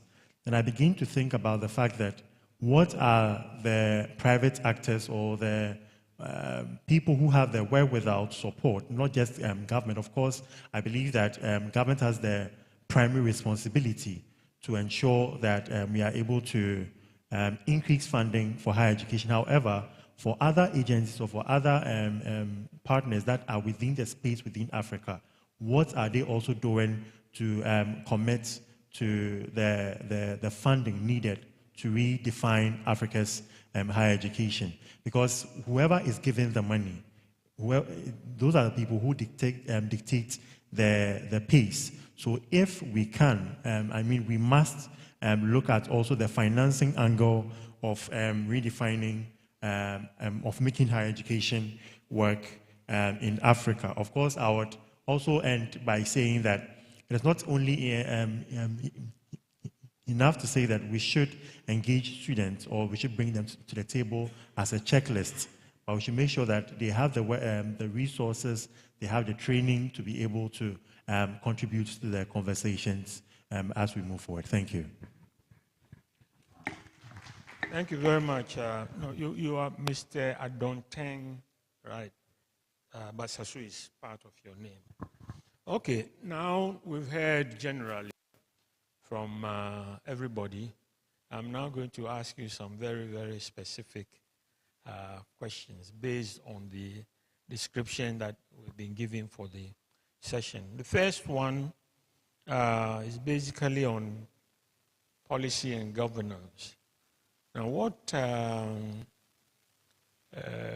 policy challenges, governance challenges, do you think exist in the systems that you run that require reform? And if they do, what sort of reform would you like to see?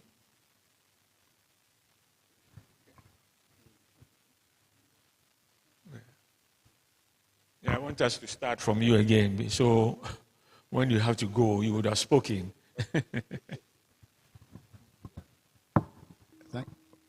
Okay. In terms of the most pressing gaps that we need to fill and drilling down on policy, for me, it's university industry collaboration, quote and unquote, because when we say university industry collaboration, we are talking of university, industry, society, three sectors of the economy collaboration. That is where we can make the greatest impact in driving development. And I think what people tend to say is that we don't have a viable industrial sector, that we don't have the industries. And I think that is a wrong perception. The other aspect is that how do we involve the youths in the development process, in shaping our agriculture, for example? Because the farming population, they have been aging for some time. And the youths, they seem to be sent away from agriculture. So how do we bring them into the equation and harness the vortex of their creativity and their dynamism? So I think the time has come that the academia in Africa must realize that we have to co-develop and co-create the startups and the SMEs, because that is the life wire, that's the life engine of African development. And if you want to know where a comparative development is taking place now, it is in the Asian continent, particularly in India. And it is not based on the big industries, it is on the SMEs, the startups, and co. And so, we must influence government policy. Government must try to create the environment for academia and industries to collaborate. This working in silos is creating too much problem. That's why we have that even students want to be engaged in industrial experience. They don't have the industries to absorb them, because we don't feel that even the informal sector industries are relevant and that they have the skills that students can learn from. So we need to rethink the way we engage with the informal sector, the SMEs, and co. And so universities must realize that this is the new engine of development for Africa. If you want to get the youths to be involved, to use their knowledge of digital and ICT technologies, that is how we can bring them in. And in the earlier presentation, I indicated that there is a lot of things happening in this area that we are not paying attention to. And we need to ensure that our policies grab with that. When we do our strategic plans, we must deliberately cultivate these industrial sectors. I'll give just about one or two examples. About 2 weeks ago, I don't know if anybody knows about Money Point here, as one of these digital, I think probably you know about Flutterwave and so on. Now, the CEO of Money Point happens to be a product of our university. He finished from mechanical engineering a few years ago, and he came to donate some facilities, some laboratories, equipment to the university. So when we talk about the deficit of infrastructure, it is not government alone that is going to fill the gap. People from industry, when there is collaboration, when there is something of interest to them, they will also.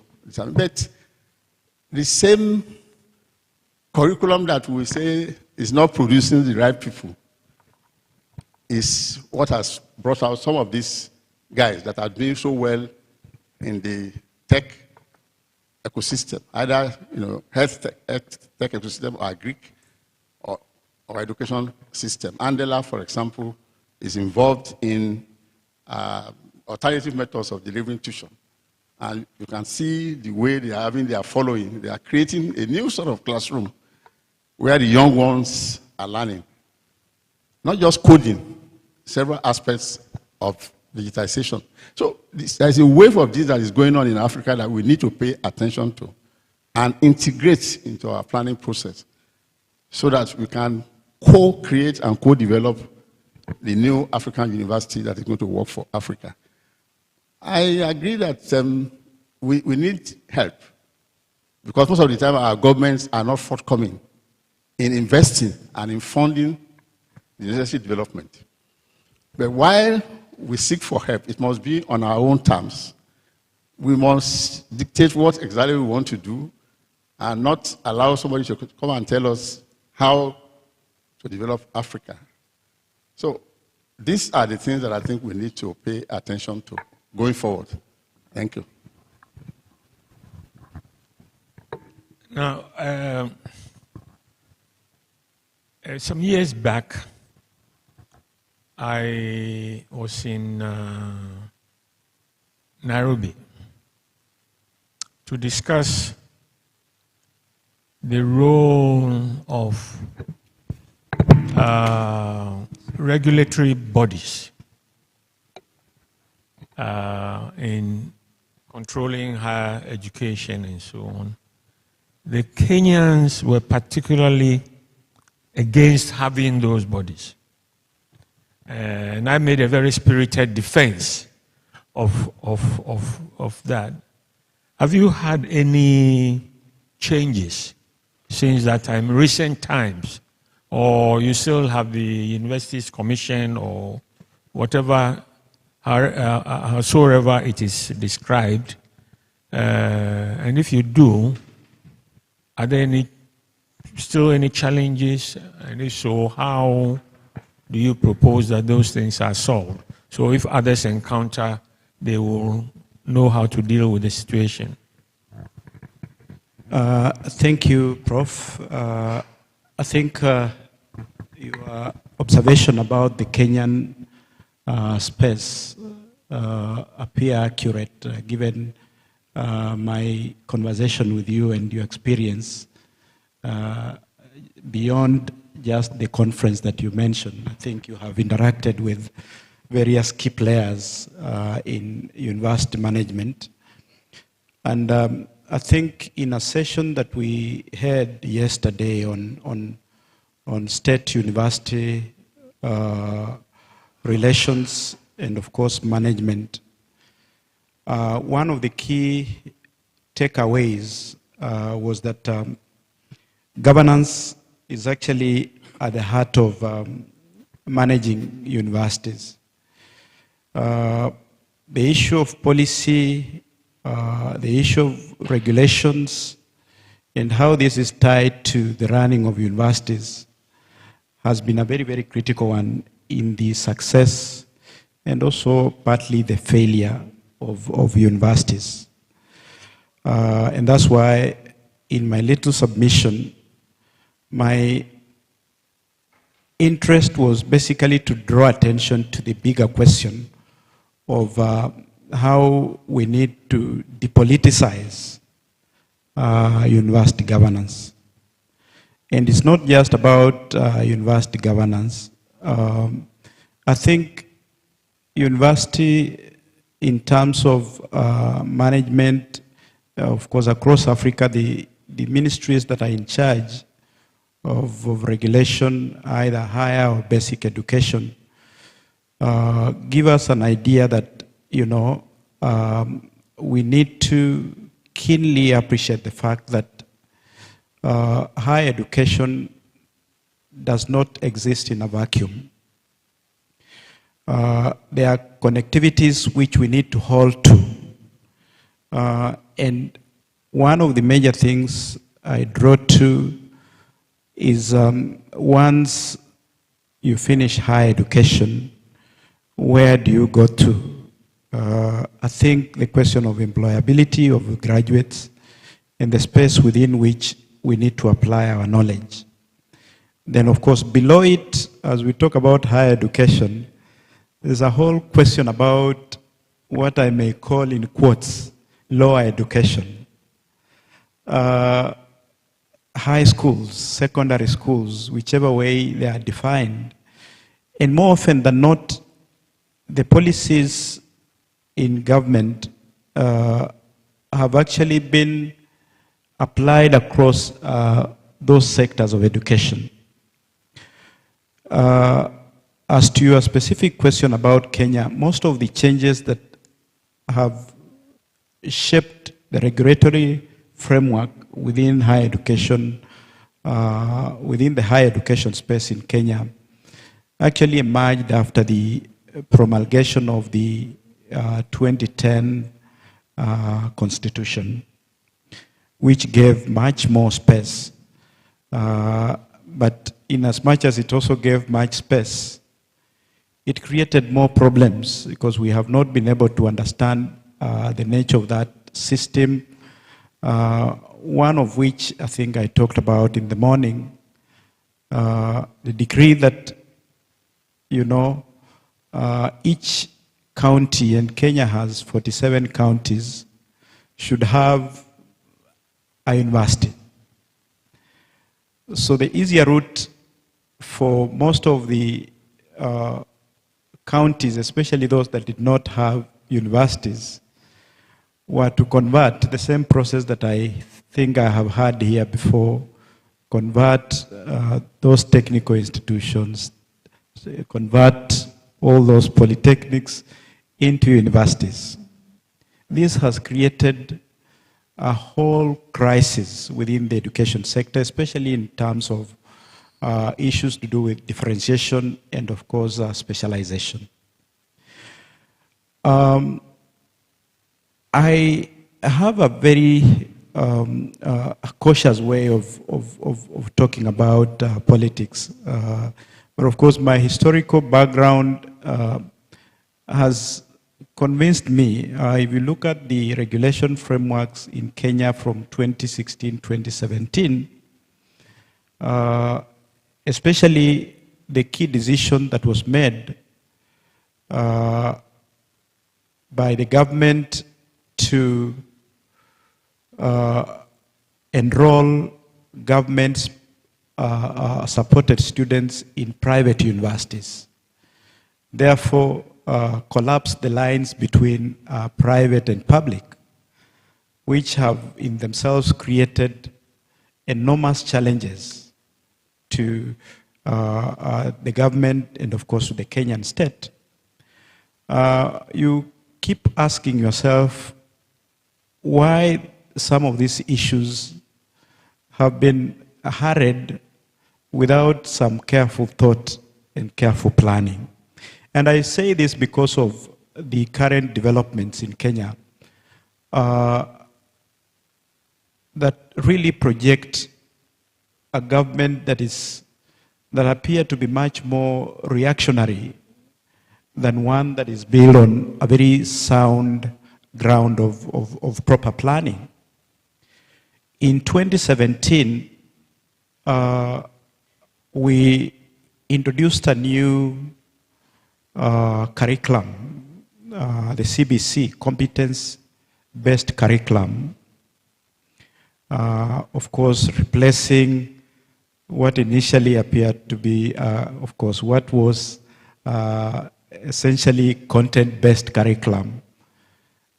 In that case, replacing the old 844 education system with the current, of course, 26333 system.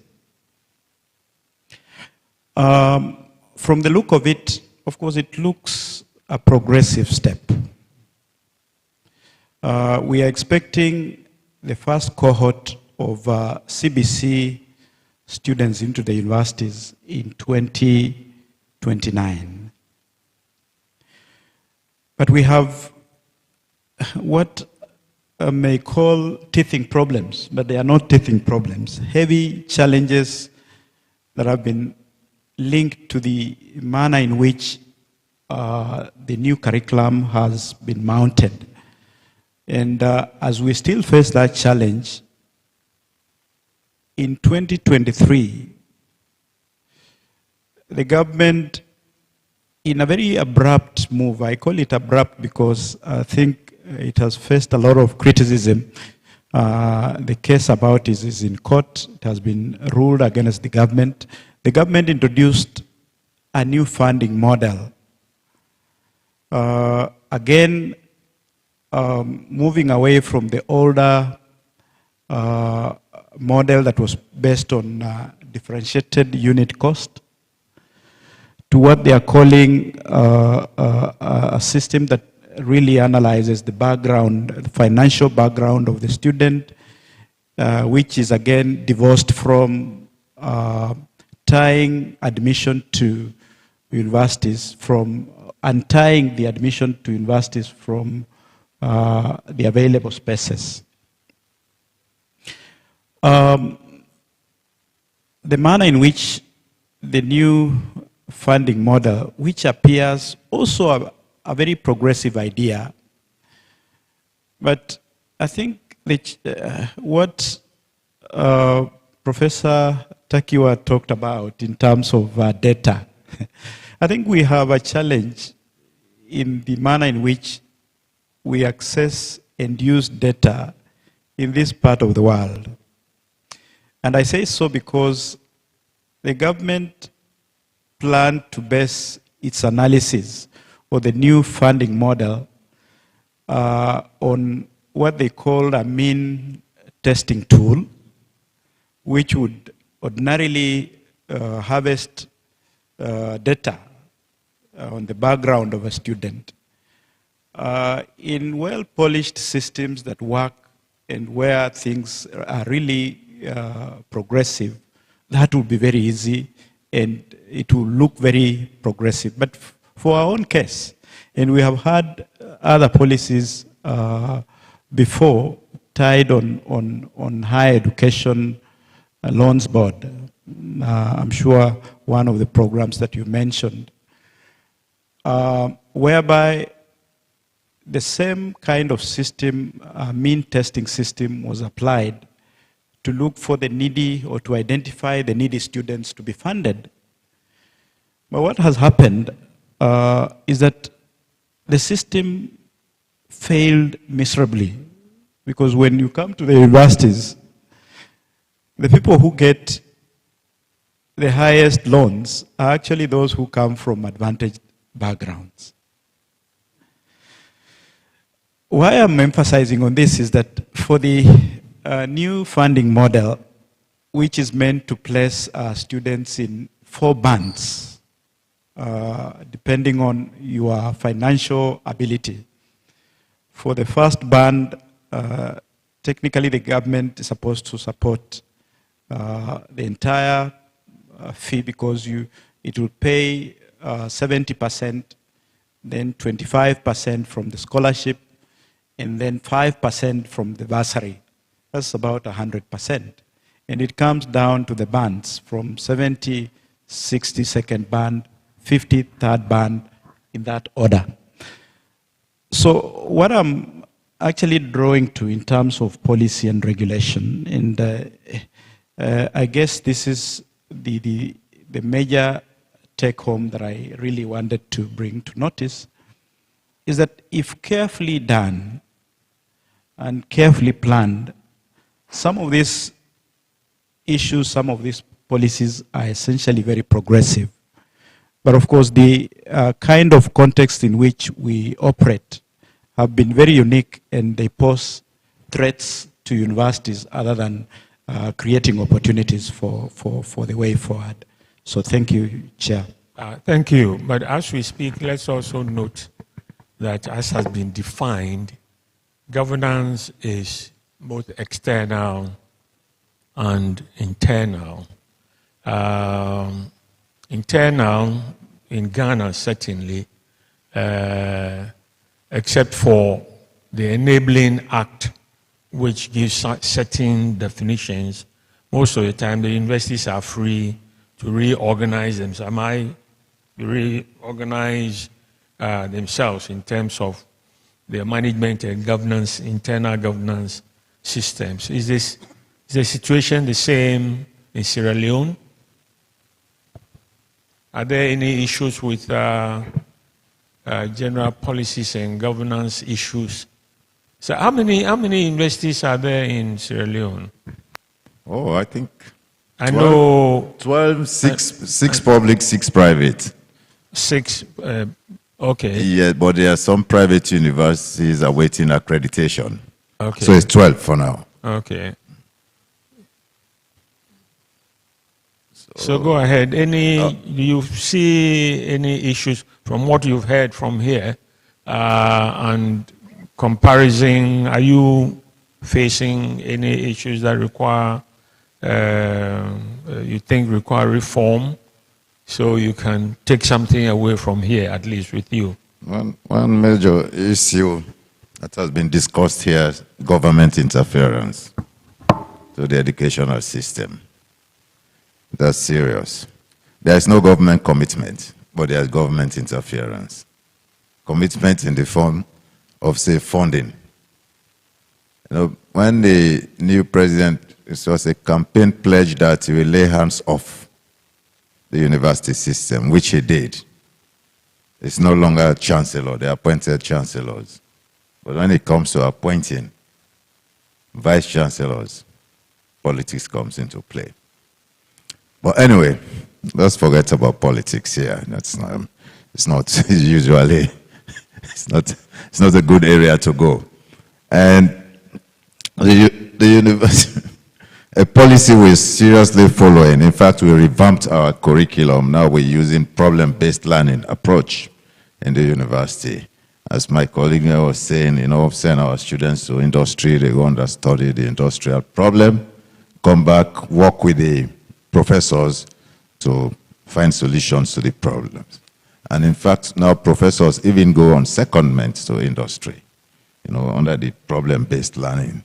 And in addition to that, our universities, most of our universities have been transformed into entrepreneurial universities.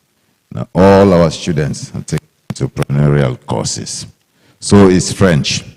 We're going to introduce French to all science students and medical students. The reason being, how many countries do we have in West Africa? 15, 9 French-speaking. Also, so for us from English-speaking countries, for our students to be competitive, they have to have basic knowledge of French. I know some universities in Ghana already, like KNUST, engineering faculty, they're already doing that. But what our curriculum, in fact, Commerce has revamped their curriculum. University of Sierra Leone, we have 3 campuses, the medical school, the business school, and Frabe College, which is the oldest. We'll have revamped our curriculum. But when it comes to policy, this policy is being taken seriously by the current Minister of Technical and Higher Education. But when it comes to supporting or implementing the policies, most times the universities are on their own. There's no government support. They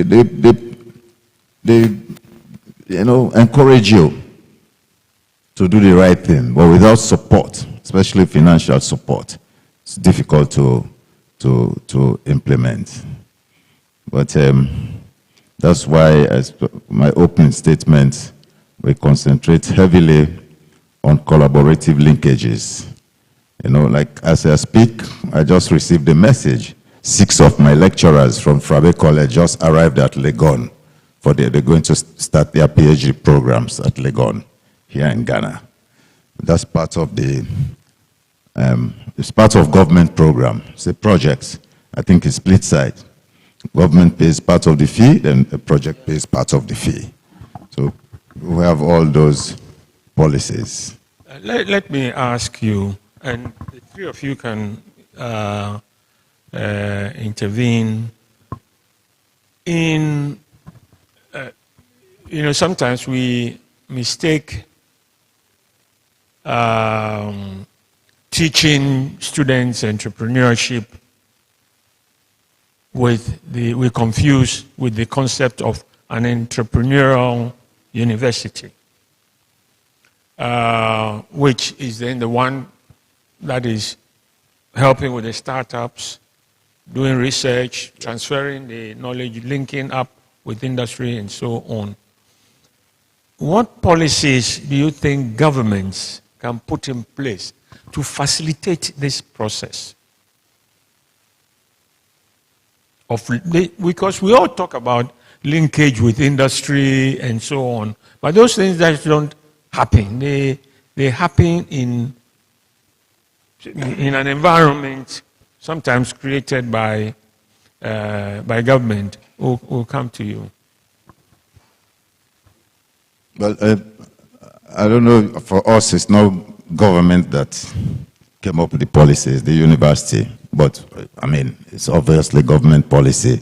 What happened, we won a grant from the Netherlands government. They sent professors from Maastricht School of Economics to train 25 lecturers, part of the transformation process, and we're trying to transform our university into an entrepreneurial university. They trained us, they trained 25 staff, those staff cascade the training to other lecturers and students. So now all students, it's a policy now of the university, all students going through Frabe College at level 3 take entrepreneurship, and some of them have started their businesses. Where, for example, we have a young boy that's doing so well. He has an innovation hub called Freetown Innovation Hub. You know, it's designing furniture from used vehicle tires, you know, producing biogas. It's really doing well, you know, supplying even State House with furniture. So it's not just the program you study in the classroom, it's transfer what you learn into a business opportunity. Yeah, I mean, universities themselves have to ensure that the entrepreneurship program per se for all students must be practical. Apart from teaching the fundamentals of entrepreneurship, venture capital formation, I mean, venture creation is one course that is embedded in our own curriculum. And that requires every student to even attempt to register a company. So you are not talking about theory of problems of registering companies and so on. They must do it. And so if you want to reform the system, they must be part and parcel of it.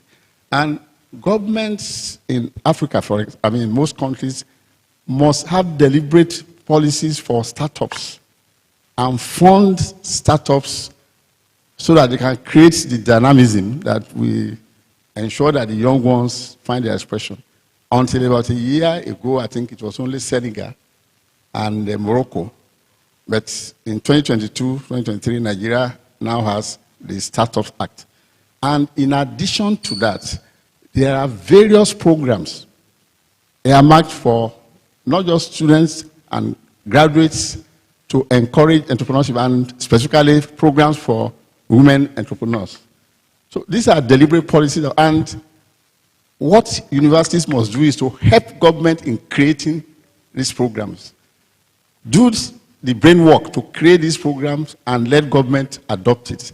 That is the way we co-plan the coordination space.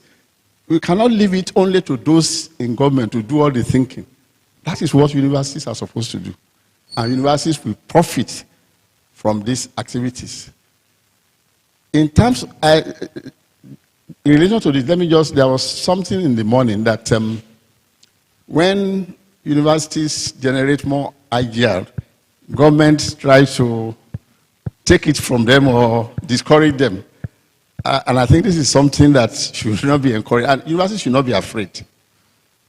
Somebody says, if a thief enters his money, he will die there because it will be too much for him to breathe. So create more avenues to create more opportunities within the system, so that even if they take part of it, you will still be able to survive. And I think that should be the philosophy for African universities. Let us make it practical that universities are creating the jobs that will eradicate poverty in Africa. It's not going to be created by government. It's going to be created by these SMEs and startups. It has been shown that the startups are more resilient when it comes to fluctuations and so on. And so they are better engines of job creation. And I think it's already happening. So what the keynote speaker said earlier today about what is happening in South Africa is examples that we can follow. And it's because the research ecosystem, and they are already integrated to the academic system.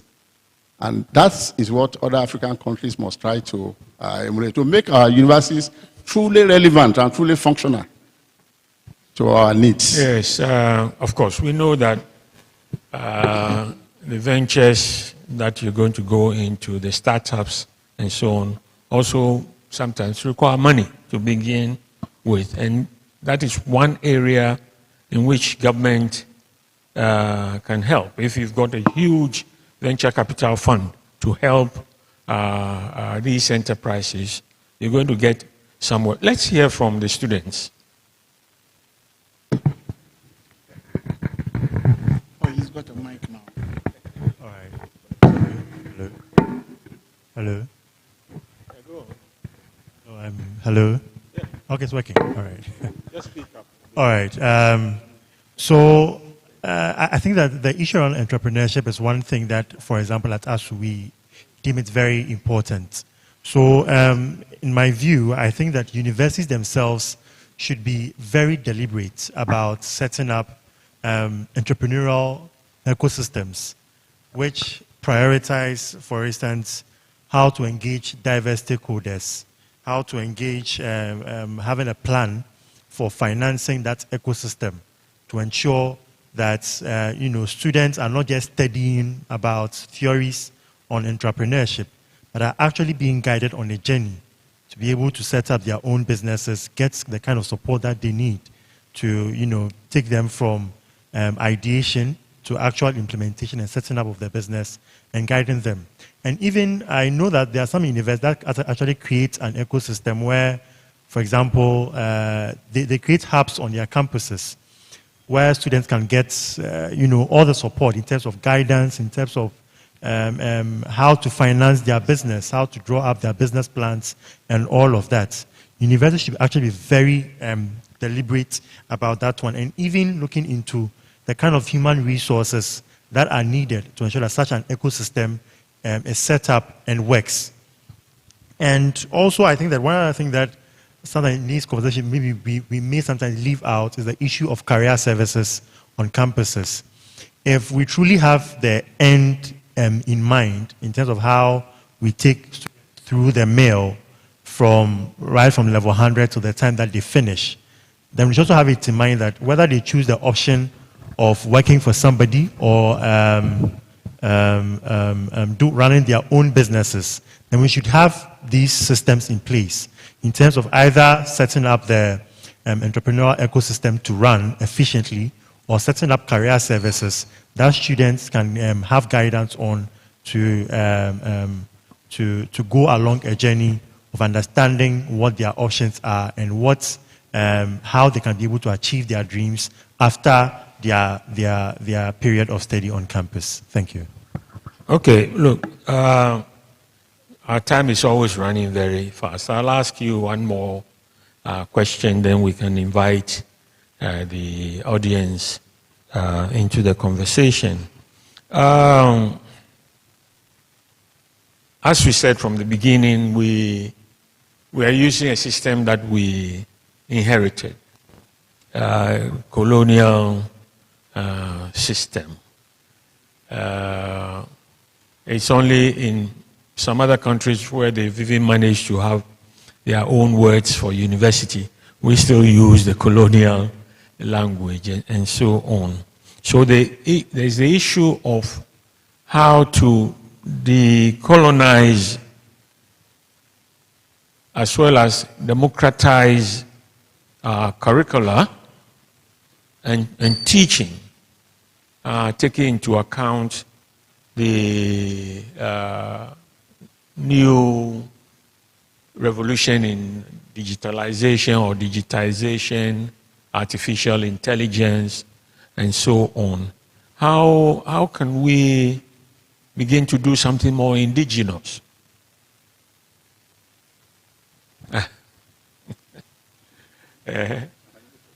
Anybody to take that?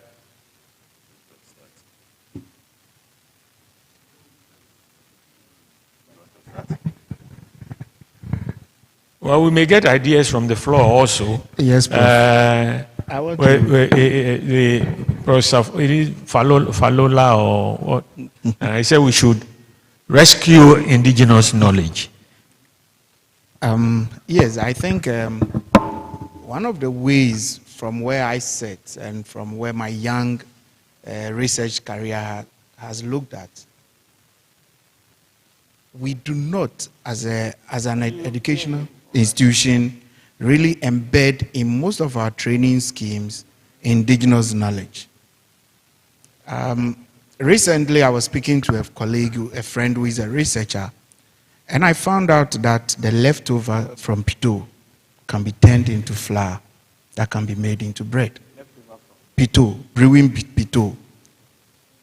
And that you can turn it into flour, and you don't require yeast. And I asked her, how did you learn this? And she said, the grandmother. There are several, when Ghana instituted the Herbal Medicine Center, the Plant and Herbal Medicine Center in Akropong, that notion was to build on existing indigenous health knowledge and roll it out and scale it up. Unfortunately, we became more of an outlet for testing herbal medicine producers. And so, for me, where I sit, I think that we must consciously make that effort.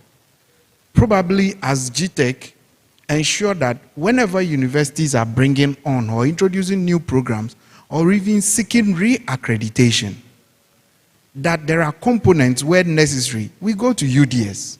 UDS has a third-term trimester system where the focus of it is to send their institutions, their students, into the communities to acquire existing knowledge, and on the basis of this, restructure their research in the direction of indigenous.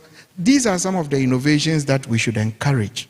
And when we do so, gradually over time, we would bring them on board. And remember that most of our indigenous technologies were cheap, were easy to implement, comparative to today's form of innovations that we are running. It is more expensive to reforest a river space than to encourage that indigenous knowledge of we don't weed near rivers. It is more expensive to desilt or to, what's the word for rivers, depollute rivers that have been polluted through galamseys and through other unfriendly practices than that knowledge that rivers were the embodiments of spiritual presence and therefore we should support them. But that whole sense was because everyone in the community depended on that same water for food, for drinking, for health. And so as you pollute it, naturally the health of the society. So health programs, allied health programs that are rolling out can source from these indigenous sources of knowledge. Maybe the philosophy can be expanded and explained now using more empirical, more research-based approaches as to why we don't do them than the anecdotal approach. But when we do embed it in the current system, I'm quite sure we can infuse indigenous knowledge into our institutions. At the same time, we can support our local industries and get them to support research.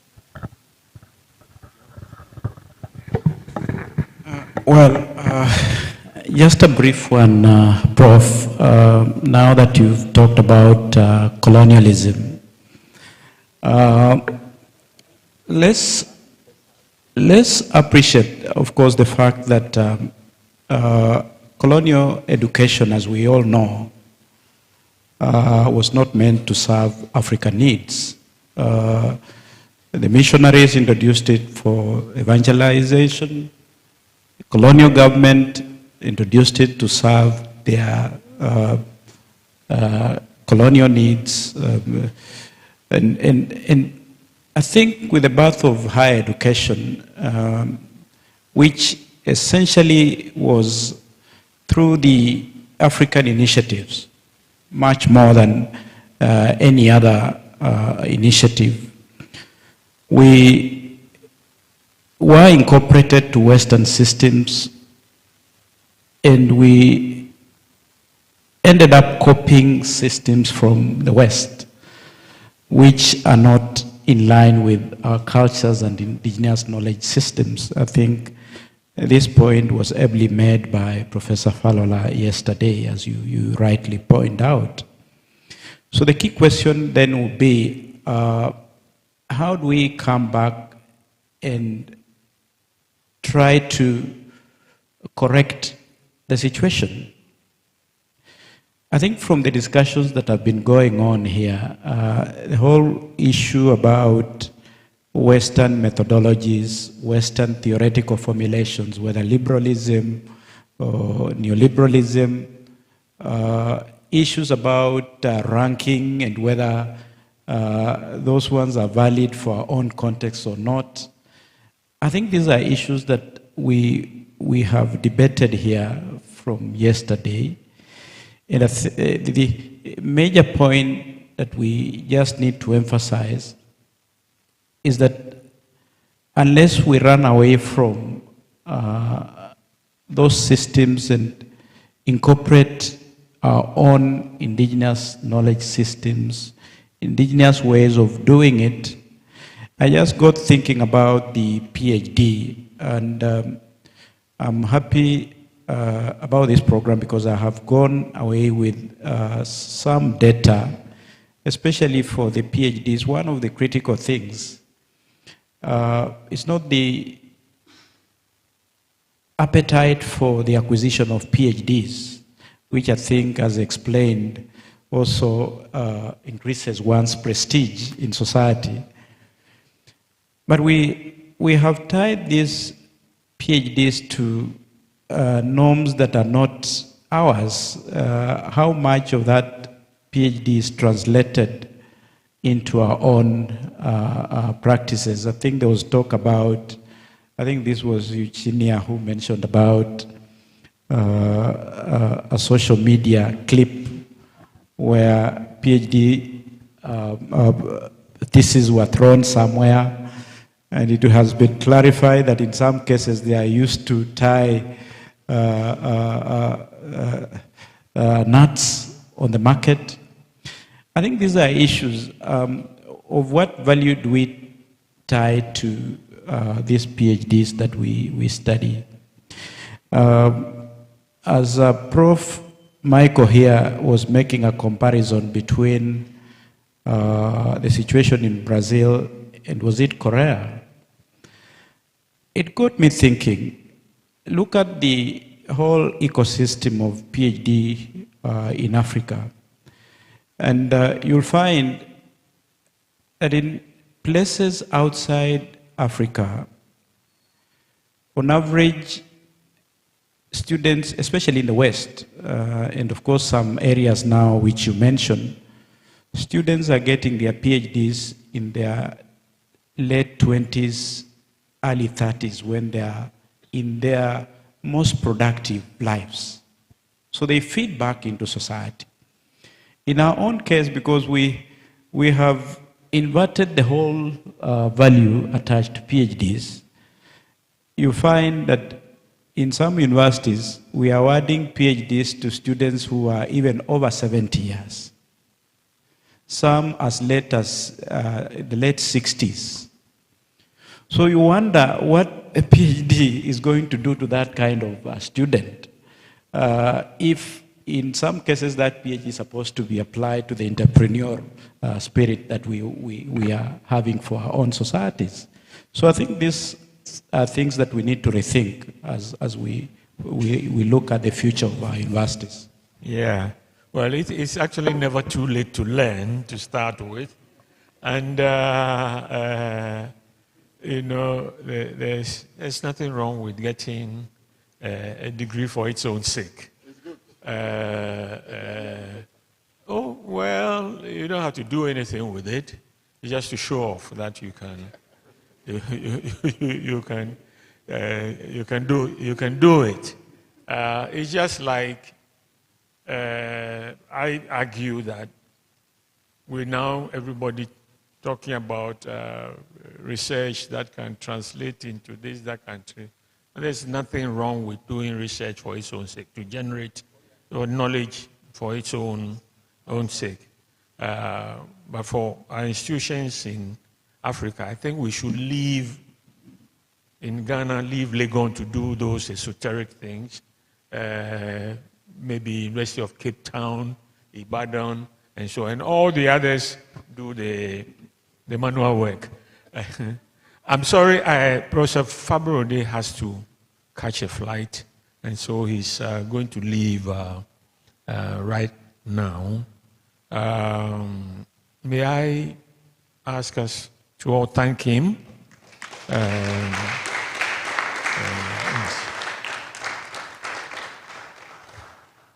So have a safe trip back, and we'll talk. Yeah, thank you very much.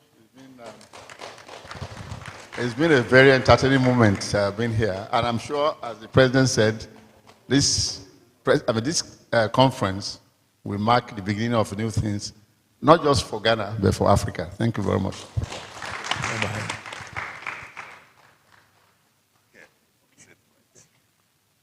So, the students, what do you see? Is there anything wrong with the colonial method by which we are doing things? Or you think there can be changes? And if so, any ideas as to how we can do them? All right.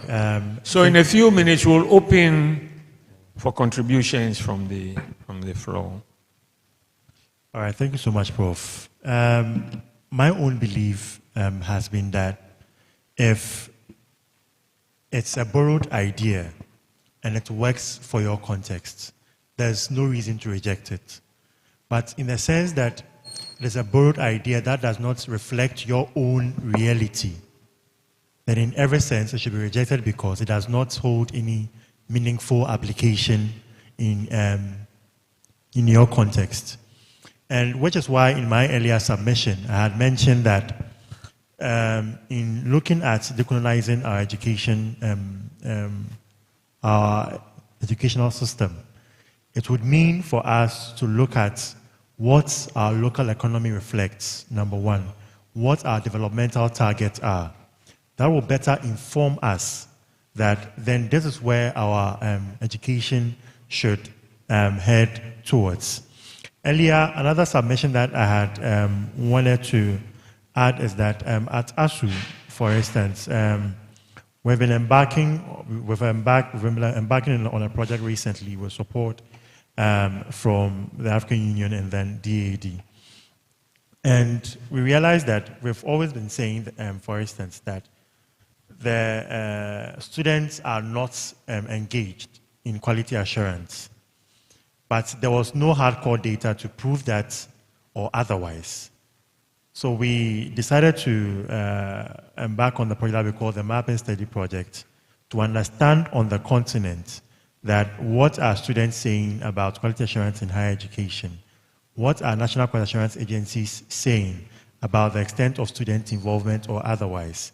What are higher education institutions themselves saying about how can students be engaged in the process of quality assurance or otherwise? So we are currently engaging students, universities, and then national quality assurance agencies, basically to understand this perspective, that how can we begin to redefine the processes towards engaging students as equal stakeholders in reshaping the conversation around quality assurance and procedures. We believe that once we take everything from the perspective of data-backed, then we are better informed about the kind of reforms that are needed within our structures to ensure that it reflects our context and it also reflects our realities. Thank you.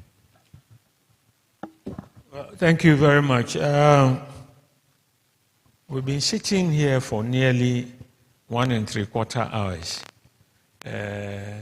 But that you have not noticed means that you are really into the discussion. But we want to open the floor for comments. Generally, there should be comments. But if anybody has said anything that you think should be explained further, you could then direct a question. So the floor is open. Yes, sir. 1 and 2.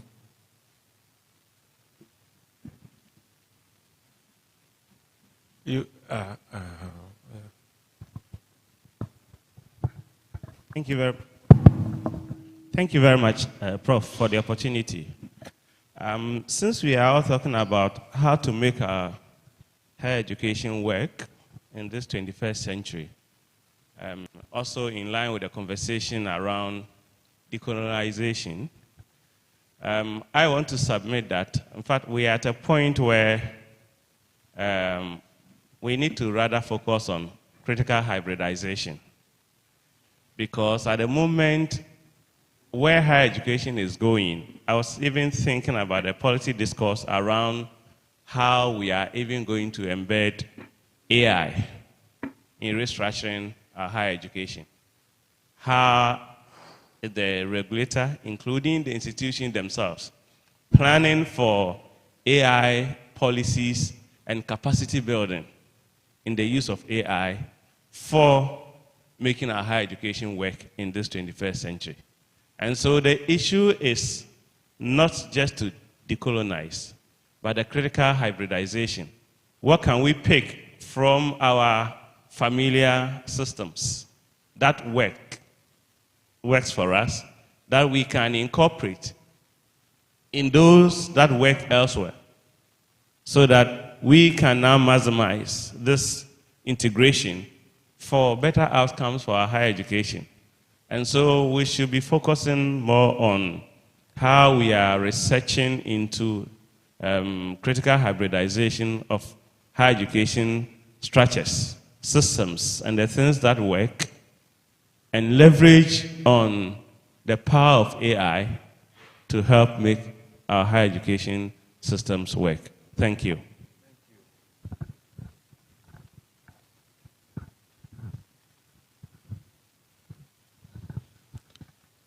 Thank you very much, Prof. Chair, and thanks to all the speakers.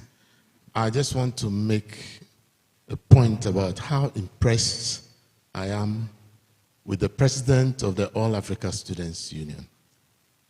If we have leaders like Mr. Peter Koji, then the future for us is bright. I just want to use this platform to encourage you and your colleagues to continue the good work that you're doing. Your ideas, your suggestions are very, very impressive, and I hope you will continue to work hard and sacrifice, because that leadership position entails a lot of sacrifice.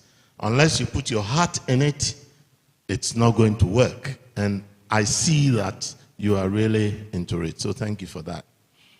I want to make a few observations. I think in the last 2 days, it's been very inspirational for me, what we have heard and what we've discussed here. And I am very keen that we should emphasize, and to agree with my colleague there, educational research and more work on publishing educational research, because it is the landscape is the Kenyans are doing quite well in this area, to be fair, but I think we need a lot, particularly higher education research. I'm also very keen, and I was glad to hear from Sierra Leone about the partnerships, particularly educational partnerships between institutions for building capacity for their own educational system. We go back a very long way in terms of our partnership with Sierra Leone, and the chairman here has been involved and knows the history in terms of helping to establish the medical school in Sierra Leone and so on and so forth. But to see an institution working with other institutions across West Africa for the training of postgraduates, PhDs, we used to receive some who came to study medicine from the Gambia and Sierra Leone and so on. So it's good to see this. I want to mention that in terms of those partnerships and harmonizing and bringing curricula together, we have a European project that I'm part of. It's a consortium. It involves the Kwame Nkrumah University of Science and Technology, the University of Ghana, University of Health and Allied Sciences, and the University of the Gambia. And we are currently developing a common curriculum for a Master of Public Health program with a particular focus and interest in non-communicable diseases. So it is possible for institutions to come together and work in this way. And we are working with our European partners from the Netherlands, from Germany, and from Belgium. So these partnerships that keynote speakers and others have spoken about, and as the president of the All Africa Students said, if it's working somewhere and we can learn from them and bring it to help us, then we should do that. In fact, we are using a problem-based approach and we are introducing challenge-based learning in this curriculum. Thank you. Thank you very much. Just a moment. Or you pass on, okay. No, you finish and we'll give... All right, thank you so much for your insightful discussions. I'm one of those people that still believe that we have one of the best educational systems in the world. And I often said, if you have any doubt, just look into this room. We are all products of this system. I've been to 6 universities in my lifetime, including MIT and Princeton. I've worked for 3 Fortune 500 companies. I've taught in 2 universities in Ghana. And I can tell you, our kids are doing amazing things in the world. The challenge we have is simple. Our educational system, like all of you confess, was initiated to produce employees to replace colonialists that were living. That was the objective. And it worked for a very long time. Like every factory, we produce in excess. Now it's time for us to flip the switch on the other side and say, instead of producing employees, how do we produce employers? Now, I'm from the sciences and technology, so decolonization is not a problem for me. If it works in Russia, it's going to work here. A hospital bed is an hospital bed, whether it's in Russia or it's in Ghana.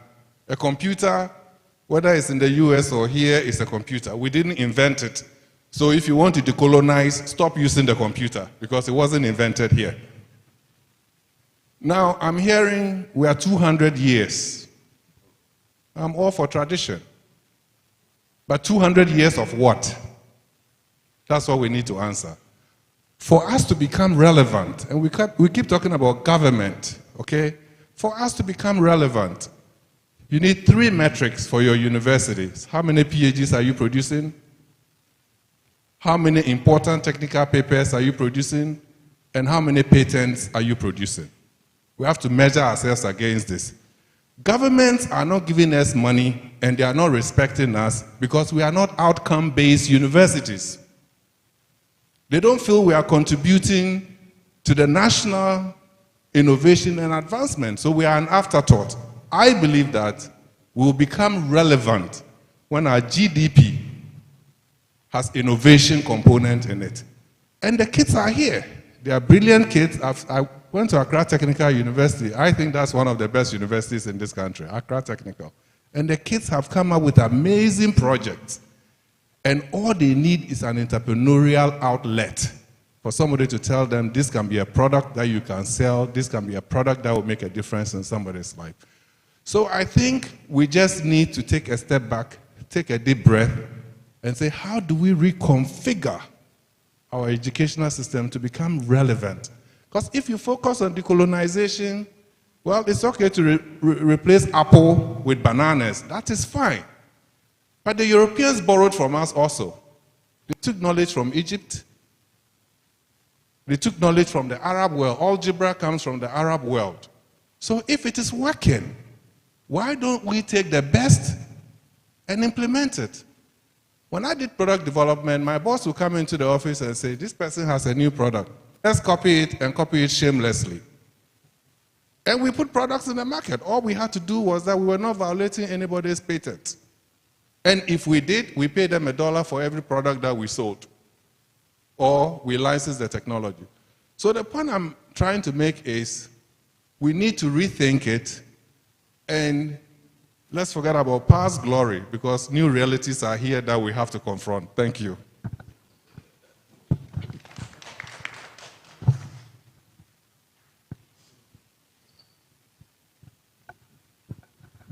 Okay, thank you for very insightful discussion.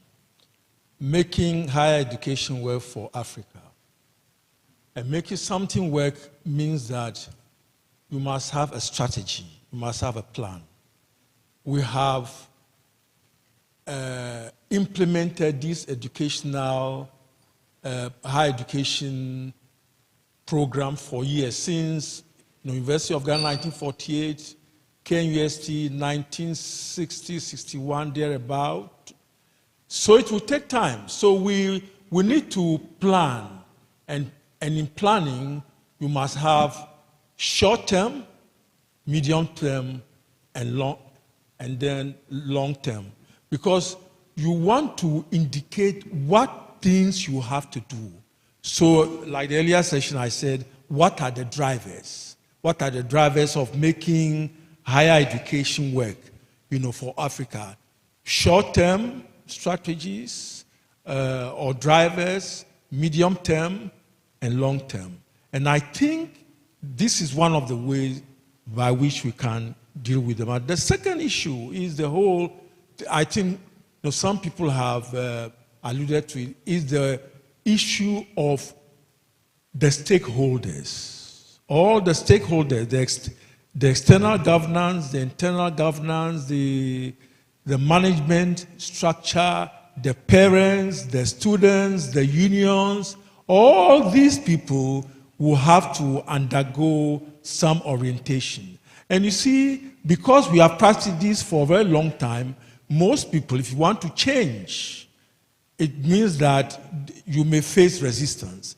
This, if you want to make something work which has been in practice for long, you are going to face resistance. And in facing resistance, one way of dealing with resistance is an orientation for all the stakeholders. It's very important. We must deal with that. The other strategy which I've also mentioned, and which will also help, whether we like it or not, we have moved from a colonial university to a national university or Africanized university to an entrepreneurial university, or what they now call the neoliberal university, or even academic capitalism.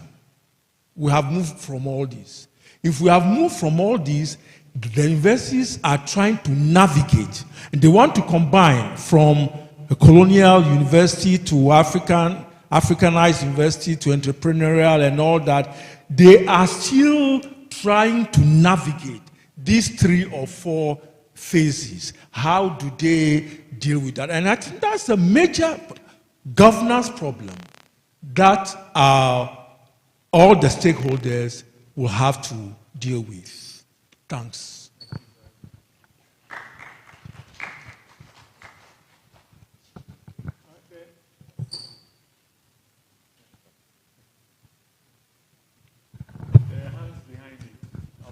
Okay, so thank you very much. Prof, I have about 3 concerns. One is about this indigenous knowledge that we are talking about. I sometimes get confused, and ask myself, what is this indigenous knowledge that we are talking about? Because from what Dr. Techi even said, that a friend brewed pito. No, the principles used to produce pito, they are scientific. And these principles are universal. Titration, heat transfers, and all those things. So why do you decide to call them indigenous knowledge? No. So I think that it's part of the scientific processes, and these are universal principles. What is the difference between pito brewing in my village and wine production in Germany? The process is the same. So we should also be careful about how we talk about this scientific indigenous knowledge. Then, decolonization. I was in South Africa when this decolonization drive started. What I never heard scholars discuss is decolonizing funding. They talked about everything except funding. So if we mean business, then we should also start talking about how we are going to decolonize funding. Other than that, I think we are trying to be a bit hypocrites. And the issue is that decolonize and take what? Do we have the scientific tools to account for all our realities? So I think I will go for what Francis advocated. You know, I think it's sometimes it becomes so political and not the discussion is not scientific, and I think you should look at that. Then the next one goes to GTech. I think they've been talking about quality assurance. You know, but we know that the quality itself is a complex concept. So assuring it is also very complex. So how do they expect people to assure quality if nobody is training anybody on how to assure quality? You know, because what I know is that in the university, you'll be there and a professor will be appointed to head a quality assurance office, maybe from agriculture department.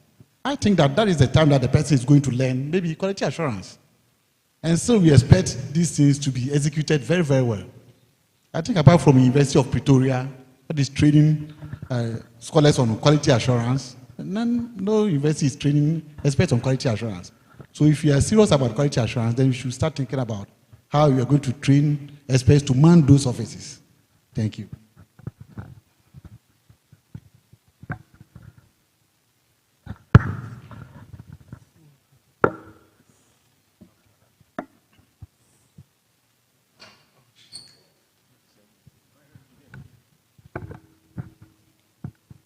Yeah, Mr. Chairman and panel members, I was not going to say anything and listen because I'm in a learning mode, very much so. But the question that is before us is, how do we make a higher education work for Africa? How do we make a higher education work for Africa? That's $1 million question. And it is not a one-step event. Professor Joai talked about we need a plan. A plan, a short-term, medium-term, a long-term. But we are looking at what kind of university can we form, build, to be able to help us manage the problems that confront us as a nation, as a continent. I think that is the concept. That's why we are making all this noise. How do we build our universities in such a way that we can utilize the universities to solve our problems, developmental problems, personal, all the things that we need to survive as Africans. And we're not going to throw away knowledge that has come from without, but we must also not throw away knowledge that is indigenous, that will align with our well-being, the things that we believe in. We can't throw them away. And so it must be a combination. As someone just said, I think the last speaker said, the Portuguese came here and learned things from us and took away. We are learning things from them, but we are throwing away ours. A short while ago, there was a conflict of P2 residues being something and then somebody. We are fighting amongst ourselves. It is a new concept, so you add on. You don't throw away. But then we must have targets. What do we want exactly our universities to do for us? And how do we get what we want done? This is the question we are asking ourselves. One of the things that I want to say, not very good at all these talk, we must make sure that the universities as higher education, because we are assuming that we have primary, secondary, and they come to this level, we used the problem-based learning because we want to use the education to solve problems that confront us, that makes it difficult for us to develop. So let us use approaches, problem-based learning, to solve our problems. Number two, one of the simplest things is the industry-university partnership. We must not forget that. The small industries, especially that are emerging, let us use the bright and talented young people to seek out methods to assist them in improving their methods while the students are also learning. And one of the proposals that I will make is that our universities, whichever faculty, whichever department, we must endeavor to establish chairs. Chair of chemistry. I am a recipient of a chair of chemistry, Unilever chair. I went to Kumasi as a chair of chemistry so that I can facilitate chemistry as Unilever sees it in production of soap, Pepsodent, or whatnot. That is the concept. So industry, university partnerships is important. And then we can use what the industries do as part of our learning approaches, the semester attachment courses, practical. They can, because they have a chair in your university, you can have some students go there to even learn, suggest ideas as to how they can improve their systems. As the students also learn, the bright students will learn from the things, they might come with new ideas. So industry-university partnership is very important. And we must endeavor to have chairs, at least in most of the departments, so that the industry will have a chair there, can throw in problems that they have in the industry. The university works on those, give them feedback, and that collaboration will enhance the funding gap that we've been talking about yesterday. We can't do so many things because we have no money. Kudibabu. But we need money to do everything. In every university, the architecture is there, you have your pedagogy, but the fundamental, the foundation, is funding and governance. GTI people will tell you, you can have all the money, but if you don't have good governance, the money will be blown away. If you have all the best brains and there's no money, you will stand where you are because you can't do the things you want to do. You have the ideas, but there's nothing to push the ideas, and that will not work. So my little contribution is that let us define our targets and what we want to do, and then go for it. But we know that there are different types of universities. We have the universities that are for intellectual discourse, which serves the intellectual imperative. We have the universities that serve the economic imperative, and those that serve the social imperative. Which ones are we going to do? And we need, of course, we need all of them. So the concept of differentiation, even as we move forward to form university, we must know which university is doing what. And there's no point for a university which is meant for to solve the economic imperative, be doing courses that are meant for those which are to serve the social imperative. So the differentiation is important. And GTEC, I know the GTEC because I've been with you for some time. And I told you people about this regulatory thing. A university works on innovation. They come up with new things. And GTEC will say, no, that's not how you are supposed to do it. And you are stuck. So I used to suggest to GTEC, and I'll suggest to you again, go back to learn about what we call the fatal and non-fatal deficiencies. When you are accrediting an institution, there are certain things, if they don't have it, then there's no point giving them accreditation because it's a fatal deficiency. But those that are non-fatal, you use the quality assurance process, you give them a chance and monitor. You have an audit. You do an audit. You give them the accreditation and you audit them before the accreditation ends, 1 year before accreditation ends, before they even put in them. This is what must be done. Instead of saying that, oh, you haven't gotten the staircase up to the 4th floor, so I won't give you accreditation. But that is not fatal. These are some of the things that you must look and incorporate in your accreditation process. Thank you, I'm done.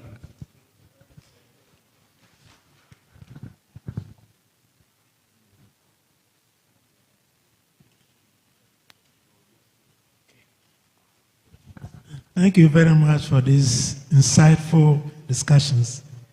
I want to talk about only one thing.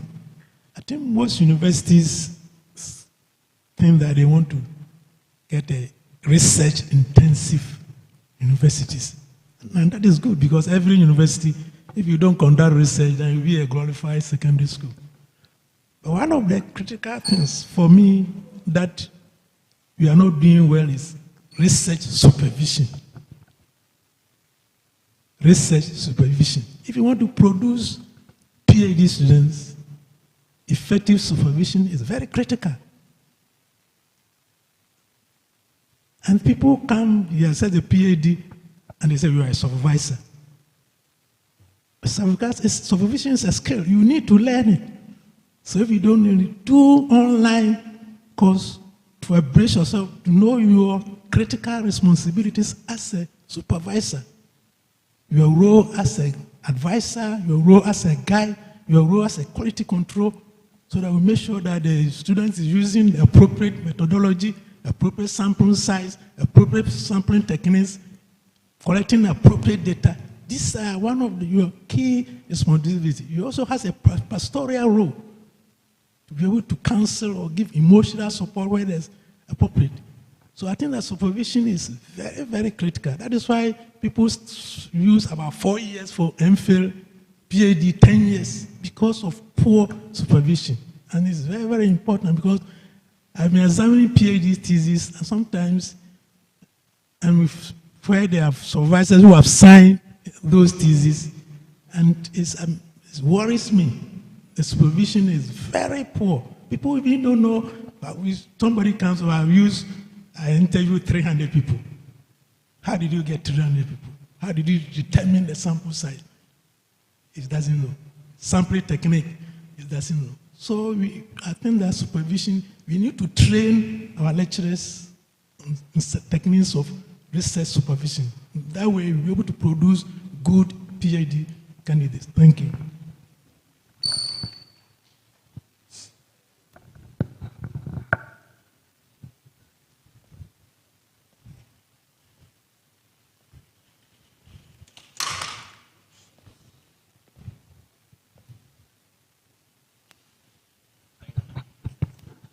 I think the first thing is actually to thank the organizers for allowing me, for accepting my abstract.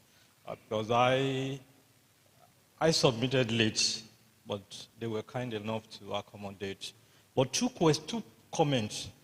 I think I would like to re-echo the point Prof made, which is about decolonization is not about burning down the library or throwing away the laptops. We'll continue to use the laptop, but decolonization is simply asking you or asking us, as Africans, are we so bad that we can't look back to learn from our own lessons? That is the simple question that decolonization is. It's actually a means to an end. The second point I would like to raise is actually, I think, I was always looking at Prof and the former Vice Chancellor of Obafemi Awolowo University. I was seeing the body language, and I was asking myself, would a day come like this where I would have a Ghanaian colleague that I would be having this kind of relationship with? If we can't collaborate, if Legon can't learn from Ibadan in my own generation or even in the next generation, it's problematic. If UNILAG can't learn from KNUST. So I think going forward, probably the academia has done something fantastic by bringing people from different backgrounds together to talk.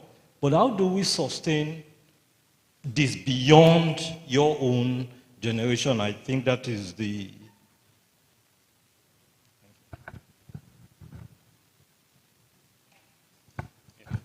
Thank you very much. I also want to take up the debate around decolonization. So I think just like the professor here, I was also in South Africa when the whole decolonization drive, took up steam. And there's a particular video on YouTube of a student who, in the middle of a discussion, said, "Science must fall." And of course, it's a stark, worrying, disturbing statement. I think there's an elementary question that we have to ask ourselves. What kind of an educational system trains a student to think science comes from a particular place?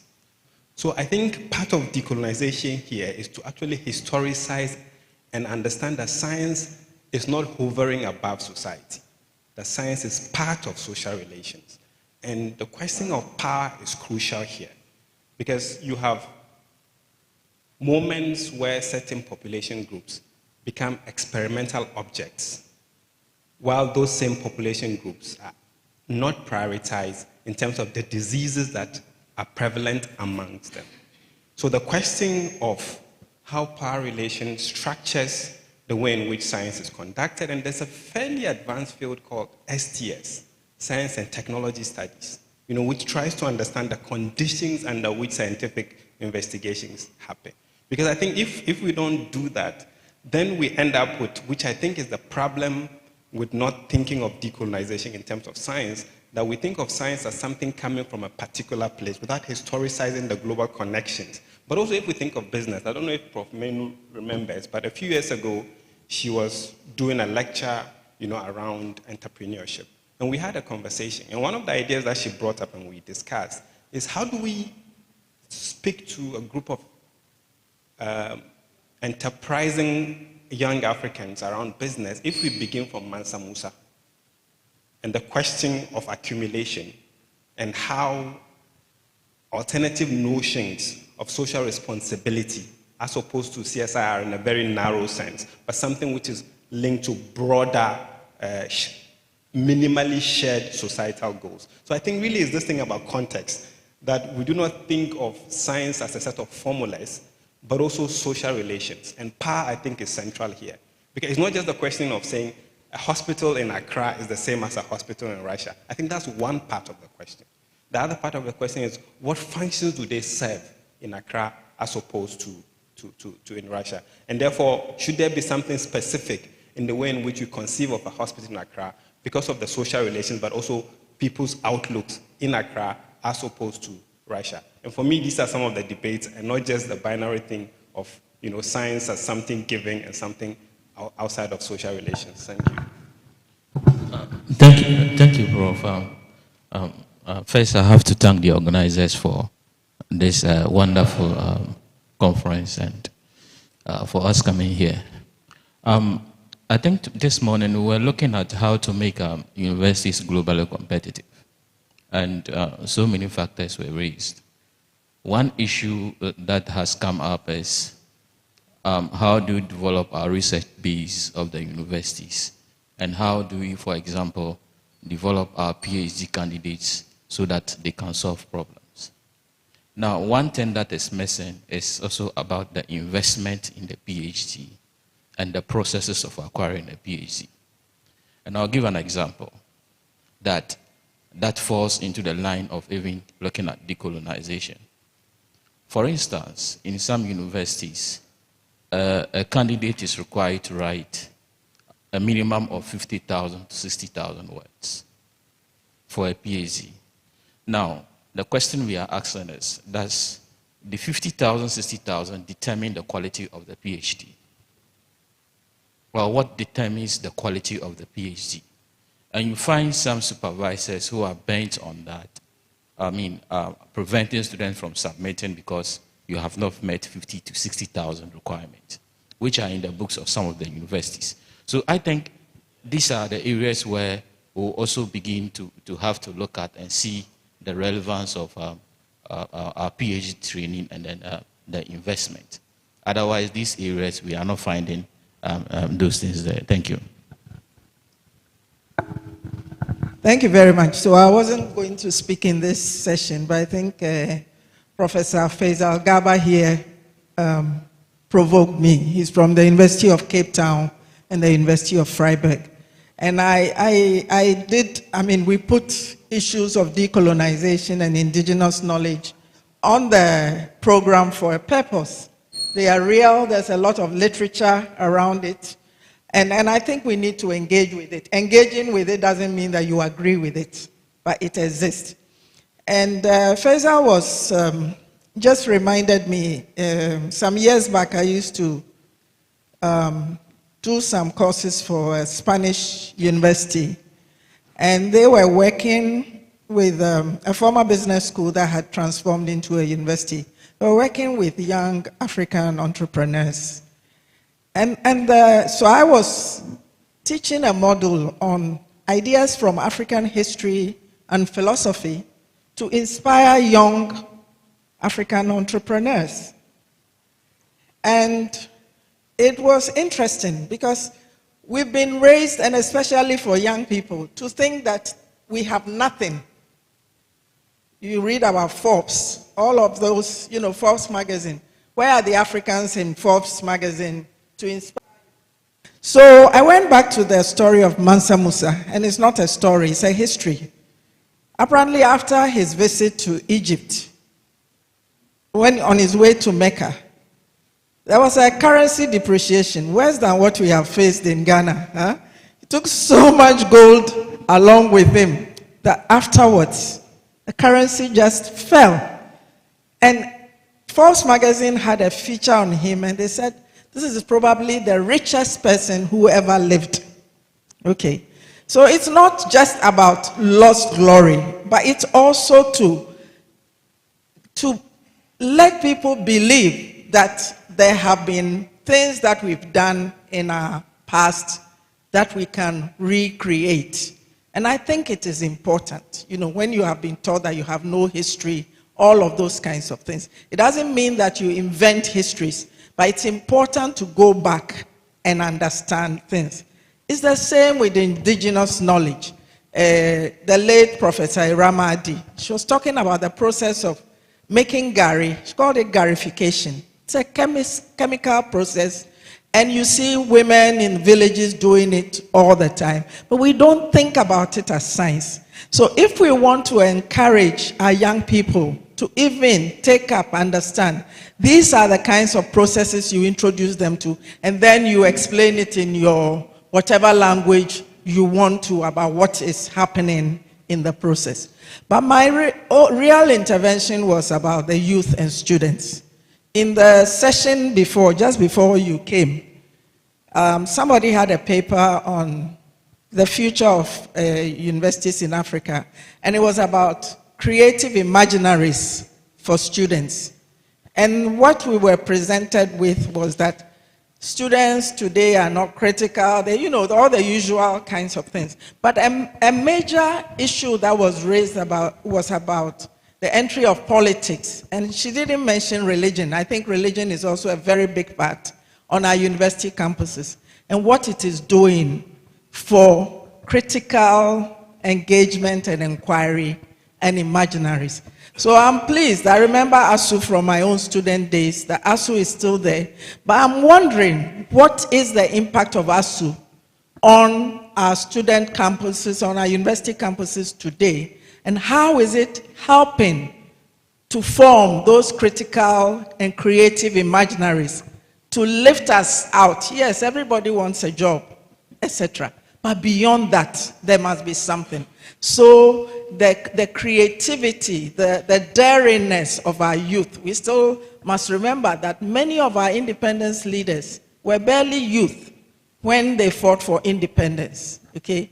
But today, it's a very different story. So I'm really wondering the kind of work. When you read Afrobarometer surveys, students are as backward as the rest of the population, if not more backward. And I'm using backward advisedly in terms of the opinions that they express, about anything. And I'm just wondering, that are we making the speeches in Addis Ababa and in the World University News pages? How is it percolating on our campuses to make our universities fit? Because the universities that we desire, and I think it was Professor Farah Borode who was saying it, it's not just about brick and mortar universities. We must have some imaginaries to carry us forward. Quality assurance, all those kinds of things, the brick and mortar. But beyond that, we need those creative imaginaries. So I'm curious about how we are forging those imaginaries. Thank you. Well, thank you very much. I think we've had a heavy dose of inputs from the floor, and we should be winding. Do you wind up or you wind down, or both? Or you stay? So we should be closing, and so I'll give opportunity to every one of you to say a few words. But because a specific question has been directed to you, I'll let you start. No, it's here. Thank you, Prof, for those questions. I think that what I didn't do well was to initially talk about my organization and perhaps some of the few things that we've been doing for the past few years. I believe that the students' union or the students' movement has evolved. And it has evolved from just advocacy, going to the streets and demanding for things, to also us realizing that in as much as we have rights, we also have responsibilities. So now we have, for ASU, we are trying to encourage Southern Africa, Central Africa, West Africa, North Africa, to encourage all of our national student unions to come to the realization that we do not have to only demand for our rights only. But as much as we are demanding to be part of the table, when we get to the table, what are we contributing? So for instance, we launched a project that we call the Africa Students Governance Index, that we are trying to understand to what extent are students, leaders, actually trying to meet, trying to represent the interests of their constituents well. And, well, maybe I can speak truth on this panel to say that quite a number of them, their students, are actually very politicized, extremely politicized, to the extent that they are not, representing the opinions of their students well, because for some of them, they are being funded by political parties and so on. So when they are up there, then it becomes very difficult for them to speak truth to power. So through the Students' Governance Index, when we got the results, for the past 2 years, we've been running a student leadership program together with the Global Students Forum. And what we do is that at least we try to bring in different stakeholders from UNESCO, Education International, and others to, to speak to them about the real issues and how it's affecting them, how it's affecting their future, and so on. So we are hoping that in the next 3-4 years, at least, there will be a generation of student leaders that will now become conscious of these issues and not just be, be conscious about the small gratification they will get now, but rather think about the bigger picture of that. When we are able to implement or to contribute A, B, C, D to the issues, then these are the results that would come up. For example, I mean, if you look at the days of even nukes, then the days of Haruna Idrisu and co, you'd realize that the student movement was a bit different when they fought for the implementation or even fought for get fund to even their advocacy and all of that to be possible. I think that once, or some of the community that ASU is making and co, we believe that we will change the narrative. For instance, last year in Zambia, we brought students across the continent together in Lusaka, and we did what we call the Africa Music, Arts and Cultural Exhibition. The idea was to give students generally the platform to share their innovative ideas. And I even aside that to get the kind of guidance that they need to, to be very creative in their thinking and so on. Currently, we have quite a number of ongoing partnerships that are all leading to ensure that students, African young Africans are thinking toward the direction of the Africa that we want, trying to establish an Africa that is for us and that is also established by us. So thank you so much for bringing up this, Prof. And we are looking forward to engage more, even on the university campuses, how we can work together with Vice Chancellors, with Dean of Student Affairs, to be able to ensure that students are getting the kind of training that they need to think about what our future as Africans are looking like. Thank you. Yeah. Yes, Prof. Thank you very much. We try our best to support quality assurance. We try our best to support our universities. And we try our best to make sure that our universities are positioned in such a way as to prepare our students for the coming wave of development requirements. However, we don't always get it right. The good thing is that we don't do it ourselves. We do it with you, in partnership with you. as has been said in the morning. GTech, as you compare it per the constitutional requirements, its inception, we've always been there from Nkrumah coming. But over every period, there has been several changes that has been introduced. And every time we grow, and every time we become better. The GTech of today is very different from the NCT that Prof. Tego left. We are vibrant. We have stopped being the back end or the back seaters who are just providing advisors. And now we are more embedded with the universities to support them. And when it comes to quality assurance senior, our job is basically coming to your campus to say, you said you will do A, B, C, D. These are your internal rules. These are your benchmarks. How well are you adhering to them? And so we work with you. It is just natural that your university or every university would appoint people over time to head certain spaces. We encourage the universities, and years ago, I think in collaboration with Prof. Tego, we introduced SALT into the country for senior academic leadership. That was a way of training people who have been appointed into positions. And recently, GTech, in collaboration with the MasterCard Foundation, is rolling out a quality assurance leadership training curriculum that is embedded in, I think, 5 universities: University of Ghana, Winneba, UCC, Valley View, Ken UST. They are expected to roll them out and to support the training of people in several aspects of quality, so that eventually the people who intend to become leaders are required to have taken that program. And if you don't have the certification of that program, you can't lead certain spaces in the university. So we are taking steps. We are not there yet, but we are working vigorously towards it.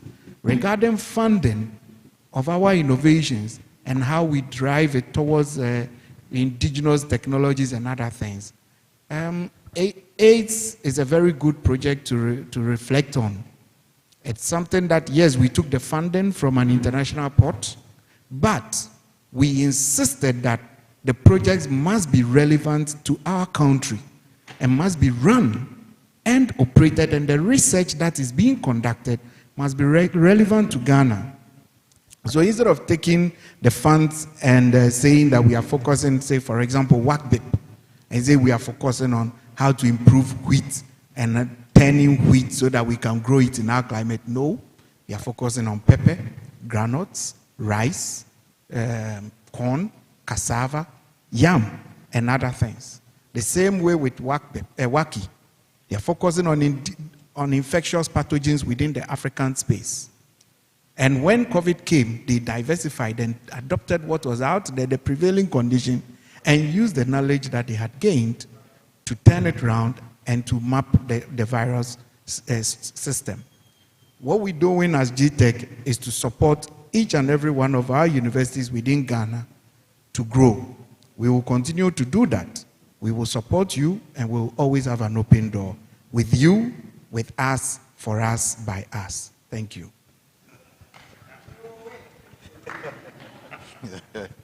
Okay, thank you. Let me start with Doctor on this public health. I'll discuss it with the head of our medical school.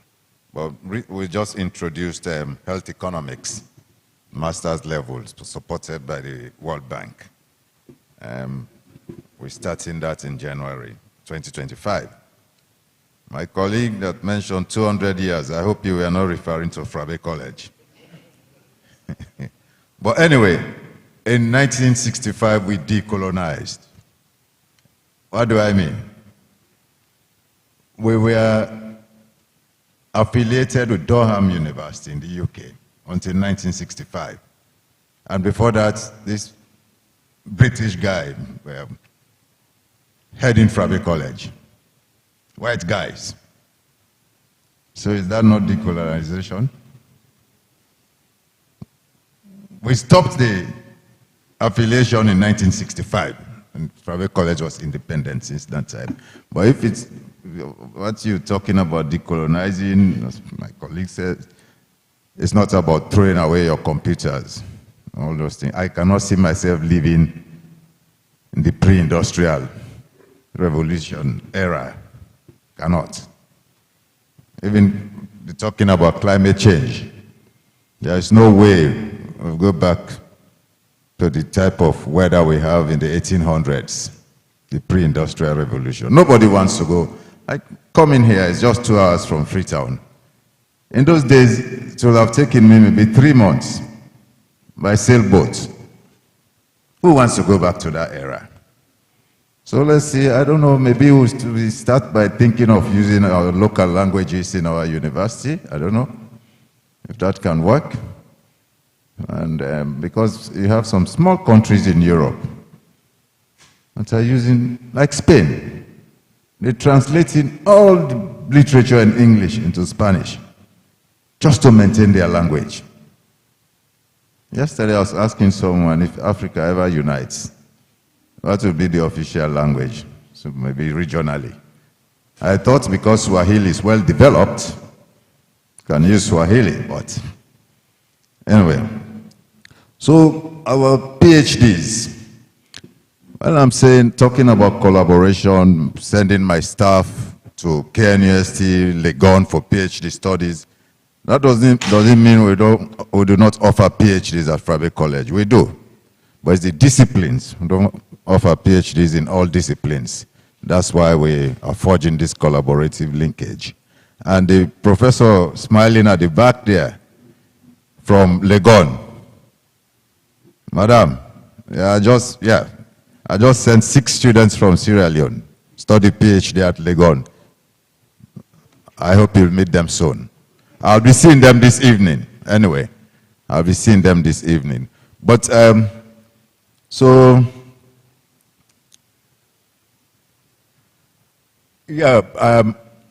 it's 200 years old. As I mentioned earlier, we had a long civil war that destroyed the entire Frabe College. People stole computers. They thought they were television sets. They took everything. So we started all over again. But we're working hard. In the next couple of years, we'll have something to show. With our innovation hubs, 2, one Freetown Innovation Hub, and the one supported by UNDP, we soon have patents, have products for the market.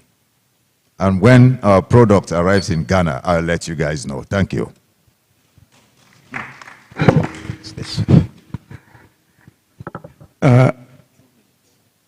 2 minutes. What else can I add? I think it seems to me that we actually all have the answers as to how we can make higher education work for Africa. I think the honors now is with Professor Tachiwa. There are so many books that have already been written in this session alone. Just a recap. I didn't want to miss this because it came from my friend Patrick Swansea. A very interesting way of putting it, but it's a dominant theme on funding, touching on decolonization. He talked about decolonizing funding. I think funding has been a major issue in higher education, going by the discussions that we have had for the last 2 days. And it also boils down to the issue of governance, the issue of autonomy, the issue of independency of higher education institutions. I think the common saying that we all know, that, whoever pays the piper calls the tune, is a very interesting one, but one which we cannot avoid talking about.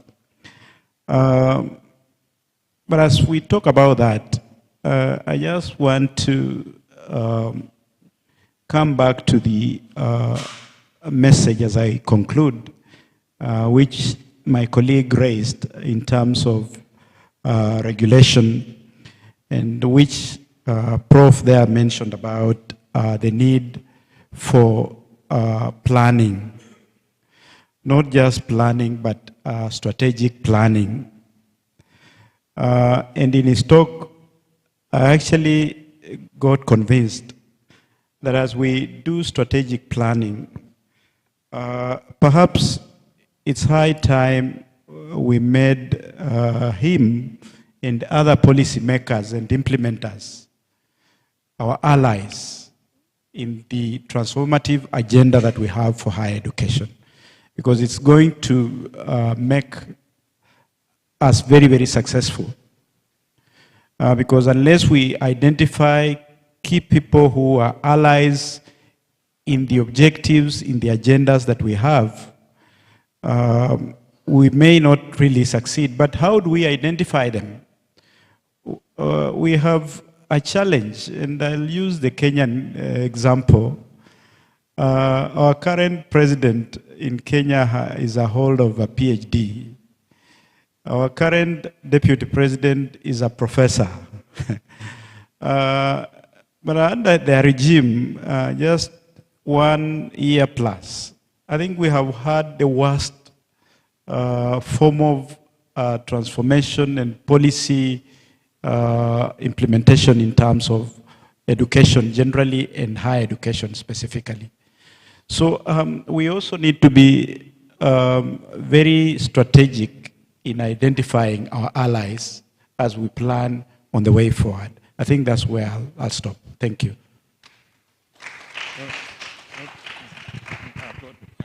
Well,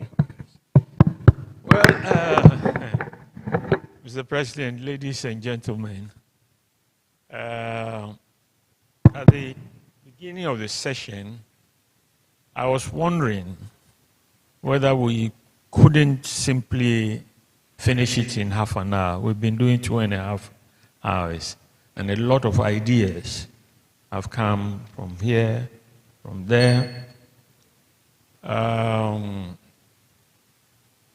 The bottom line, as you know, the questions have been put, is that what is it we want, really? What is it that we want?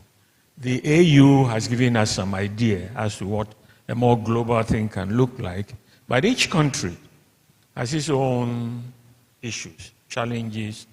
In Ghana, our latest vision, which is probably going to die very soon, is Ghana Beyond Aid.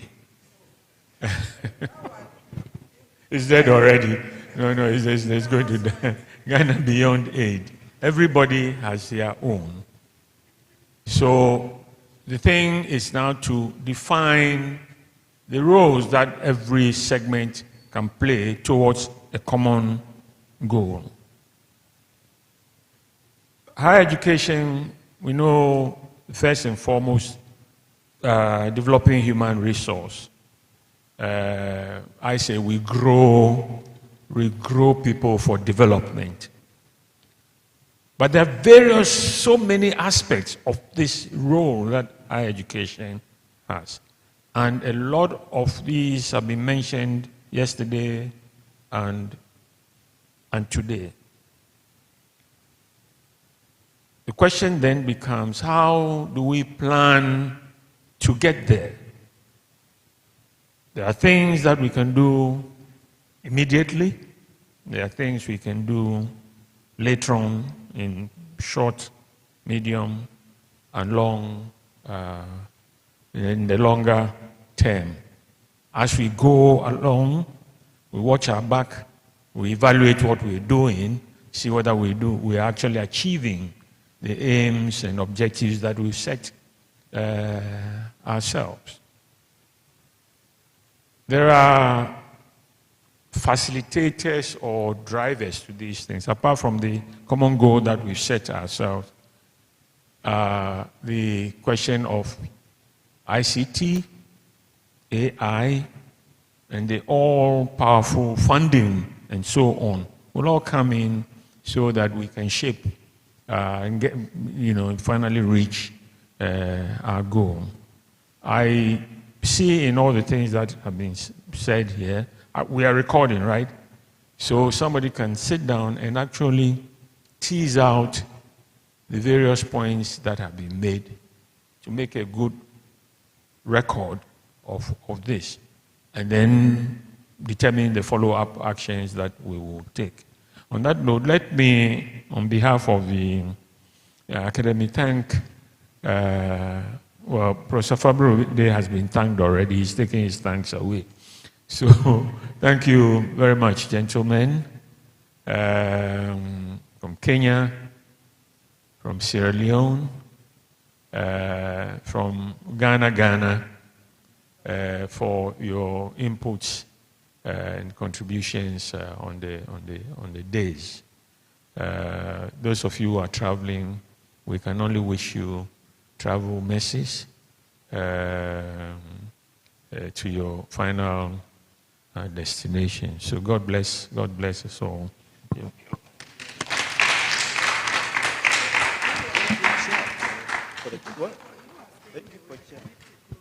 Yeah. No. Are we going to speak again? Am I going to speak? I thought I'd finished speaking, but that's fine. Yeah. So you are supposed to be first. We said speakers. You said speakers. Yes, Professor Kweko, Yeah. Professor Anti, and me. Yeah. So I thought I'd said mine already. All right. So as we close,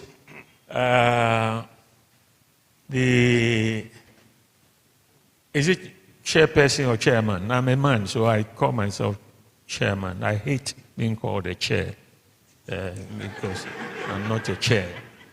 Anyway, it looks like we're coming to the end of the entire project. We have had some challenges along the way. I think Professor Techua Menu gave a lowdown on the processes and so on. But overall, it's been a fantastic journey. We have worked with several people preparing background papers, others becoming discussants, and so on. This gentleman, Professor Ephraim here, poor chap, we got him to become discussant on at least 2 occasions, and he's been very willing to. Everybody has done their bit. For me,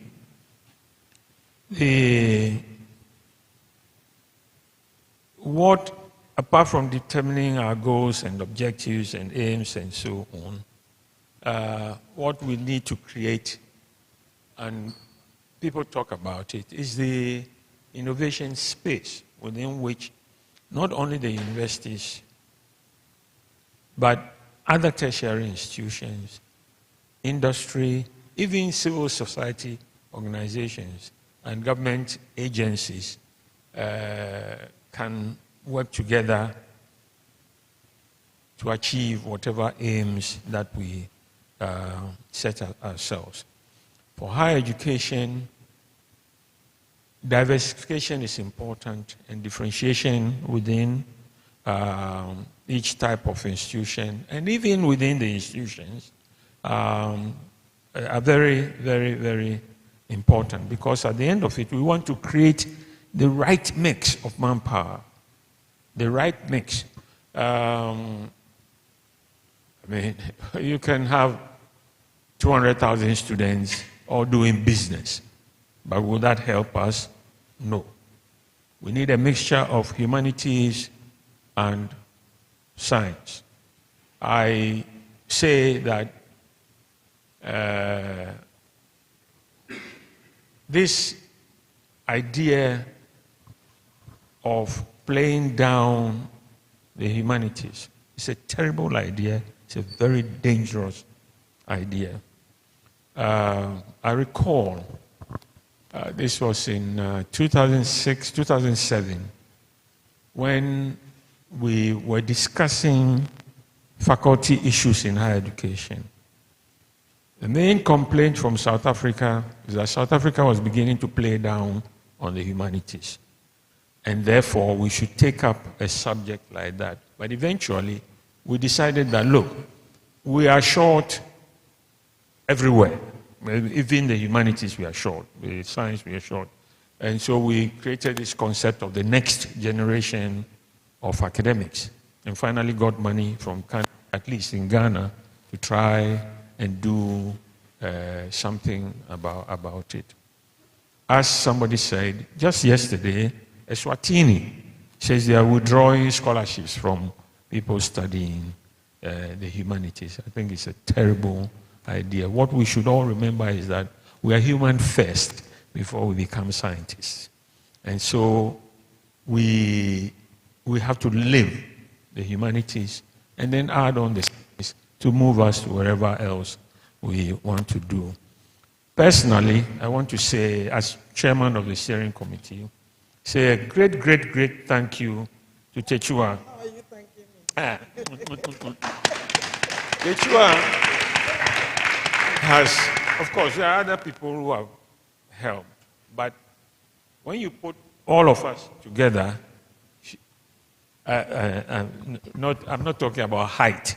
I'm telling you, she stands very tall, almost single-handedly has carried this project, and I think you deserve every thanks. On that note, may I hand over to the next person who is the president to speak. Thank you very much. I must say that this has been a very stimulating and mind-expanding conference. The workshop has been great, and the level of contributions, the insights that we've gotten, I really want to add to what Tego said, is that we should go and look at the recordings and extract the key ideas and try to use them. I also want us to see ourselves as the start of a community of people very interested in transforming higher education in our region and beyond.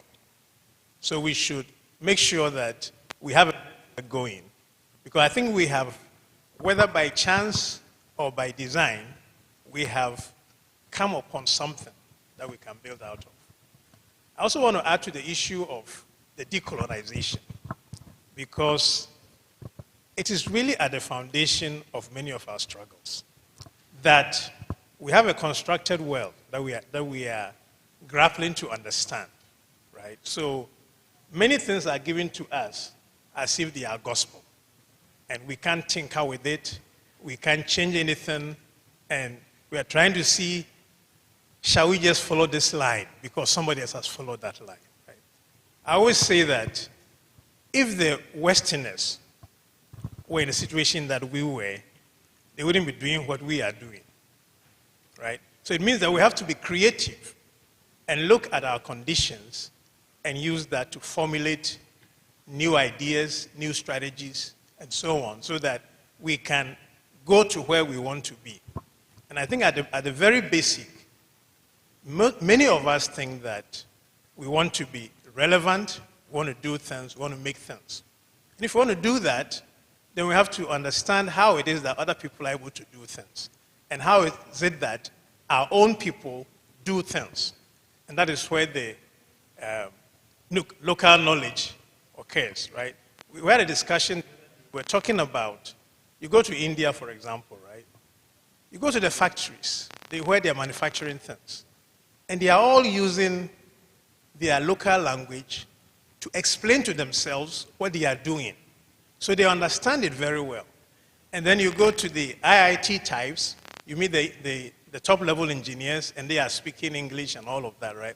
But it's like at the very basic, they have to understand and own what they are doing. So you need to think of ourselves that we also want to make things. We shouldn't just consume, we should also make things. And to make things, you have to understand it, you have to practice, you have to experiment, and you have to tinker and repeat until you master it. And then when we master it, we have to also increase the scale of it. You have to do it more intensively, and replicate it. And that is how you get to become relevant and become comfortable with what we are doing. So let's take what we have started and use it to replicate, to think, and start to create the kind of vision that we all think we have. Thank you. Thank you very much. So I want to start by asking you to thank these men on the stage. They are not the only ones, but you know, they were saying, I've done this. I couldn't have done it by myself. So there are people that I have helped me. Anytime I have a problem, I call them, and they have been ready to help. There are others sitting here who have also helped very much. I didn't conceive the project by myself. It was Professor Sifadede, Professor Aiti, and myself. But we have had all the support that we've needed. And then I have a project support team, Miss Mama, who has just gone out of the door, and Mr. Chazansri in the academy, who have worked with me. There was also Mr. Francis Ankra, the former Deputy Executive Secretary. So they've worked with me to make sure that we have delivered or tried to deliver. But of course, the highlight has been this closing conference. And as I said, the attendance has not been impressive. It has not reflected even the people who have come to the policy dialogues.